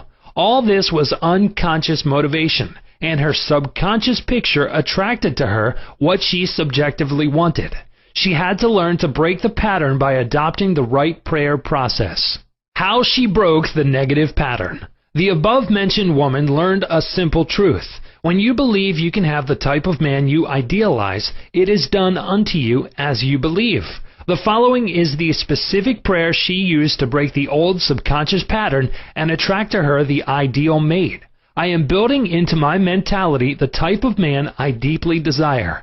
The man I attract for a husband is strong, powerful, loving, very masculine, successful, honest, loyal, and faithful. He finds love and happiness with me. I love to follow where he leads. I know he wants me, and I want him. I am honest, sincere, loving, and kind. I have wonderful gifts to offer him. They are goodwill, a joyous heart, and a healthy body. He offers me the same. It is mutual. I give and I receive. Divine intelligence knows where this man is, and the deeper wisdom of my subconscious mind is now bringing both of us together in its own way, and we recognize each other immediately. I release this request to my subconscious mind, which knows how to bring my request to pass. I give thanks for the perfect answer. She prayed in the above manner night and morning, affirming these truths and knowing that through frequent occupation of the mind, she would reach the mental equivalent of that which she sought. The answer to her prayer. Several months went by. She had a great number of dates and social engagements, none of which was agreeable to her. When she was about to question, waver, doubt, and vacillate, she reminded herself that the infinite intelligence was bringing it to pass in its own way, and that there was nothing to be concerned about. Her final decree in her divorce proceedings was granted, which brought her a great sense of release and mental freedom. Shortly afterwards, she went to work as a receptionist in a doctor's office. She told me that the minute she saw the physician, she knew he was the man she was praying about. Apparently, he knew it too, because he proposed to her the first week she was in the office, and their subsequent marriage was ideally happy.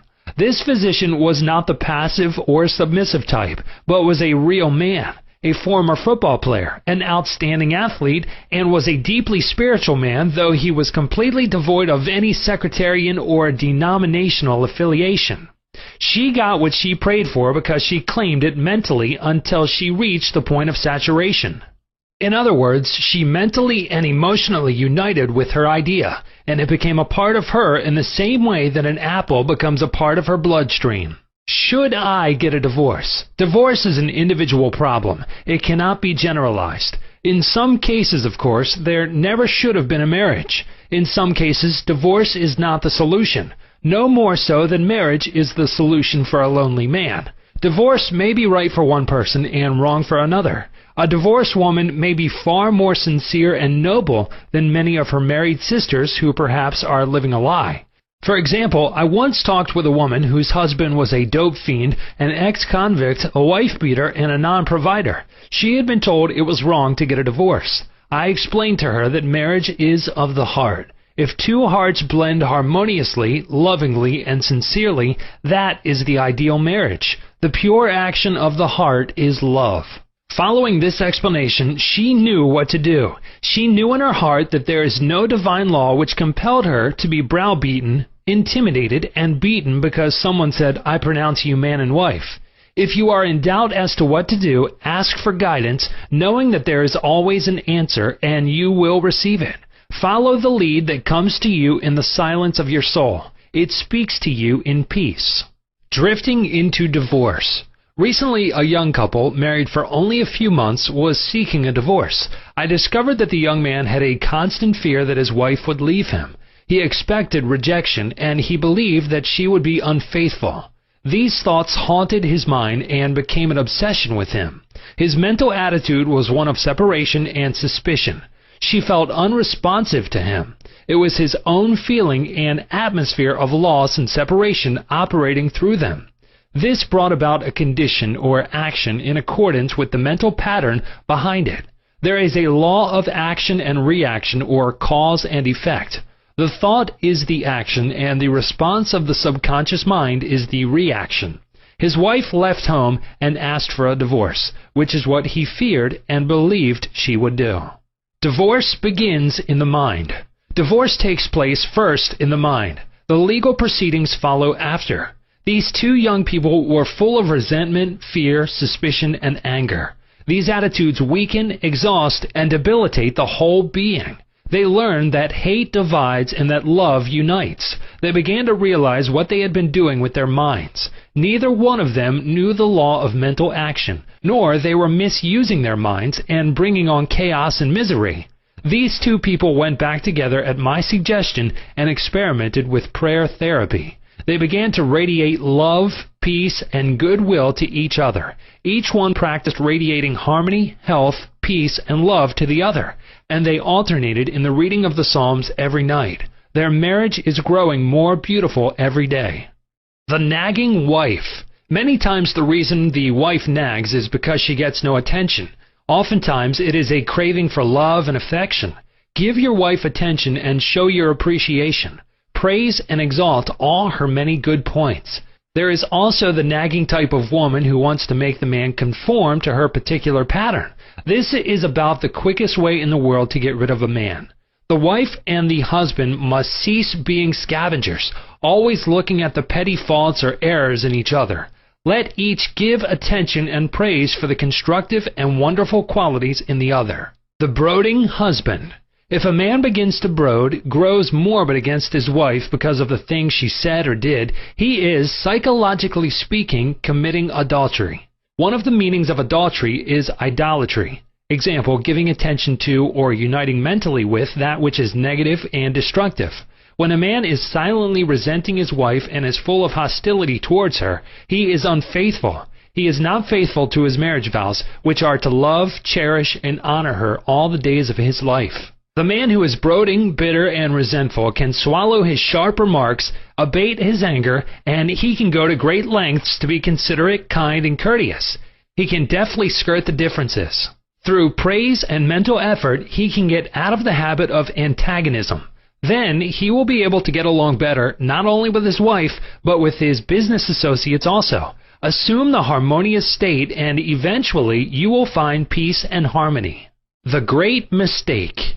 A great mistake is to discuss your marital problems or difficulties with neighbors and relatives. Suppose, for example, a wife says to the neighbor, "John never gives me any money. He treats my mother abominably, drinks to excess, and is constantly abusive and insulting." Now, this wife is degrading and belittling her husband in the eyes of all the neighbors and relatives. He no longer appears as the ideal husband to them. Never discuss your marital problems with anyone except a trained counselor.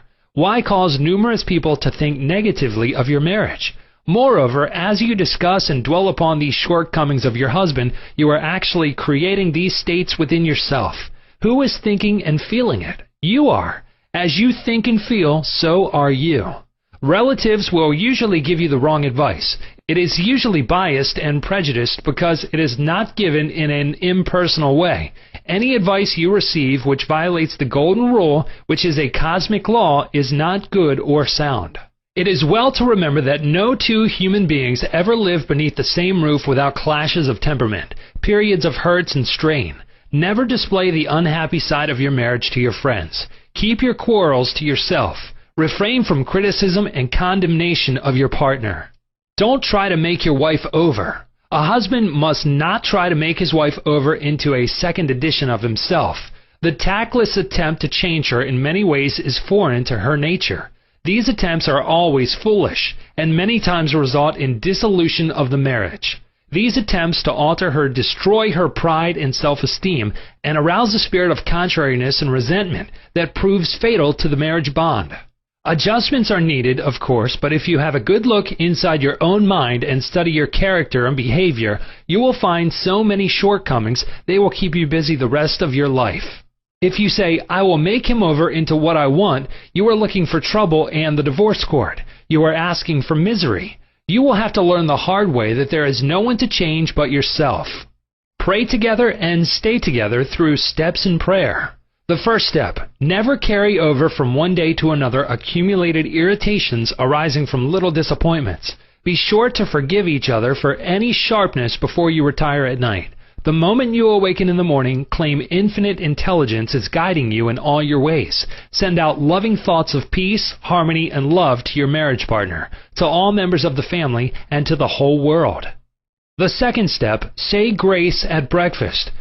Give thanks for the wonderful food, for your abundance, and for all your blessings. Make sure that no problems, worries, or arguments shall enter into the table conversation. The same applies at dinner time. Say to your wife or husband, "I appreciate all you are doing, and I radiate love and goodwill to you all day long." The third step, the husband and wife should alternate in praying each night. Do not take your marriage partner for granted. Show your appreciation and love. Think appreciation and goodwill rather than condemnation, criticism, and nagging. The way to build a peaceful home and a happy marriage is to use a foundation of love, beauty, harmony, mutual respect, faith in God, and all things good. Read the 23rd, 27th, and 91st Psalms, the 11th chapter of Hebrews, the 13th chapter of 1 Corinthians, and other great texts of the Bible before going to sleep. As you practice these truths, your marriage will grow more and more blessed through the years. Chapter 15. Your Subconscious Mind and Your Happiness.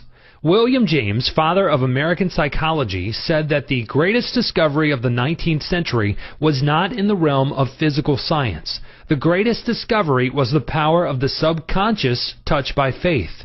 In every human being is that limitless reservoir of power, which can overcome any problem in the world. True and lasting happiness will come into your life the day you get the clear realization that you can overcome any weakness, the day you realize that your subconscious can solve your problems, heal your body, and prosper you beyond your fondest dream. You might have felt very happy when your child was born, when you got married, when you graduated from college, or when you won a great victory or a prize. You might have been very happy when you became engaged to the loveliest girl or the most handsome man. You could go on and list innumerable experiences which have made you happy. However, no matter how marvelous these experiences are, they do not give real lasting happiness. They are transitory. The book of Proverbs gives the answer. Whosoever trusteth in the Lord, happy is he. When you trust in the Lord, the power and wisdom of your subconscious mind to lead, guide, govern, and direct all your ways, you will become poised, serene, and relaxed. As you radiate love, peace, and goodwill to all, you are really building a superstructure of happiness for all the days of your life. You must choose happiness. Happiness is a state of mind. There is a phrase in the Bible which says, "Choose ye this day whom ye will serve." You have the freedom to choose happiness. This may seem extraordinarily simple, and it is. Perhaps this is why people stumble over the way to happiness. They do not see the simplicity of the key to happiness. The great things of life are simple, dynamic, and creative. They produce well-being and happiness. St. Paul reveals to you how you can think your way into a life of dynamic power and happiness in these words. Finally, brethren, whatsoever things are true, whatsoever things are honest, whatsoever things are just, whatsoever things are pure, whatsoever things are lovely, whatsoever things are of good rapport, if there be any virtue, and if there be any praise, think on these things. Philippians 4:8. How to choose happiness. Begin now to choose happiness. This is how you do it. When you open your eyes in the morning, say to yourself, divine order takes charge of my life today and every day. All things work together for good for me today. This is a new and wonderful day for me. There will never be another day like this one. I am divinely guided all day long, and whatever I do will prosper. Divine love surrounds me, enfolds me, and enwraps me, and I go forth in peace. Whenever my attention wanders away from that which is good and constructive, I will immediately bring it back to the contemplation of that which is lovely and of good rapport.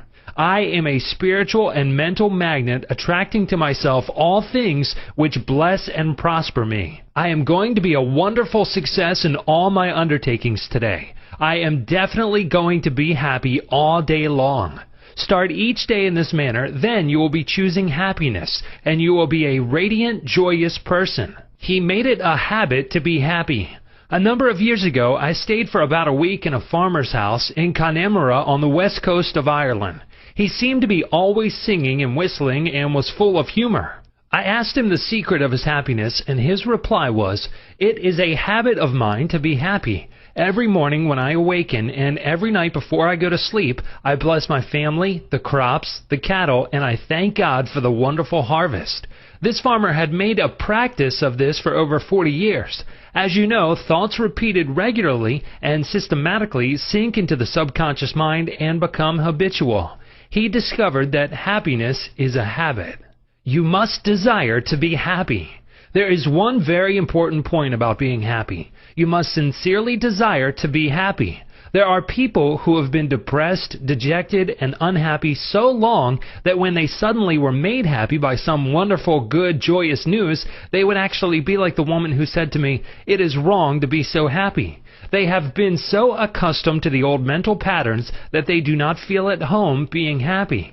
They long for the former depressed, unhappy state. I knew a woman in England who had rheumatism for many years. She would pat herself on the knee and say, "My rheumatism is bad today. I cannot go out. My rheumatism keeps me miserable." This dear elderly lady got a lot of attention from her son, daughter, and the neighbors. She really wanted her rheumatism. She enjoyed her misery, as she called it. This woman did not really want to be happy. I suggested a curative procedure to her. I wrote down some biblical verses and told her that if she gave attention to these truths, her mental attitude would undoubtedly change and will result in her faith and confidence in being restored to health. She was not interested. There seems to be a peculiar mental morbid streak in many people whereby they seem to enjoy being miserable and sad. Why choose unhappiness? Many people choose unhappiness by entertaining these ideas. Today is a black day. Everything is going to go wrong. I am not going to succeed. Everyone is against me. Business is bad and it is going to get worse. I'm always late. I never get the breaks. He can, but I can't. If you have this attitude of mind, the first thing in the morning, you will attract all these experiences to you, and you will be very unhappy. Begin to realize that the world you live in is determined largely by what goes on in your mind. Marcus Aurelius, the great Roman philosopher and sage, said, "A man's life is what his thoughts make of it." Emerson, America's foremost philosopher, said, "A man is what he thinks all day long." The thoughts you habitually entertain in your mind have the tendency to actualize themselves in physical conditions. Make certain you do not indulge in negative thoughts, defeatist thoughts, or unkind, depressing thoughts. Recall frequently to your mind that you can experience nothing outside your own mentality. If I had $1 million, I would be happy. I have visited many men in mental institutions who were millionaires, but they insisted they were penniless and destitute. They were incarcerated because of psychotic, paranoid, and manic depressive tendencies. Wealth in and of itself will not make you happy. On the other hand, it is not a deterrent to happiness. Today, there are many people trying to buy happiness through the purchase of radios, television sets, automobiles, a home in the country, a private yacht, and a swimming pool. But happiness cannot be purchased or procured in that way. The kingdom of happiness is in your thought and feeling. Too many people have the idea that it takes something artificial to produce happiness. Some say, if I were elected mayor, made president of the organization, promoted to general manager of the corporation, I would be happy. The truth is that happiness is a mental and spiritual state. None of these positions mentioned will necessarily bequeath happiness. Your strength, joy, and happiness consist in finding out the law of divine order and right action lodged in your subconscious mind, and by applying these principles in all phases of your life. He found happiness to be the harvest of a quiet mind. Lecturing in San Francisco some years ago, I interviewed a man who was very unhappy and dejected over the way his business was going. He was the general manager. His heart was filled with resentment toward the vice president and the president of the organization. He claimed that they opposed him. Because of this internal strife, business was declining. He was receiving no dividends or stock bonuses. This is how he solved his business problem. The first thing in the morning, he affirmed quietly as follows: all those working in our corporation are honest, sincere, cooperative, faithful, and full of goodwill to all. They are mental and spiritual links in the chain of this corporation's growth, welfare, and prosperity. I radiate love, peace, and goodwill in my thoughts, words, and deeds to my 2 associates and to all those in the company. The president and the vice president of our company are divinely guided in all their undertakings. The infinite intelligence of my subconscious mind makes all decisions through me. There is only right action in our business transactions and in our relationship with each other. I send the messengers of peace, love, and goodwill before me to the office. Peace and harmony reign supreme in the minds and hearts of all those in the company, including myself. I now go forth into a new day full of faith, confidence, and trust. This business executive repeated the above meditation slowly 3 times in the morning, feeling the truth of what he affirmed. When fearful or angry thoughts came into his mind during the day, he would say to himself, peace, harmony, and poise govern my mind at all times. As he continued disciplining his mind in this manner, all the harmful thoughts ceased to come, and peace came into his mind. He reaped the harvest. Subsequently, he wrote me to the effect that at the end of about 2 weeks of reordering his mind, the president and the vice president called him into the office, praised his operations and his new constructive ideas, and remarked how fortunate they were in having him as general manager. He was very happy in discovering that man finds happiness within himself. The block or stump is not really there. I read a newspaper article some years ago which told me about a horse that shied when he came to a stump on the road. Subsequently, every time the horse came to that same stump, he shied. The farmer dug the stump out, burned it, and leveled the old road. Yet for 25 years, every time the horse passed the place where the former stump was, he shied. The horse was shying at the memory of a stump. There is no block to your happiness save in your own thought life and mental imagery. Is fear or worry holding you back? Fear is a thought in your mind. You can dig it up this very moment by supplanting it with faith in success, achievement, and victory over all problems. I knew a man who failed in business. He said to me, I made mistakes. I've learned a lot. I am going back into business and I will be a tremendous success. He faced up to that stump in his mind. He did not whine or complain, but he tore up the stump of failure, and through believing in his inner powers to back him up, he banished all fear thoughts and old depressions. Believe in yourself, and you will succeed and be happy. The happiest people. The happiest man is he who constantly brings forth and practices what is best in him. Happiness and virtue complement each other. The best are not only the happiest, but the happiest are usually the best in the art of living life successfully. God is the highest and best in you. Express more of God's love, light, truth, and beauty, and you will become one of the happiest persons in the world today. Epictetus, the Greek Stoic philosopher, said, "There is but one way to tranquility of mind and happiness. Let this, therefore, be always ready at hand with thee. both when thou wakest early in the morning, and all the day long, and when thou goest late to sleep, to account no external things thy own, but commit all these to God. Chapter 16. Your Subconscious Mind and Harmonious Human Relations. In studying this book, you learn that your subconscious mind is a recording machine, which faithfully reproduces whatever you impress upon it. This is one of the reasons for the application of the golden rule in human relations. All things whatsoever ye would that men should do unto you, do ye even so to them.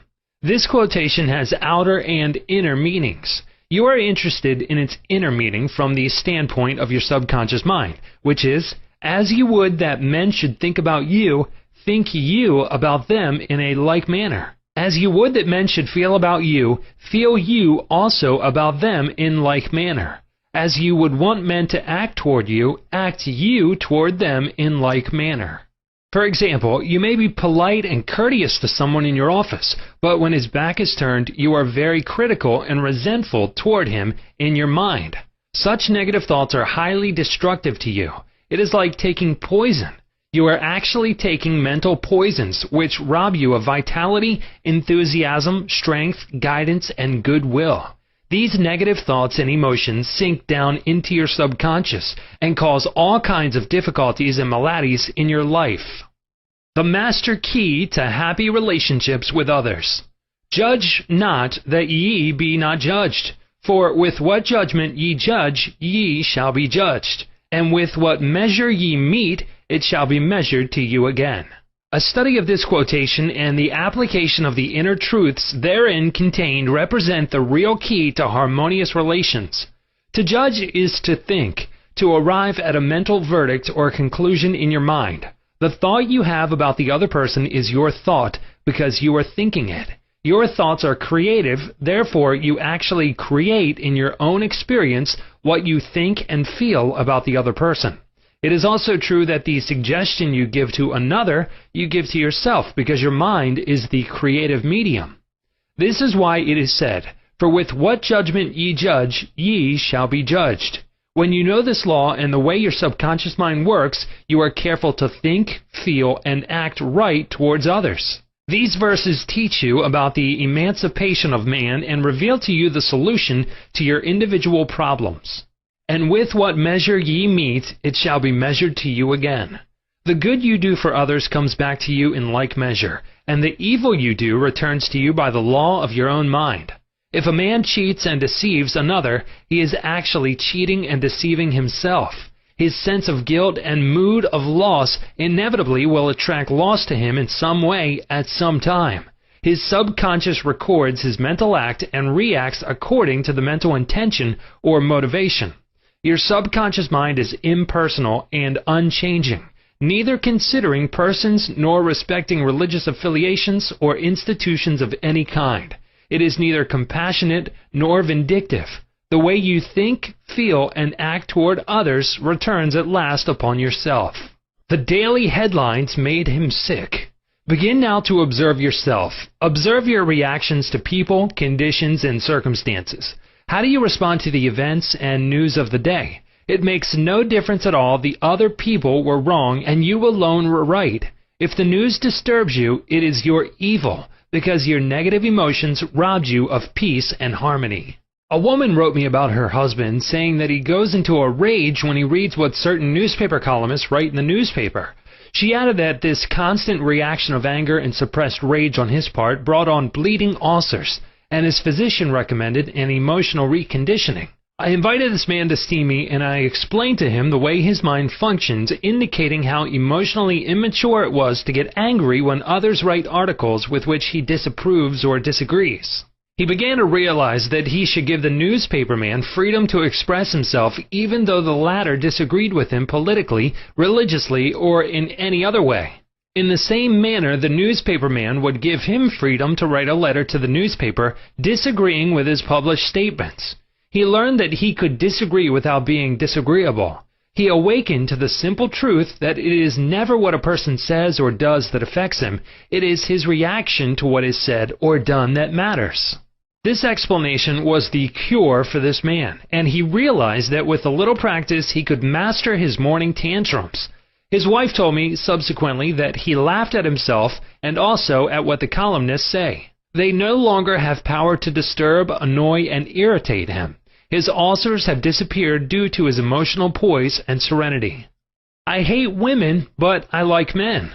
A private secretary was very bitter towards some of the girls in her office because they were gossiping about her and, as she said, spreading vicious lies about her. She admitted that she did not like women. She said, "I hate women, but I like men." I discovered also that she spoke to the girls who were under her in the office in a very haughty, imperious, and irritable tone of voice. She pointed out that they took a delight in making things difficult for her. There was a certain pomposity in her way of speaking, and I could see where her tone of voice would affect some people unpleasantly. If all the people in the office or factory annoy you, isn't it a possibility that the vibration, annoyance, and turmoil may be due to some subconscious pattern or mental projection from you? We know that a dog will react ferociously if you hate or fear dogs. Animals pick up your subconscious vibrations and react accordingly.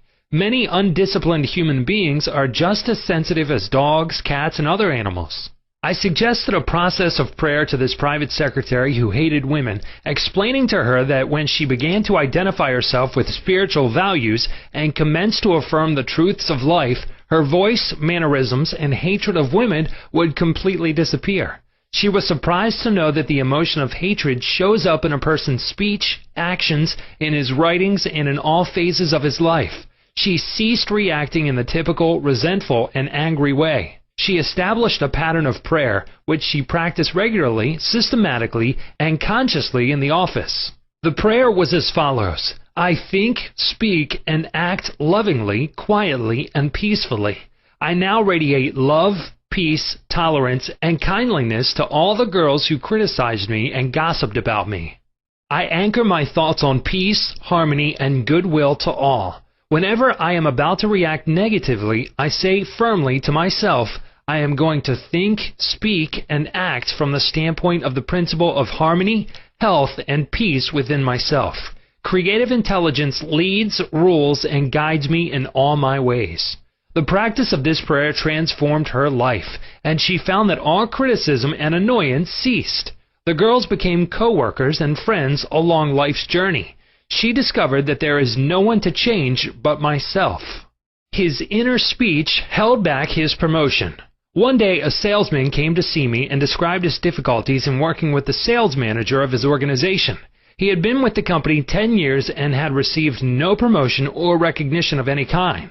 He showed me his sales figures, which were greater proportionally than the other men in the territory. He said that the sales manager did not like him, that he was unjustly treated, and that at conferences the manager was rude to him and at times ridiculed his suggestions. I explained that undoubtedly the cause was to a great degree within himself, and that his concept and belief about his superior bore witness to the reaction of this man. The measure we meet shall be measured to us again.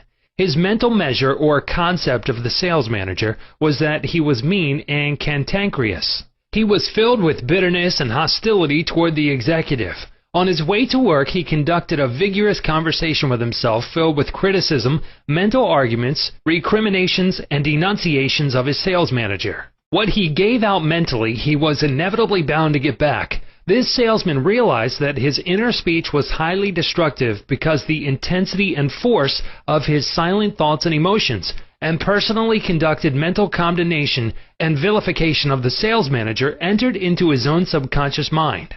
This brought about the negative response from his boss, as well as creating many other personal, physical, and emotional disorders. He began to pray frequently as follows: I am the only thinker in my universe. I am responsible for what I think about my boss. My sales manager is not responsible for the way I think about him.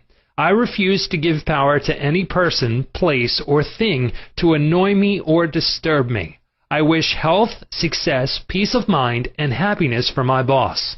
I sincerely wish him well, and I know he is divinely guided in all his ways. He repeated this prayer out loud, slowly, quietly, and feelingly, knowing that his mind is like a garden, and that whatever he plants in the garden will come forth like seeds after their kind. I also told him to practice mental imagery prior to sleep in this way. He imagined that his sales manager was congratulating him on his fine work, on his zeal and enthusiasm, and on his wonderful response from customers.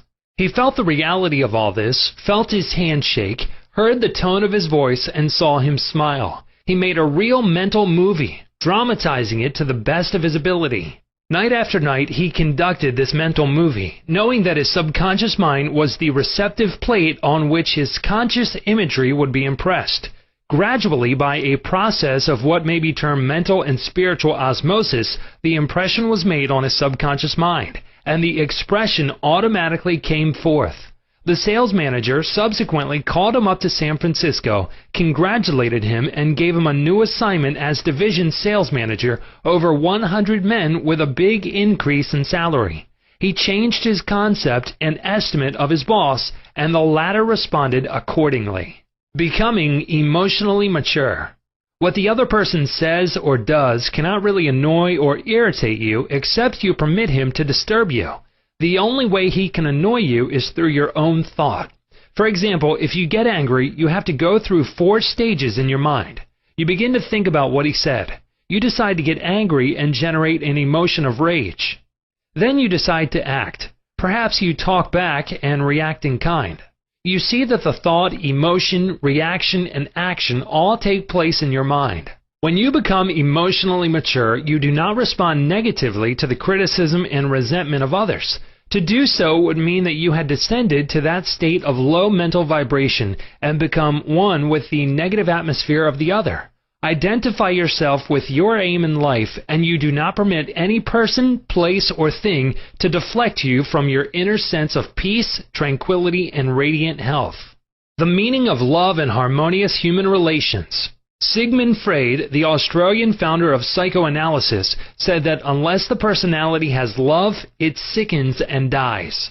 Love includes understanding, goodwill, and respect for the divinity in the other person.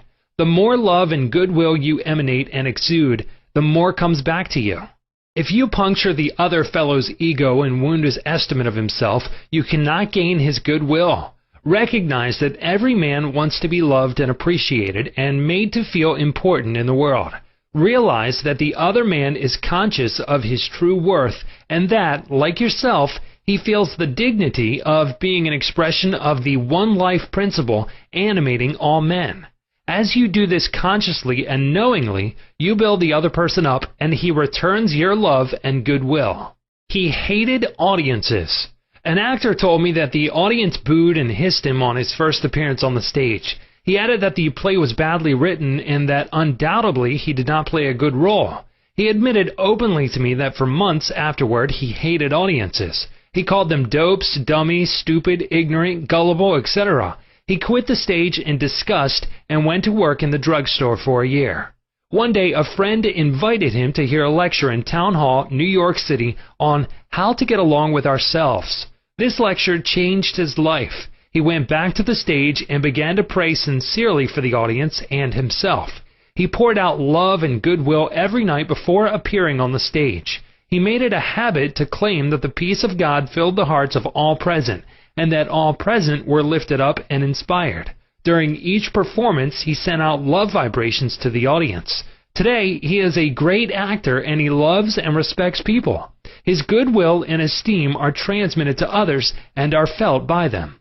Handling difficult people. There are difficult people in the world who are twisted and distorted mentally. They are malconditioned. Many are mental delinquents, argumentative, uncooperative, cantankerous, cynical, and sour on life. They are sick psychologically. Many people have deformed and distorted minds, probably warped during childhood. Many have congenital deformities. You would not condemn a person who had tuberculosis, nor should you condemn a person who is mentally ill. No one, for example, hates or resents a hunchback. There are many mental hunchbacks. You should have compassion and understanding. To understand all is to forgive all. Misery loves company. The hateful, frustrated, distorted, and twisted personality is out of tune with the infinite. He resents those who are peaceful, happy, and joyous. Usually he criticizes, condemns, and vilifies those who have been very good and kind to him. His attitude is this: why should they be so happy when he is so miserable? He wants to drag them down to his own level. Misery loves company. When you understand this, you remain unmoved, calm, and dispassionate. The practice of empathy in human relations. A girl visited me recently stating that she hated another girl in her office. She gave as a reason that the other girl was prettier, happier, and wealthier than she, and in addition was engaged to the boss of the company where they worked. One day after the marriage had taken place, the crippled daughter, by a former marriage of the woman whom she hated, came into the office. The child put her arms around her mother and said, "Mommy, Mommy, I love my new daddy. Look what he gave me." She showed her mother a wonderful new toy. She said to me, "My heart went out to that little girl, and I knew how happy she must feel. I got a vision of how happy this woman was. All of a sudden, I felt love for her, and I went into the office and wished her all the happiness in the world, and I meant it." In psychological circles today, this is called empathy, which simply means the imaginative projection of your mental attitude into that of another. She projected her mental mood or the feeling of her heart into that of the older woman, and began to think and look out through the other woman's brain.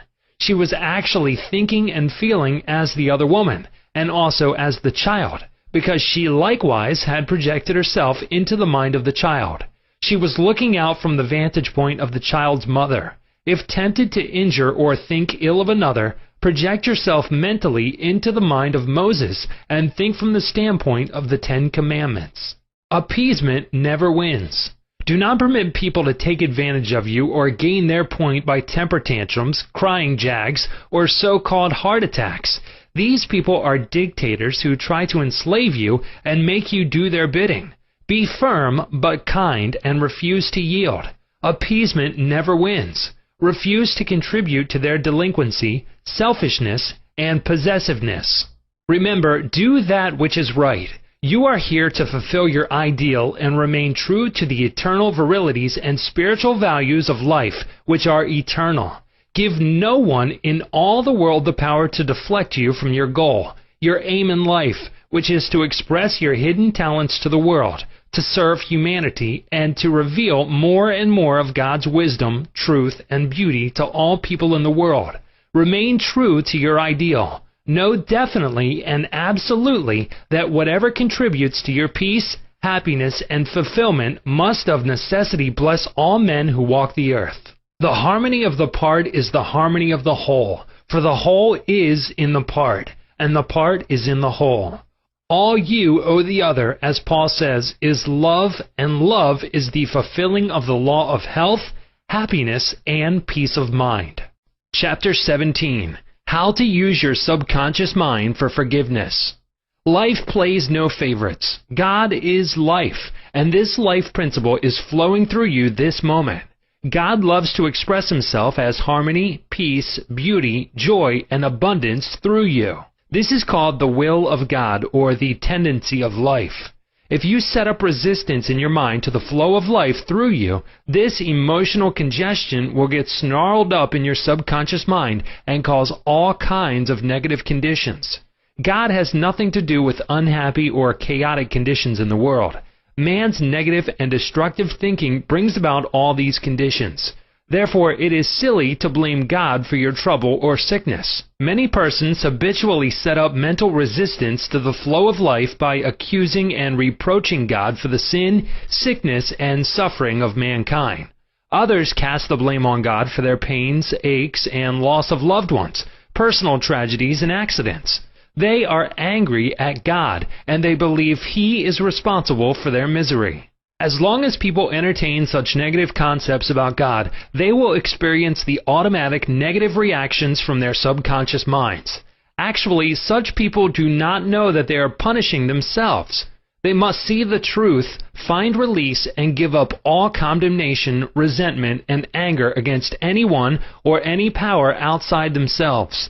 Otherwise, they cannot go forward into a healthy, happy, or creative activity. The minute these people entertain a God of love in their minds and hearts, and when they believe that God is their loving Father who watches over them, cares for them, guides them, sustains and strengthens them, this concept and belief about God or the life principle will be accepted by their subconscious mind, and they will find themselves blessed in countless ways. Life always forgives you. Life forgives you when you cut your finger. The subconscious intelligence within you sets about immediately to repair it. New cells build bridges over the cut. Should you take some tainted food by error, life forgives you and causes you to regurgitate it in order to preserve you. If you burn your hand, the life principle reduces the edema and congestion and gives you new skin, tissue, and cells.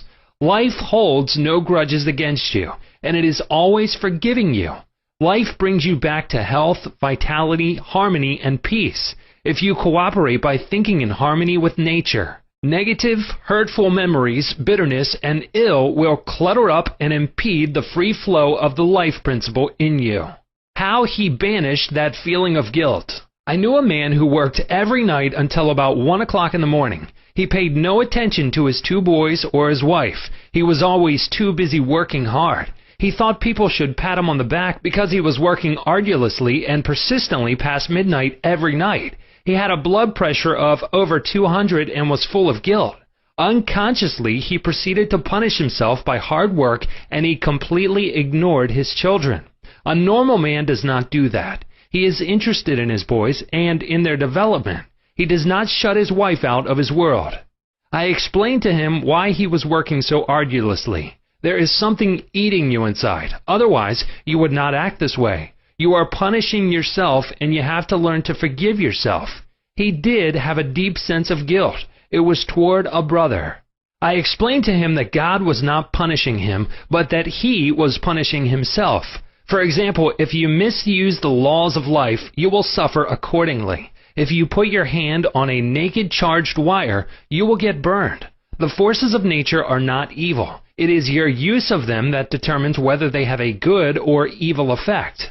Electricity is not evil. It depends on how you use it, whether to burn down a structure or light up a home. The only sin is ignorance of the law, and the only punishment is the automatic reaction of man's misuse of the law. If you misuse the principle of chemistry, you may blow up the office or the factory. If you strike your hand on a board, you may cause your hand to bleed. The board is not for that purpose. Its purpose may be to lean upon or to support your feet. This man realized that God does not condemn or punish anyone, and that all his suffering was due to the reaction of his subconscious mind to his own negative and destructive thinking. He had cheated his brother at one time, and the brother had now passed on. Still, he was full of remorse and guilt. I asked him, "Would you cheat your brother now?" He said, "No." "Did you feel you were justified at the time?" His reply was yes. "But you would not do it now?" He added, "No, I am helping others to know how to live." I added the following comment: "You have a greater reason and understanding now. Forgiveness is to forgive yourself. Forgiveness is getting your thoughts in line with the divine law of harmony. Self-condemnation is called hell, bondage and restriction. Forgiveness is called heaven, harmony and peace." The burden of guilt and self-condemnation was lifted from his mind, and he had a complete healing. The doctor tested his blood pressure, and it had become normal. The explanation was the cure. A murderer learned to forgive himself. A man who murdered his brother in Europe visited me many years ago. He was suffering from great mental anguish and torture, believing that God must punish him. He explained that his brother had been having an affair with his wife, and that he had shot him on the spur of the moment. This had happened about 15 years previous to his interview with me. In the meantime, this man had married an American girl and had been blessed with 3 lovely children. He was in a position where he helped many people, and he was a transformed man. My explanation to him was that physically and psychologically, he was not the same man who shot his brother, since scientists inform us that every cell of our bodies change every 11 months. Moreover, mentally and spiritually, he was a new man. He was now full of love and goodwill for humanity. The old man who committed the crime 15 years before was mentally and spiritually dead. Actually, he was condemning an innocent man. This explanation had a profound effect upon him, and he said it was as if a great weight had been lifted from his mind.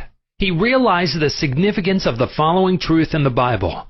"Come now, let us reason together, saith the Lord. Though your sins may be as scarlet, they shall be as white as snow. Though they be red like crimson, they shall be as wool." Isaiah 1:18. Criticism cannot hurt you without your consent. A school teacher told me that one of her associates criticized a speech she had given, saying to her that she spoke too fast. She swallowed some of her words. She couldn't be heard. Her diction was poor and her speech ineffective. This teacher was furious and full of resentment toward her critic. She admitted to me that the criticisms were just. Her first reaction was really childish, and she agreed that the letter was really a blessing and a marvelous corrective. She proceeded immediately to supplement her deficiencies in her speech by enrolling in a course in public speaking at City College. She wrote and thanked the writer of the note for her interest, expressing appreciation for her conclusions and findings, which enabled the teacher to correct the matter at once. How to be compassionate. Suppose none of the things mentioned in the letter had been true of the teacher. The latter would have realized that her class material had upset the prejudices, superstitions, or narrow sectarian beliefs of the writer of the note, and that a psychologically ill person was simply pouring forth her resentment because a psychological boil had been hurt. To understand this fact is to be compassionate. The next logical step would be to pray for the other person's peace, harmony, and understanding.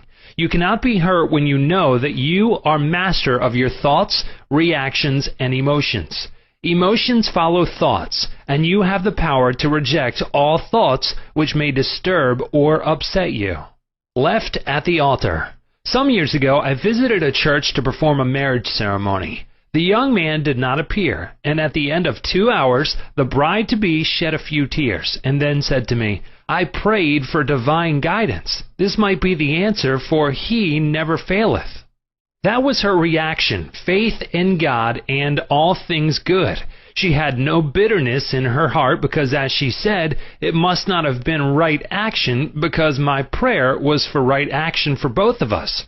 Someone else having a similar experience would have gone into a tantrum, have had an emotional fit, required sedation, and perhaps needed hospitalization. Tune in with the infinite intelligence within your subconscious depths, trusting the answer in the same way that you trusted your mother when she held you in her arms. This is how you can acquire poise and mental and emotional health.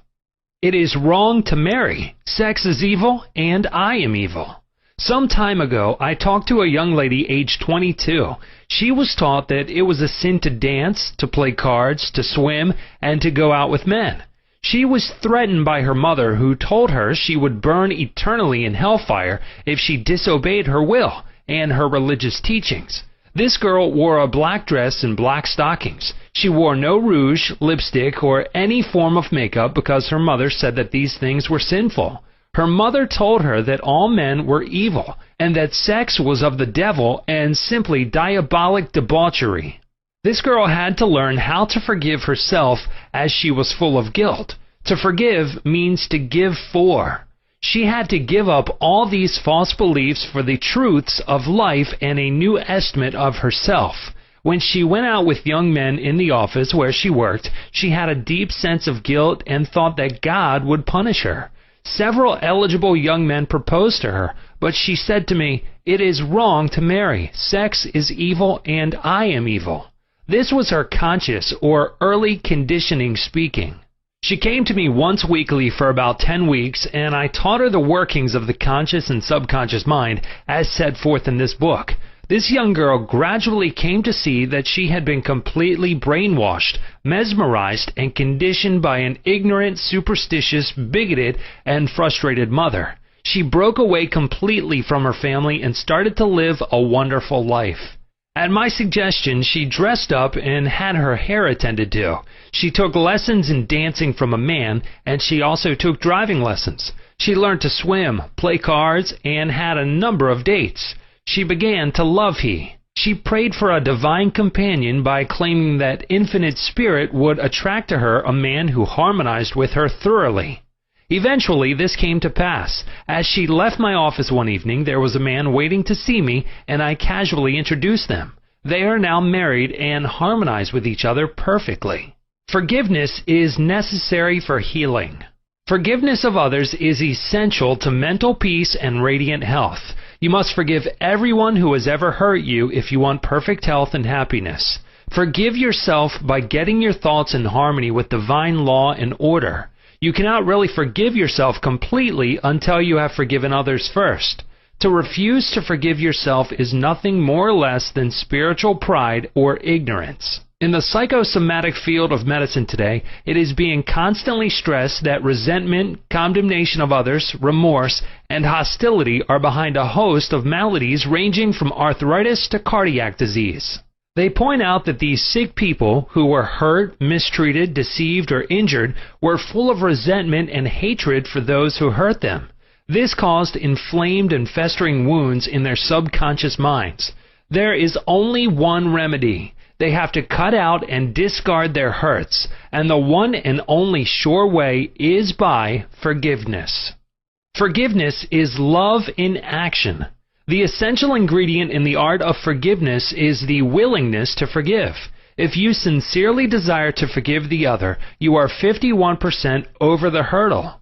I feel sure you know that to forgive the other does not necessarily mean that you like him or want to associate with him. You cannot be compelled to like someone, neither can a government legislate goodwill, love, peace, or tolerance. It is quite impossible to like people because someone in Washington issues a verdict to that effect. We can, however, love people without liking them. The Bible says, "Love ye one another." This anyone can do who really wants to do it. Love means that you wish for the other health, happiness, peace, joy, and all the blessings of life. There is only one prerequisite, and that is sincerity. You are not being magnanimous when you forgive. You are really being selfish, because what you wish for the other, you are actually wishing for yourself. The reason is that you are thinking it and you are feeling it. As you think and feel, so are you. Could anything be simpler than that? Technique of forgiveness. The following is a simple method which works wonders in your life as you practice it. Quiet your mind, relax, and let go. Think of God and His love for you, and then affirm, "I fully and freely forgive." Mention the name of the offender. I release him mentally and spiritually. I completely forgive everything connected with the matter in question. I am free and he or she is free. It is a marvelous feeling. It is my day of general amnesty. I release anybody and everybody who has ever hurt me, and I wish for each and every one health, happiness, peace, and all the blessings of life. I do this freely, joyously, and lovingly, and whenever I think of the person or persons who hurt me, I say, "I have released you, and all the blessings of life are yours. I am free, and you are free." It is wonderful. The great secret of true forgiveness is that once you have forgiven the person, it is unnecessary to repeat the prayer. Whenever the person comes to your mind or the particular hurt happens to enter your mind, wish the delinquent well and say, "Peace be to you." Do this as often as the thought enters your mind. You will find that after a few days, the thought of the person or experience will return less and less often, until it fades into nothingness. The acid test for forgiveness. There is an acid test for gold. There is also an acid test for forgiveness. If I should tell you something wonderful about someone who has wronged you, cheated you, or defrauded you, and you sizzled at hearing the good news about this person, the roots of hatred would still be in your subconscious mind, playing havoc with you. Let us suppose you had a painful abscess on your jaw a year ago, and you told me about it. I would casually ask you if you had any pain now. You would automatically say, "Of course not. I have a memory of it, but no pain." That is the whole story. You may have a memory of the incident, but no sting or hurt anymore. This is the acid test, and you must meet it psychologically and spiritually. Otherwise, you are simply deceiving yourself and not practicing the true art of forgiveness. To understand all is to forgive all. When man understands the creative law of his own mind, he ceases to blame other people and conditions for making or marring his life. He knows that his own thoughts and feelings create his destiny. Furthermore, he is aware that externals are not the causes and conditioners of his life and his experiences. To think that others can mar your happiness, that you are a football of a cruel fate, that you must oppose and fight others for a living, all these and other things like them are untenable when you understand that thoughts are things. The Bible says the same thing. For as a man thinketh in his heart, so is he. Proverbs 23:7. Chapter 18. How your subconscious removes mental blocks. The solution lies within the problem. The answer is in every question.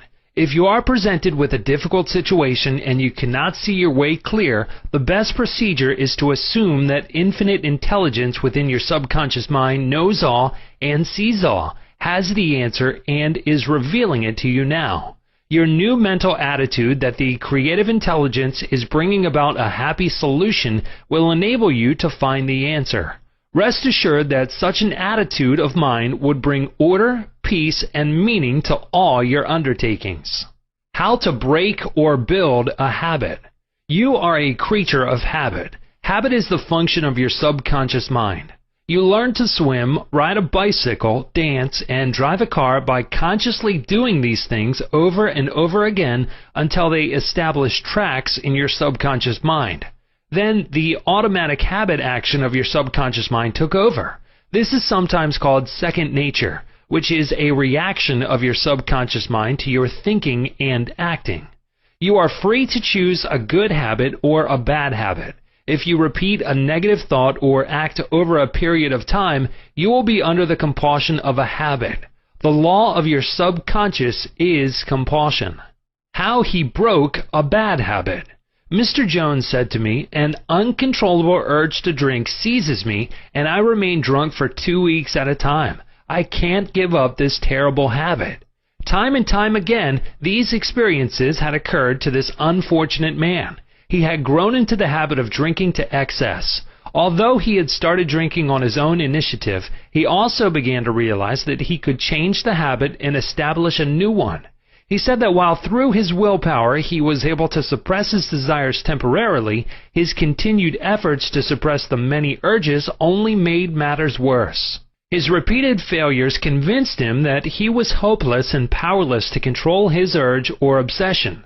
This idea of being powerless operated as a powerful suggestion to his subconscious mind and aggravated his weakness, making his life a succession of failures.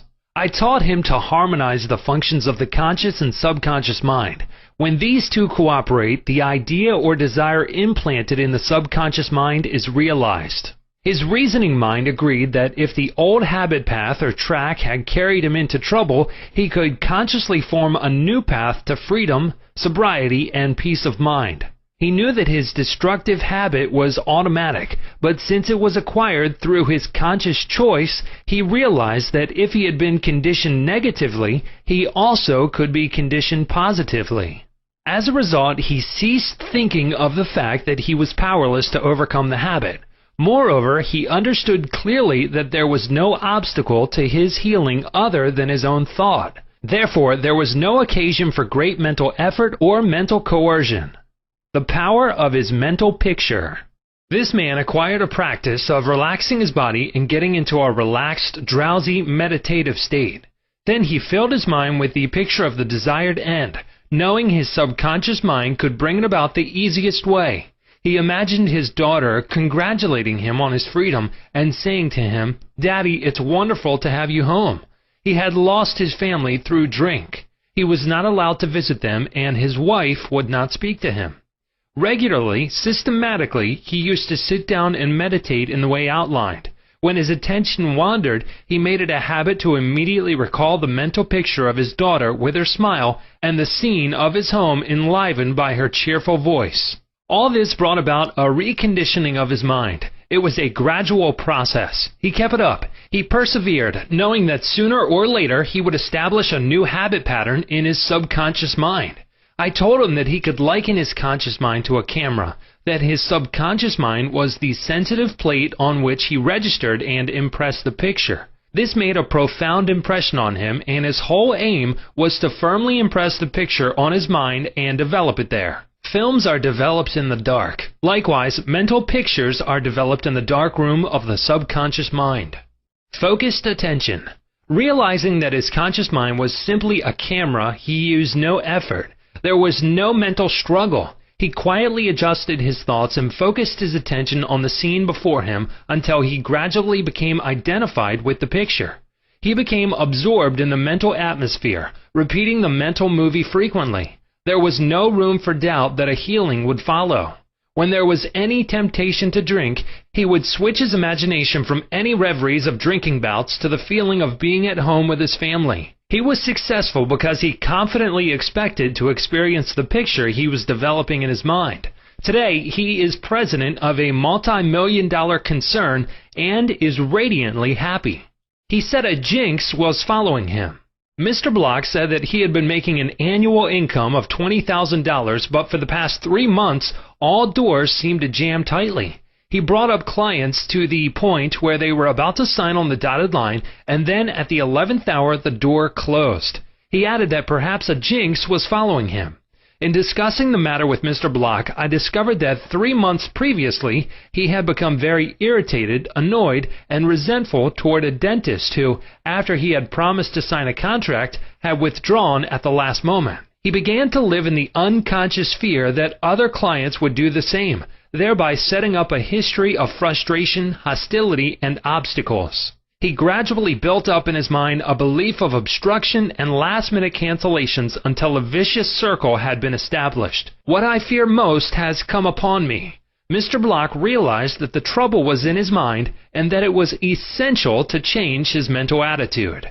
His run of so-called misfortune was broken in the following way. I realize I am one with the infinite intelligence of my subconscious mind, which knows no obstacle, difficulty, or delay. I live in the joyous expectancy of the best. My deeper mind responds to my thoughts. I know that the work of the infinite power of my subconscious cannot be hindered. Infinite intelligence always finishes successfully whatever it begins. Creative wisdom works through me, bringing all my plans and purposes to completion. Whatever I start, I bring to a successful conclusion.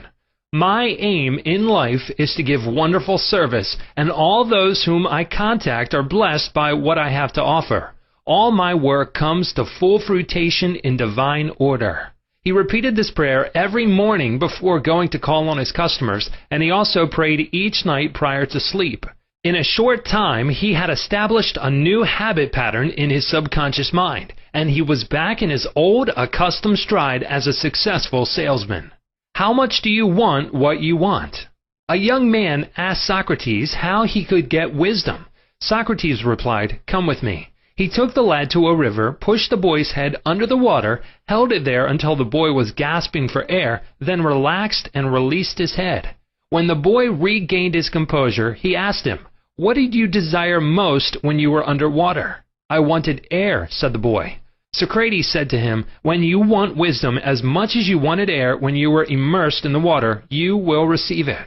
Likewise, when you really have an intense desire to overcome any block in your life, and you come to a clear-cut decision that there is a way out, and that is the course you wish to follow, then victory and triumph are assured. If you really want peace of mind and inner calm, you will get it. Regardless of how unjustly you have been treated, or how unfair the boss has been, or what a mean scoundrel someone has proved to be, all this makes no difference to you when you awaken to your mental and spiritual powers. You know what you want, and you will definitely refuse to let the thieves' thoughts of hatred, anger, hostility, and ill will rob you of peace, harmony, health, and happiness. You cease to become upset by people, conditions, news, and events by identifying your thoughts immediately with your aim in life. Your aim is peace, health, inspiration, harmony, and abundance. Feel a river of peace flowing through you now. Your thought is the immaterial and invisible power, and you choose to let it bless, inspire, and give you peace. Why he could not be healed. This is a case history of a married man with 4 children who was supporting and secretly living with another woman during his business trips. He was ill, nervous, irritable, and cantankerous, and he could not sleep without drugs. The doctor's medicine failed to bring down his high blood pressure of over 200. He had pains in numerous organs of his body, which doctors could not diagnose or relieve. To make matters worse, he was drinking heavily. The cause of all this was a deep, unconscious sense of guilt. He had violated the marriage vows, and this troubled him. The religious creed he was brought up on was deeply lodged in his subconscious mind, and he drank excessively to heal the wound of guilt. Some invalids take morphine and codeine for severe pains. He was taking alcohol for the pain or wound in his mind. It was the old story of adding fuel to the fire. The explanation and the cure. He listened to the explanation of how his mind worked. He faced his problem, looked at it, and gave up his dual role. He knew that his drinking was an unconscious attempt to escape.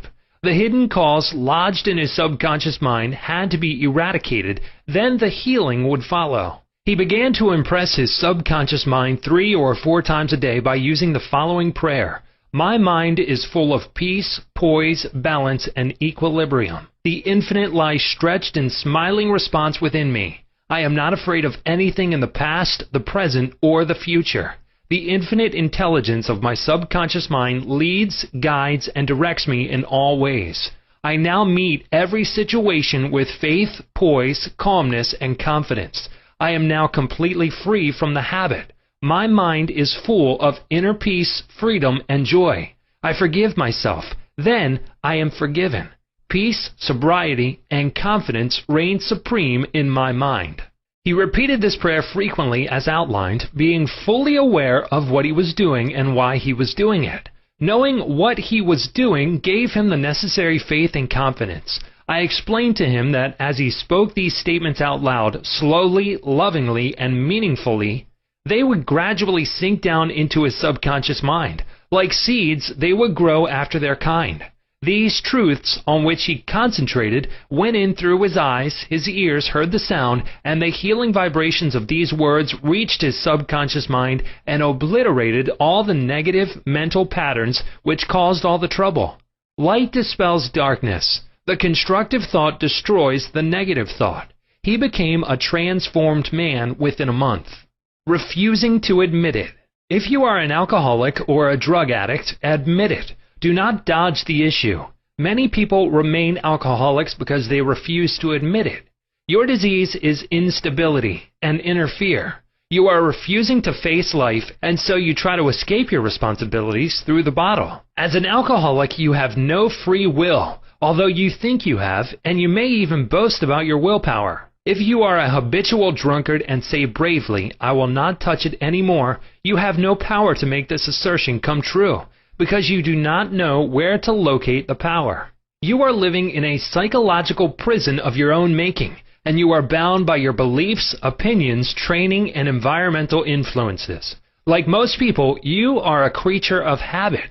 You are conditioned to react the way you do. Building in the idea of freedom. You can build the idea of freedom and peace of mind into your mentality so that it reaches your subconscious depths. The latter, being all-powerful, will free you from all desire for alcohol. Then you will have the new understanding of how your mind works, and you can truly back up your statement and prove the truth to yourself. 51% healed. If you have a keen desire to free yourself from any destructive habit, you are 51% healed already. When you have a greater desire to give up the bad habit than to continue it, you will not experience too much difficulty in gaining complete freedom. Whatever thought you anchor the mind upon, the latter magnifies. If you engage the mind on the concept of freedom, freedom from that habit, and peace of mind, and if you keep it focused on this new direction of attention, you generate feelings and emotions, which gradually emotionalize the concept of freedom and peace. Whatever idea you emotionalize is accepted by your subconscious and brought to pass. Your subconscious removes mental blocks. The law of substitution. Realize that something good can come out of your suffering. You have not suffered in vain. However, it is foolish to continue to suffer. If you continue as an alcoholic, it will bring about mental and physical deterioration and decay. Realize that the power in your subconscious is backing you up. Even though you may be seized by melancholy, you should begin to imagine the joy of freedom that is in store for you. This is the law of substitution. Your imagination took you to the bottle. Let it take you now to freedom and peace of mind. You will suffer a little bit, but it is for a constructive purpose. You will bear it like a mother in the pangs of childbirth, and you will, likewise, bring forth a child of the mind. Your subconscious will give birth to sobriety. Cause of alcoholism. The real cause of alcoholism is negative and destructive thinking, for as a man thinketh, so is he. The alcoholic has a deep sense of inferiority, inadequacy, defeat, and frustration, usually accompanied by a deep inner hostility. He has countless alibis as to his reason for drinking, but the sole reason is in his thought life. 3 magic steps. The first step, get still, quiet the wheels of the mind. Enter into a sleepy, drowsy state. In this relaxed, peaceful, receptive state, you are preparing for the second step. The second step, take a brief phrase which can readily be graven on the memory and repeated over and over as a lullaby. Use the phrase, sobriety and peace of mind are mine now, and I give thanks. To prevent the mind from wandering, repeat it aloud or sketch its pronunciation with the lips and tongue as you say it mentally. This helps its entry into the subconscious mind. Do this for 5 minutes or more. You will find a deep emotional response. The third step, just before going to sleep, practice what Johann von Goethe, German author, used to do. Imagine a friend, a loved one in front of you. Your eyes are closed, you are relaxed and at peace. The loved one or friend is subjectively present and is saying to you, congratulations. You see the smile, you hear the voice, you mentally touch the hand. It is all real and vivid. The word congratulations imply complete freedom. Hear it over and over again until you get the subconscious reaction, which satisfies. Keep on keeping on. When fear knocks at the door of your mind, or when worry, anxiety, and doubt cross your mind, behold your vision, your goal. Think of the infinite power within your subconscious mind, which you can generate by your thinking and imagining. And this will give you confidence, power, and courage. Keep on, persevere, until the day breaks and the shadows flee away. Chapter 19. How to use your subconscious mind to remove fear. One of our students told me that he was invited to speak at a banquet.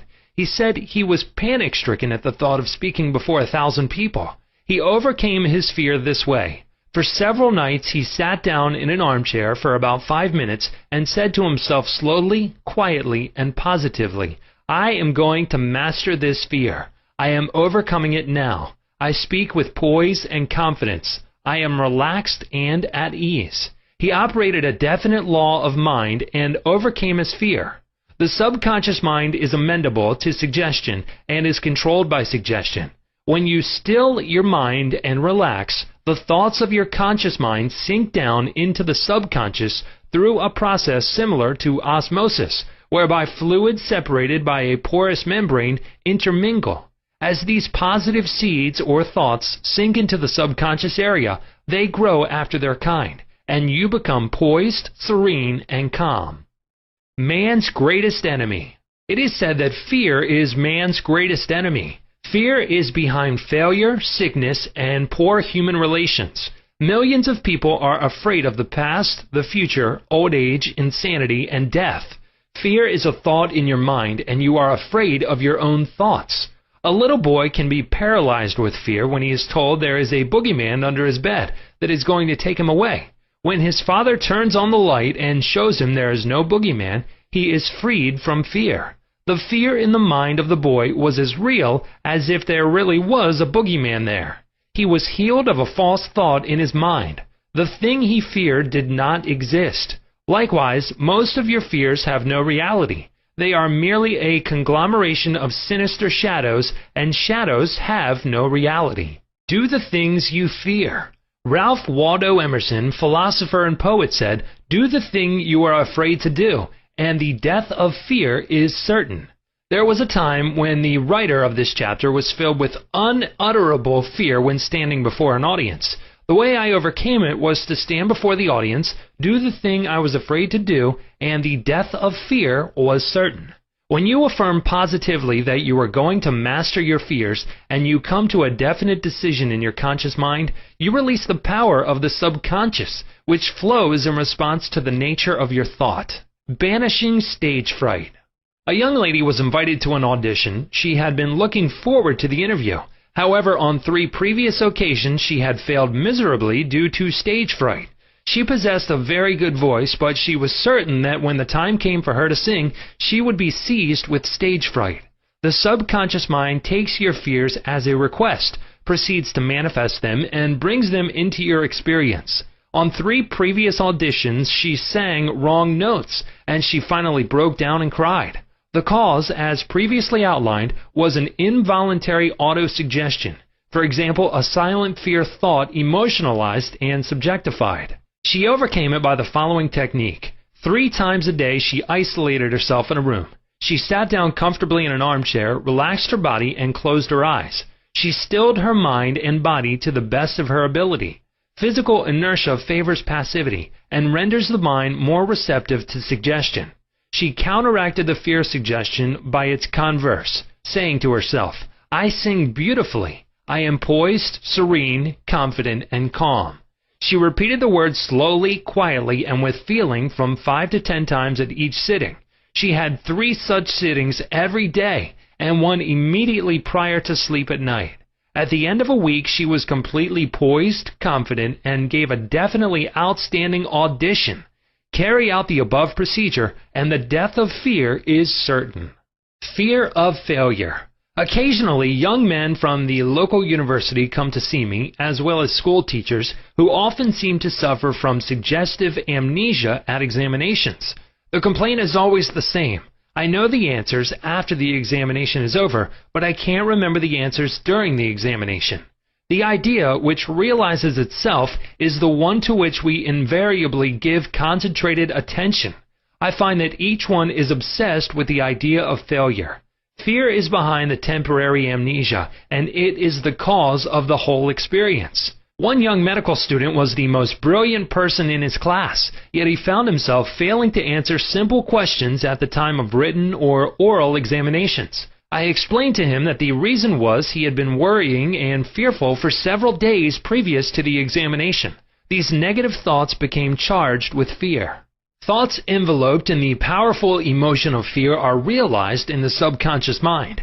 In other words, this young man was requesting his subconscious mind to see to it that he failed, and that is exactly what it did. On the day of the examination, he found himself stricken with what is called, in psychological circles, suggestive amnesia. How he overcame the fear. He learned that his subconscious mind was the storehouse of memory, and that it had a perfect record of all he had heard and read during his medical training. Moreover, he learned that the subconscious mind was responsive and reciprocal. The way to be in rapport with it was to be relaxed, peaceful, and confident. Every night and morning he began to imagine his mother congratulating him on his wonderful record. He would hold an imaginary letter from her in his hand. As he began to contemplate the happy result, he called forth a corresponding or reciprocal response or reaction in himself.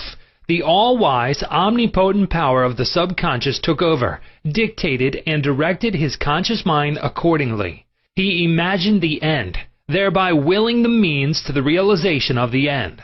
Following this procedure, he had no trouble passing subsequent examinations. In other words, the subjective wisdom took over, compelling him to give an excellent account of himself. Fear of water, mountains, closed spaces, etc. There are many people who are afraid to go into an elevator, climb mountains, or even swim in the water. It may well be that the individual had unpleasant experiences in the water in his youth, such as having been thrown forcibly into the water without being able to swim. He might have been forcibly detained in an elevator, which failed to function properly, causing resultant fear of closed spaces. I had an experience when I was about 10 years of age. I accidentally fell into a pool and went down 3 times. I can still remember the dark water engulfing my head and my gasping for air until another boy pulled me out at the last moment. This experience sank into my subconscious mind, and for years I feared the water. An elderly psychologist said to me, "Go down to the swimming pool, look at the water, and say out loud in strong tones, 'I am going to master you. I can dominate you.' Then go into the water, take lessons, and overcome it." This I did, and I mastered the water. Do not permit water to master you. Remember, you are the master of the water. When I assumed a new attitude of mind, the omnipotent power of the subconscious responded, giving me strength, faith, and confidence, and enabling me to overcome my fear. Master technique for overcoming any particular fear. The following is a process and technique for overcoming fear, which I teach from the platform. It works like a charm. Try it. Suppose you are afraid of the water, a mountain, an interview, an audition, or you fear closed spaces. If you are afraid of swimming, begin now to sit still for 5 or 10 minutes, 3 or 4 times a day, and imagine you are swimming. Actually, you are swimming in your mind. It is a subjective experience. Mentally, you have projected yourself into the water. You feel the chill of the water and the movement of your arms and legs. It is all real, vivid, and a joyous activity of the mind. It is not idle daydreaming, for you know that what you are experiencing in your imagination will be developed in your subconscious mind. Then you will be compelled to express the image and likeness of the picture you impressed on your deeper mind. This is the law of the subconscious. You could apply the same technique if you are afraid of mountains or high places. Imagine you are climbing the mountain. Feel the reality of it all. Enjoy the scenery, knowing that as you continue to do this mentally, you will do it physically with ease and comfort. He blessed the elevator. I knew an executive of a large corporation who was terrified to ride in an elevator. He would walk up 5 flights of stairs to his office every morning. He said that he began to bless the elevator every night and several times a day. He finally overcame his fear. This is how he blessed the elevator. The elevator in our building is a wonderful idea. It came out of the universal mind. It is a boon and a blessing to all our employees. It gives wonderful service. It operates in divine order. I ride it in peace and joy. I remain silent now while the currents of life, love, and understanding flow through the patterns of my thought. In my imagination, I am now in the elevator, and I step out into my office. The elevator is full of our employees. I talk to them, and they are friendly, joyous, and free. It is a wonderful experience of freedom, faith, and confidence. I give thanks. He continued this prayer for about 10 days, and on the 11th day, he walked into the elevator with other members of the organization and felt completely free. Normal and abnormal fear. Man is born only with 2 fears. The fear of falling, and the fear of noise. These are an alarm system given you by nature as a means of self-preservation. Normal fear is good. You hear an automobile coming down the road, and you step aside to survive. The momentary fear of being run over is overcome by your action. All other fears were given to you by parents, relatives, teachers, and all those who influenced your early years. Abnormal fear. Abnormal fear takes place when man lets his imagination run riot. I knew a woman who was invited to go on a trip around the world by plane. She began to cut out of the newspapers all reports of airplane catastrophes. She pictured herself going down in the ocean, being drowned, etc. This is abnormal fear. Had she persisted in this, she would undoubtedly have attracted what she feared most.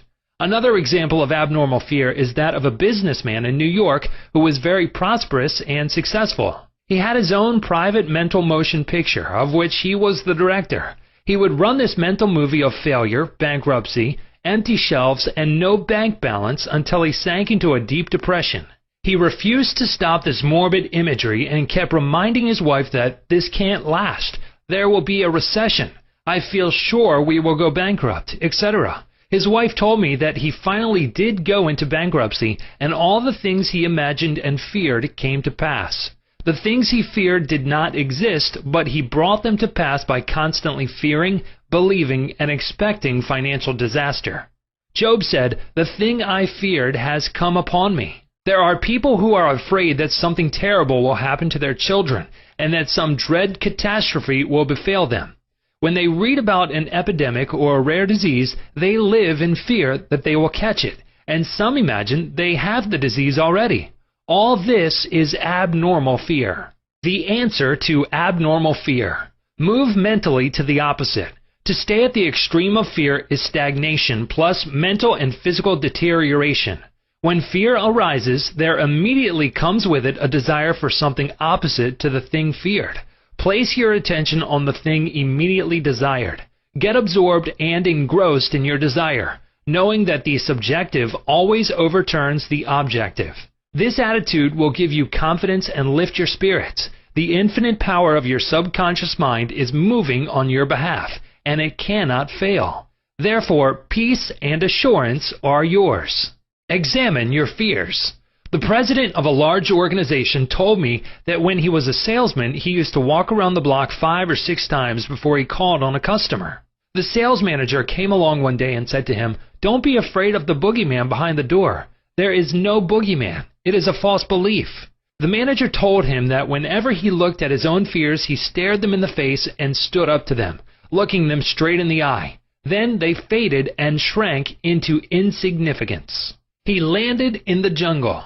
A chaplain told me of his experiences in the Second World War. He had to parachute from a damaged plane and land in the jungle. He said he was frightened, but he knew there were 2 kinds of fear, normal and abnormal, which we have previously pointed out.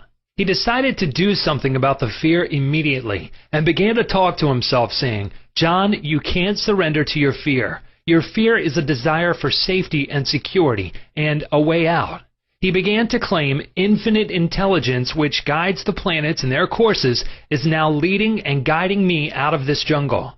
He kept saying this out loud to himself for 10 minutes or more. Then, he added, something began to stir inside me. A mood of confidence began to seize me, and I began to walk. After a few days, I miraculously came out of the jungle and was picked up by a rescue plane. His changed mental attitude saved him. His confidence and trust in the subjective wisdom and power within him was the solution to his problem. He said, "Had I begun to bemoan my fate and indulge my fears, I would have succumbed to the monster fear and probably would have died of fear and starvation." He dismissed himself. The general manager of an organization told me that for 3 years he feared he would lose his position. He was always imagining failure. The thing he feared did not exist, save as a morbid anxiety thought in his own mind. His vivid imagination dramatized the loss of his job until he became nervous and neurotic. Finally, he was asked to resign. Actually, he dismissed himself. His constant negative imagery and fear suggestions to his subconscious mind caused the latter to respond and react accordingly. It caused him to make mistakes and foolish decisions, which resulted in his failure as a general manager. His dismissal would never have happened if he had immediately moved to the opposite in his mind. They plotted against him. During a recent world lecture tour, I had a 2-hour conversation with a prominent government official. He had a deep sense of inner peace and serenity. He said that all the abuse he receives politically from newspapers and the opposition party never disturb him. His practice is to sit still for 15 minutes in the morning and realize that in the center of him is a deep, still ocean of peace. Meditating in this way, he generates tremendous power, which overcomes all manner of difficulties and fears. Sometime previously, a colleague called him at midnight and told him a group of people were plotting against him. This is what he said to his colleague: "I am going to sleep now in perfect peace. You can discuss it with me at 10 a.m. tomorrow." He said to me, "I know that no negative thought can ever manifest except I emotionalize the thought and accept it mentally. I refuse to entertain their suggestion of fear. Therefore, no harm can come to me." Notice how calm he was, how cool, how peaceful. He did not start getting excited, tearing his hair, or wringing his hands. At his center, he found the still water, an inner peace, and there was a great calm.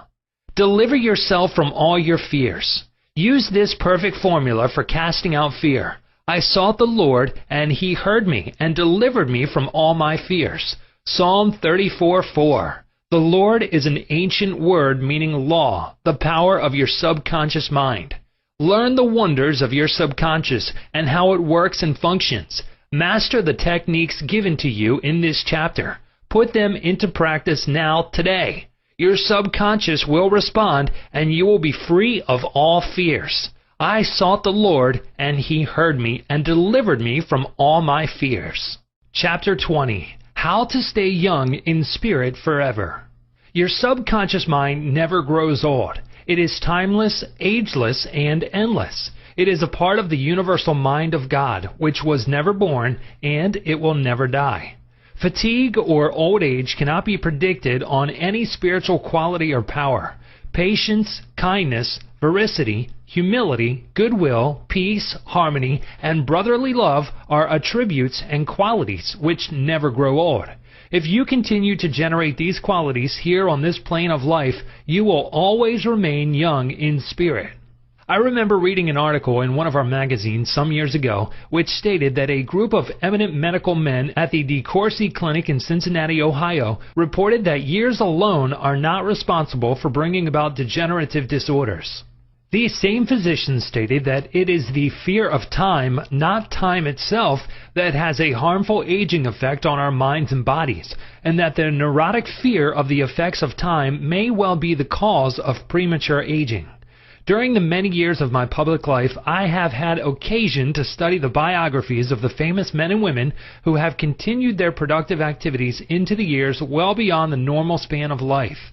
Some of them achieve their greatest in old age. At the same time, it has been my privilege to meet and to know countless individuals of no prominence who, in their lesser sphere, belong to those hardy mortals who have proved that old age of itself does not destroy the creative powers of the mind and body. He had grown old in his thought life. A few years ago, I called on an old friend in London, England. He was over 80 years of age, very ill, and obviously was yielding to his advancing years. Our conversation revealed his physical weakness, his sense of frustration, and a general deterioration almost approaching lifelessness. His cry was that he was useless and that no one wanted him.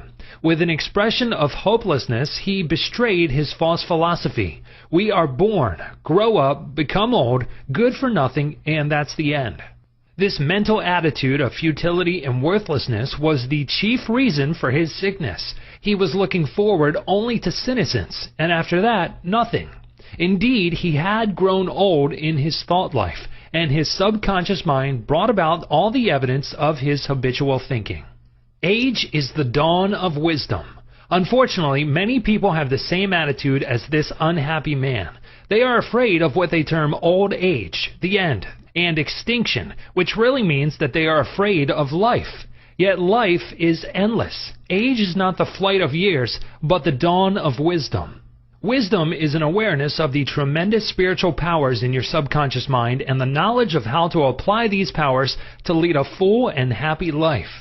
Get it out of your head once and for all that 65, 75, or 85 years of age is synonymous with the end for you or anybody else. It can be the beginning of a glorious, fruitful, active, and most productive life pattern, better than you have ever experienced. Believe this, expect it, and your subconscious will bring it to pass. Welcome the change. Old age is not a tragic occurrence. What we call the aging process is really change. It is to be welcomed joyfully and gladly as each phase of human life is a step forward on the path, which has no end. Man has powers which transcend his bodily powers. He has senses which transcend his 5 physical senses. Scientists today are finding positive, indisputable evidence that something conscious in man can leave his present body and travel thousands of miles to see, hear, touch, and speak to people, even though his physical body never leaves the couch on which it reclines. Man's life is spiritual and eternal. He need never grow old, for life or God cannot grow old. The Bible says that God is life. Life is self-renewing, eternal, indestructible, and is the reality of all men. Evidence for survival. The evidence gathered by the psychical research societies both in Great Britain and America is overwhelming.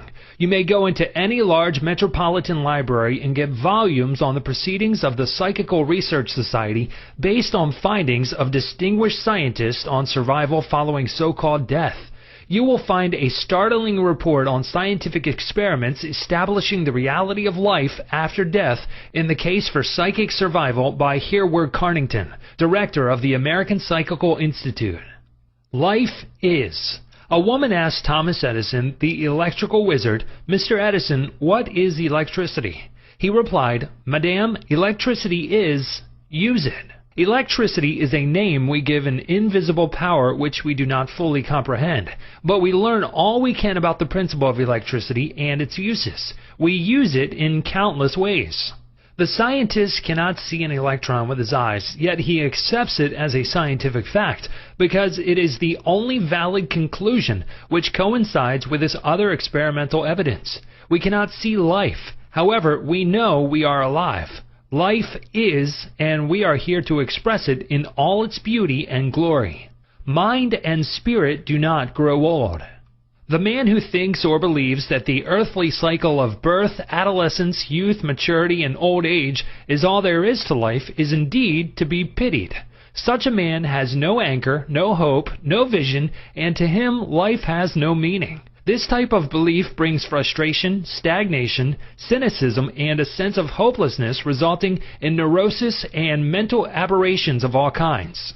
If you cannot play a fast game of tennis or swim as fast as your son, or if your body has slowed down or you walk with a slow step, remember life is always clothing itself anew.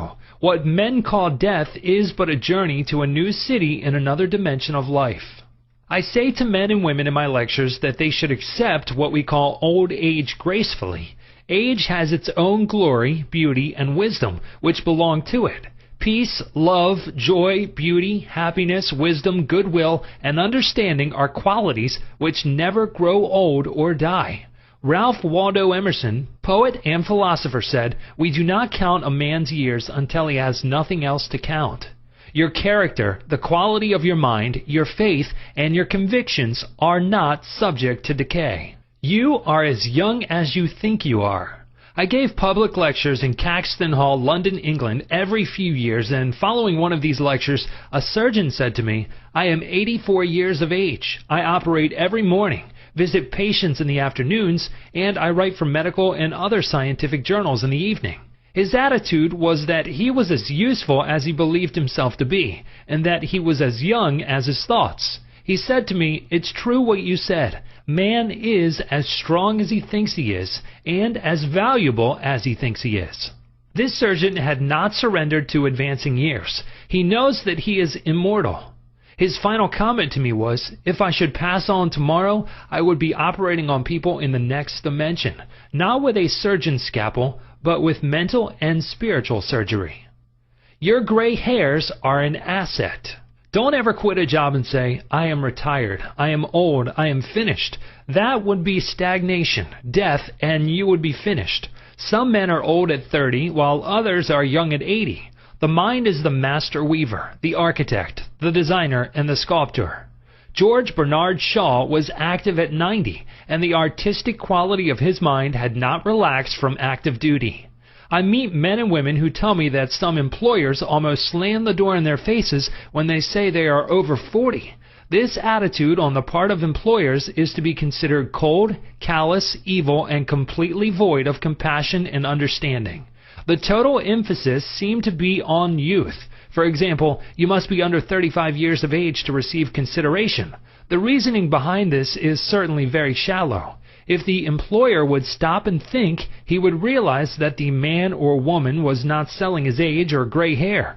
Rather, he was willing to give of his talents, his experience, and his wisdom gathered through the years of experience in the marketplace of life. Age is an asset. Your age should be a distinct asset to any organization because of your practice and application through the years of the principles of the Golden Rule and the law of love and goodwill. Your gray hair, if you have any, should stand for greater wisdom, skill, and understanding. Your emotional and spiritual maturity should be a tremendous blessing to any organization. A man should not be asked to resign when he is 65 years of age. That is the time of life when he could be most useful in handling personnel problems, making plans for the future, making decisions, and guiding others in the realm of creative ideas based on his experience and insight into the nature of the business. Be your age. A motion picture writer in Hollywood told me that he had to write scripts which would cater to the 12-year-old mind. This is a tragic state of affairs if the great masses of people are expected to become emotionally and spiritually mature. It means that the emphasis is placed on youth in spite of the fact that youth stands for inexperience, lack of discernment, and hasty judgment. I can keep up with the best of them. I am now thinking of a man 65 years of age who is trying frantically to keep young. He swims with young men every Sunday, goes on long hikes, plays tennis, and boasts about his prowess and physical powers, saying, "Look, I can keep up with the best of them." He should remember the great truth. As a man thinketh in his heart, so is he. Proverbs 23:7. Diets, exercises, and games of all kinds will not keep this man young. It is necessary for him to observe that he grows old or remains young in accordance with his processes of thinking. Your subconscious mind is conditioned by your thoughts. If your thoughts are constantly on the beautiful, the noble, and the good, you will remain young regardless of the chronological years. Fear of old age. Job said, "The thing which I greatly feared is come upon me." There are many people who fear old age and are uncertain about the future because they anticipate mental and physical deterioration as the years advance. What they think and feel comes to pass. You grow old when you lose interest in life, when you cease to dream, to hunger after new truths, and to search for new worlds to conquer. When your mind is open to new ideas, new interests, and when you raise the curtain and let in the sunshine and inspiration of new truths of life and the universe, you will be young and vital. You have much to give. If you are 65 or 95 years of age, realize you have much to give. You can help stabilize, advise, and direct the younger generation. You can give the benefit of your knowledge, your experience, and your wisdom. You can always look ahead, for at all times you are gazing into infinite life. You will find that you can never cease to unveil the glories and wonders of life. Try to learn something new every moment of the day, and you will find your mind will always be young. 110 years old. Some years ago, while lecturing in Bombay, India, I was introduced to a man who said he was 110 years old. He had the most beautiful face I have ever seen. He seemed transfigured by the radiance of an inner light. There was a rare beauty in his eyes, indicating he had grown old in years with gladness, and with no indication that his mind had dimmed its lights. Retirement, a new venture. Be sure that your mind never retires. It must be like a parachute, which is no good unless it opens up. Be open and receptive to new ideas. I have seen men of 65 and 70 retire. They seemed to rot away, and in a few months passed on. They obviously felt that life was at an end. Retirement can be a new venture, a new challenge, a new path, the beginning of the fulfillment of a long dream. It is inexpressibly depressing to hear a man say, "What shall I do now that I am retired?" He is saying, in effect, "I am mentally and physically dead. My mind is bankrupt of ideas." All this is a false picture. The real truth is that you can accomplish more at 90 than you did at 60, because each day you are growing in wisdom and understanding of life and the universe through your new studies and interest. He graduated to a better job. An executive who lives near me was forced to retire a few months ago because he had reached the age of 65. He said to me, "I look upon my retirement as promotion from kindergarten to the first grade." He philosophized in this manner. He said that when he left high school, he went up the ladder by going to college. He realized this was a step forward in his education and understanding of life in general. Likewise, he added, now he could do the things he had always wanted to do, and therefore his retirement was still another step forward on the ladder of life and wisdom. He came to the wise conclusion that he was no longer going to concentrate on making a living. Now he was going to give all his attention to living life. He is an amateur photographer, and he took additional courses on the subject. He took a trip around the world and took movies of famous places. He now lectures before various groups, lodges, and clubs, and is in popular demand. There are countless ways of taking an interest in something worthwhile outside yourself. Become enthusiastic over new creative ideas, make spiritual progress, and continue to learn and to grow. In this manner you remain young in heart, because you are hungering and thirsting after new truths, and your body will reflect your thinking at all times. You must be a producer and not a prisoner of society. The newspapers are taking cognizance of the fact that the voting population of the elderly in California elections is increasing by leaps and bounds. This means that their voices will be heard in the legislature of the state and also in the halls of Congress. I believe there will be enacted a federal law prohibiting employers from discrimination against men and women because of age.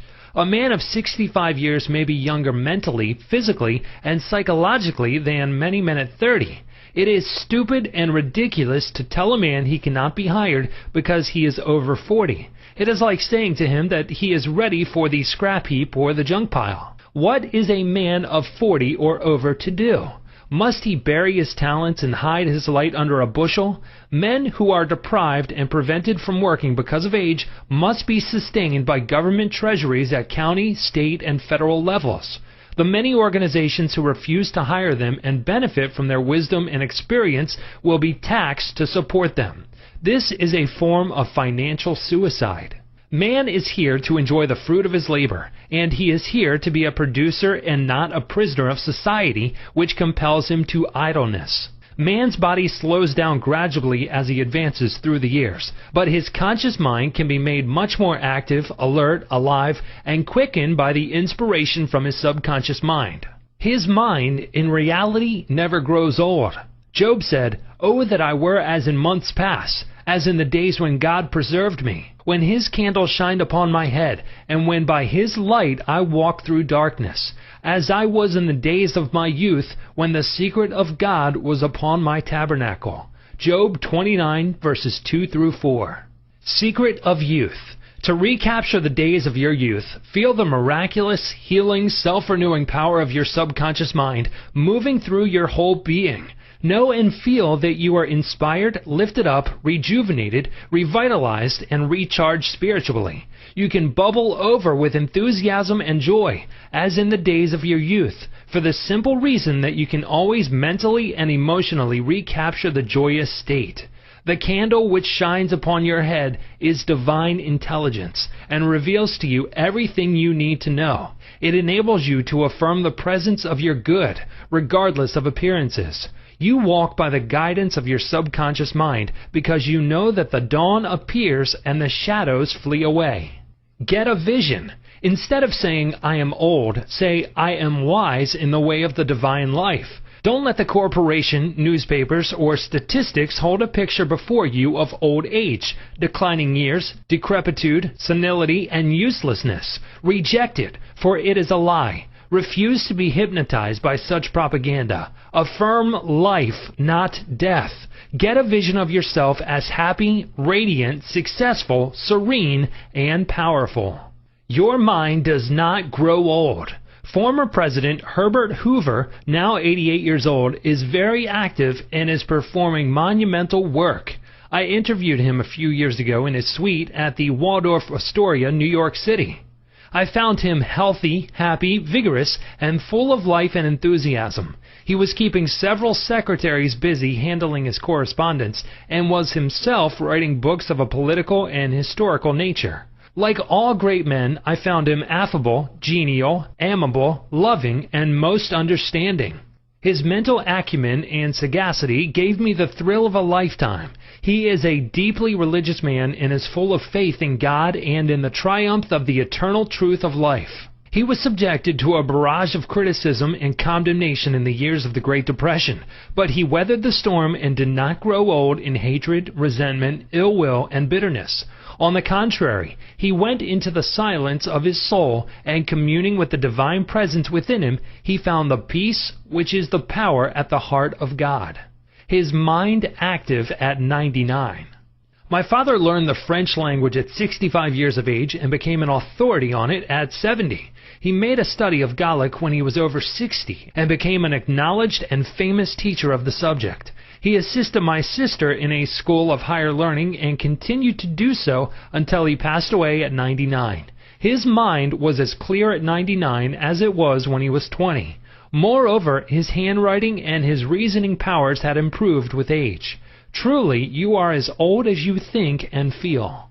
We need our senior citizens. Marcus Porcius Cato, the Roman patriot, learned Greek at 80. Madame Ernestine Schumann-Heink, the great German-American contralto, reached the pinnacle of her musical success after she became a grandmother. It is wonderful to behold the accomplishments of the oldsters. General Douglas MacArthur, Harry S. Truman, General Dwight David Eisenhower, and the American financier Bernard Baruch are interesting, active, and contributing their talents and wisdom to the world. The Greek philosopher Socrates learned to play musical instruments when he was 80 years old. Michelangelo was painting his greatest canvases at 80. At 80, C.O. Simonides won the prize for poetry. Johann von Goethe finished Past, and Leopold von Ranke commenced his History of the World, which he finished at 92.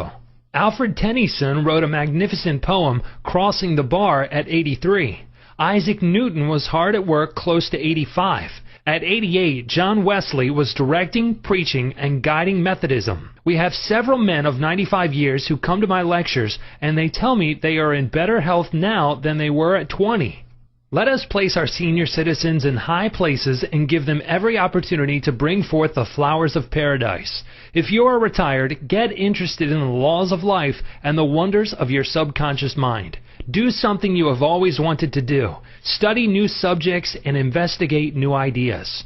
Pray as follows: As the hart panteth after the water brooks, so panteth my soul after thee, O God. Psalm 42:1. The fruits of old age. His flesh shall be fresher than a child's. He shall return to the days of his youth. Job 33:25. Old age really means the contemplation of the truths of God from the highest standpoint. Realize that you are on an endless journey, a series of important steps in the ceaseless, tireless, endless ocean of life. Then, with the psalmist, you will say, "They shall bring forth fruit in old age. They shall be fat and flourishing." Psalm 92:14. But the fruit of the Spirit is love, joy, peace, patience, gentleness, goodness, faith, meekness, temperance. Against such there is no law. You are a son of infinite life, which knows no end, and you are a child of eternity.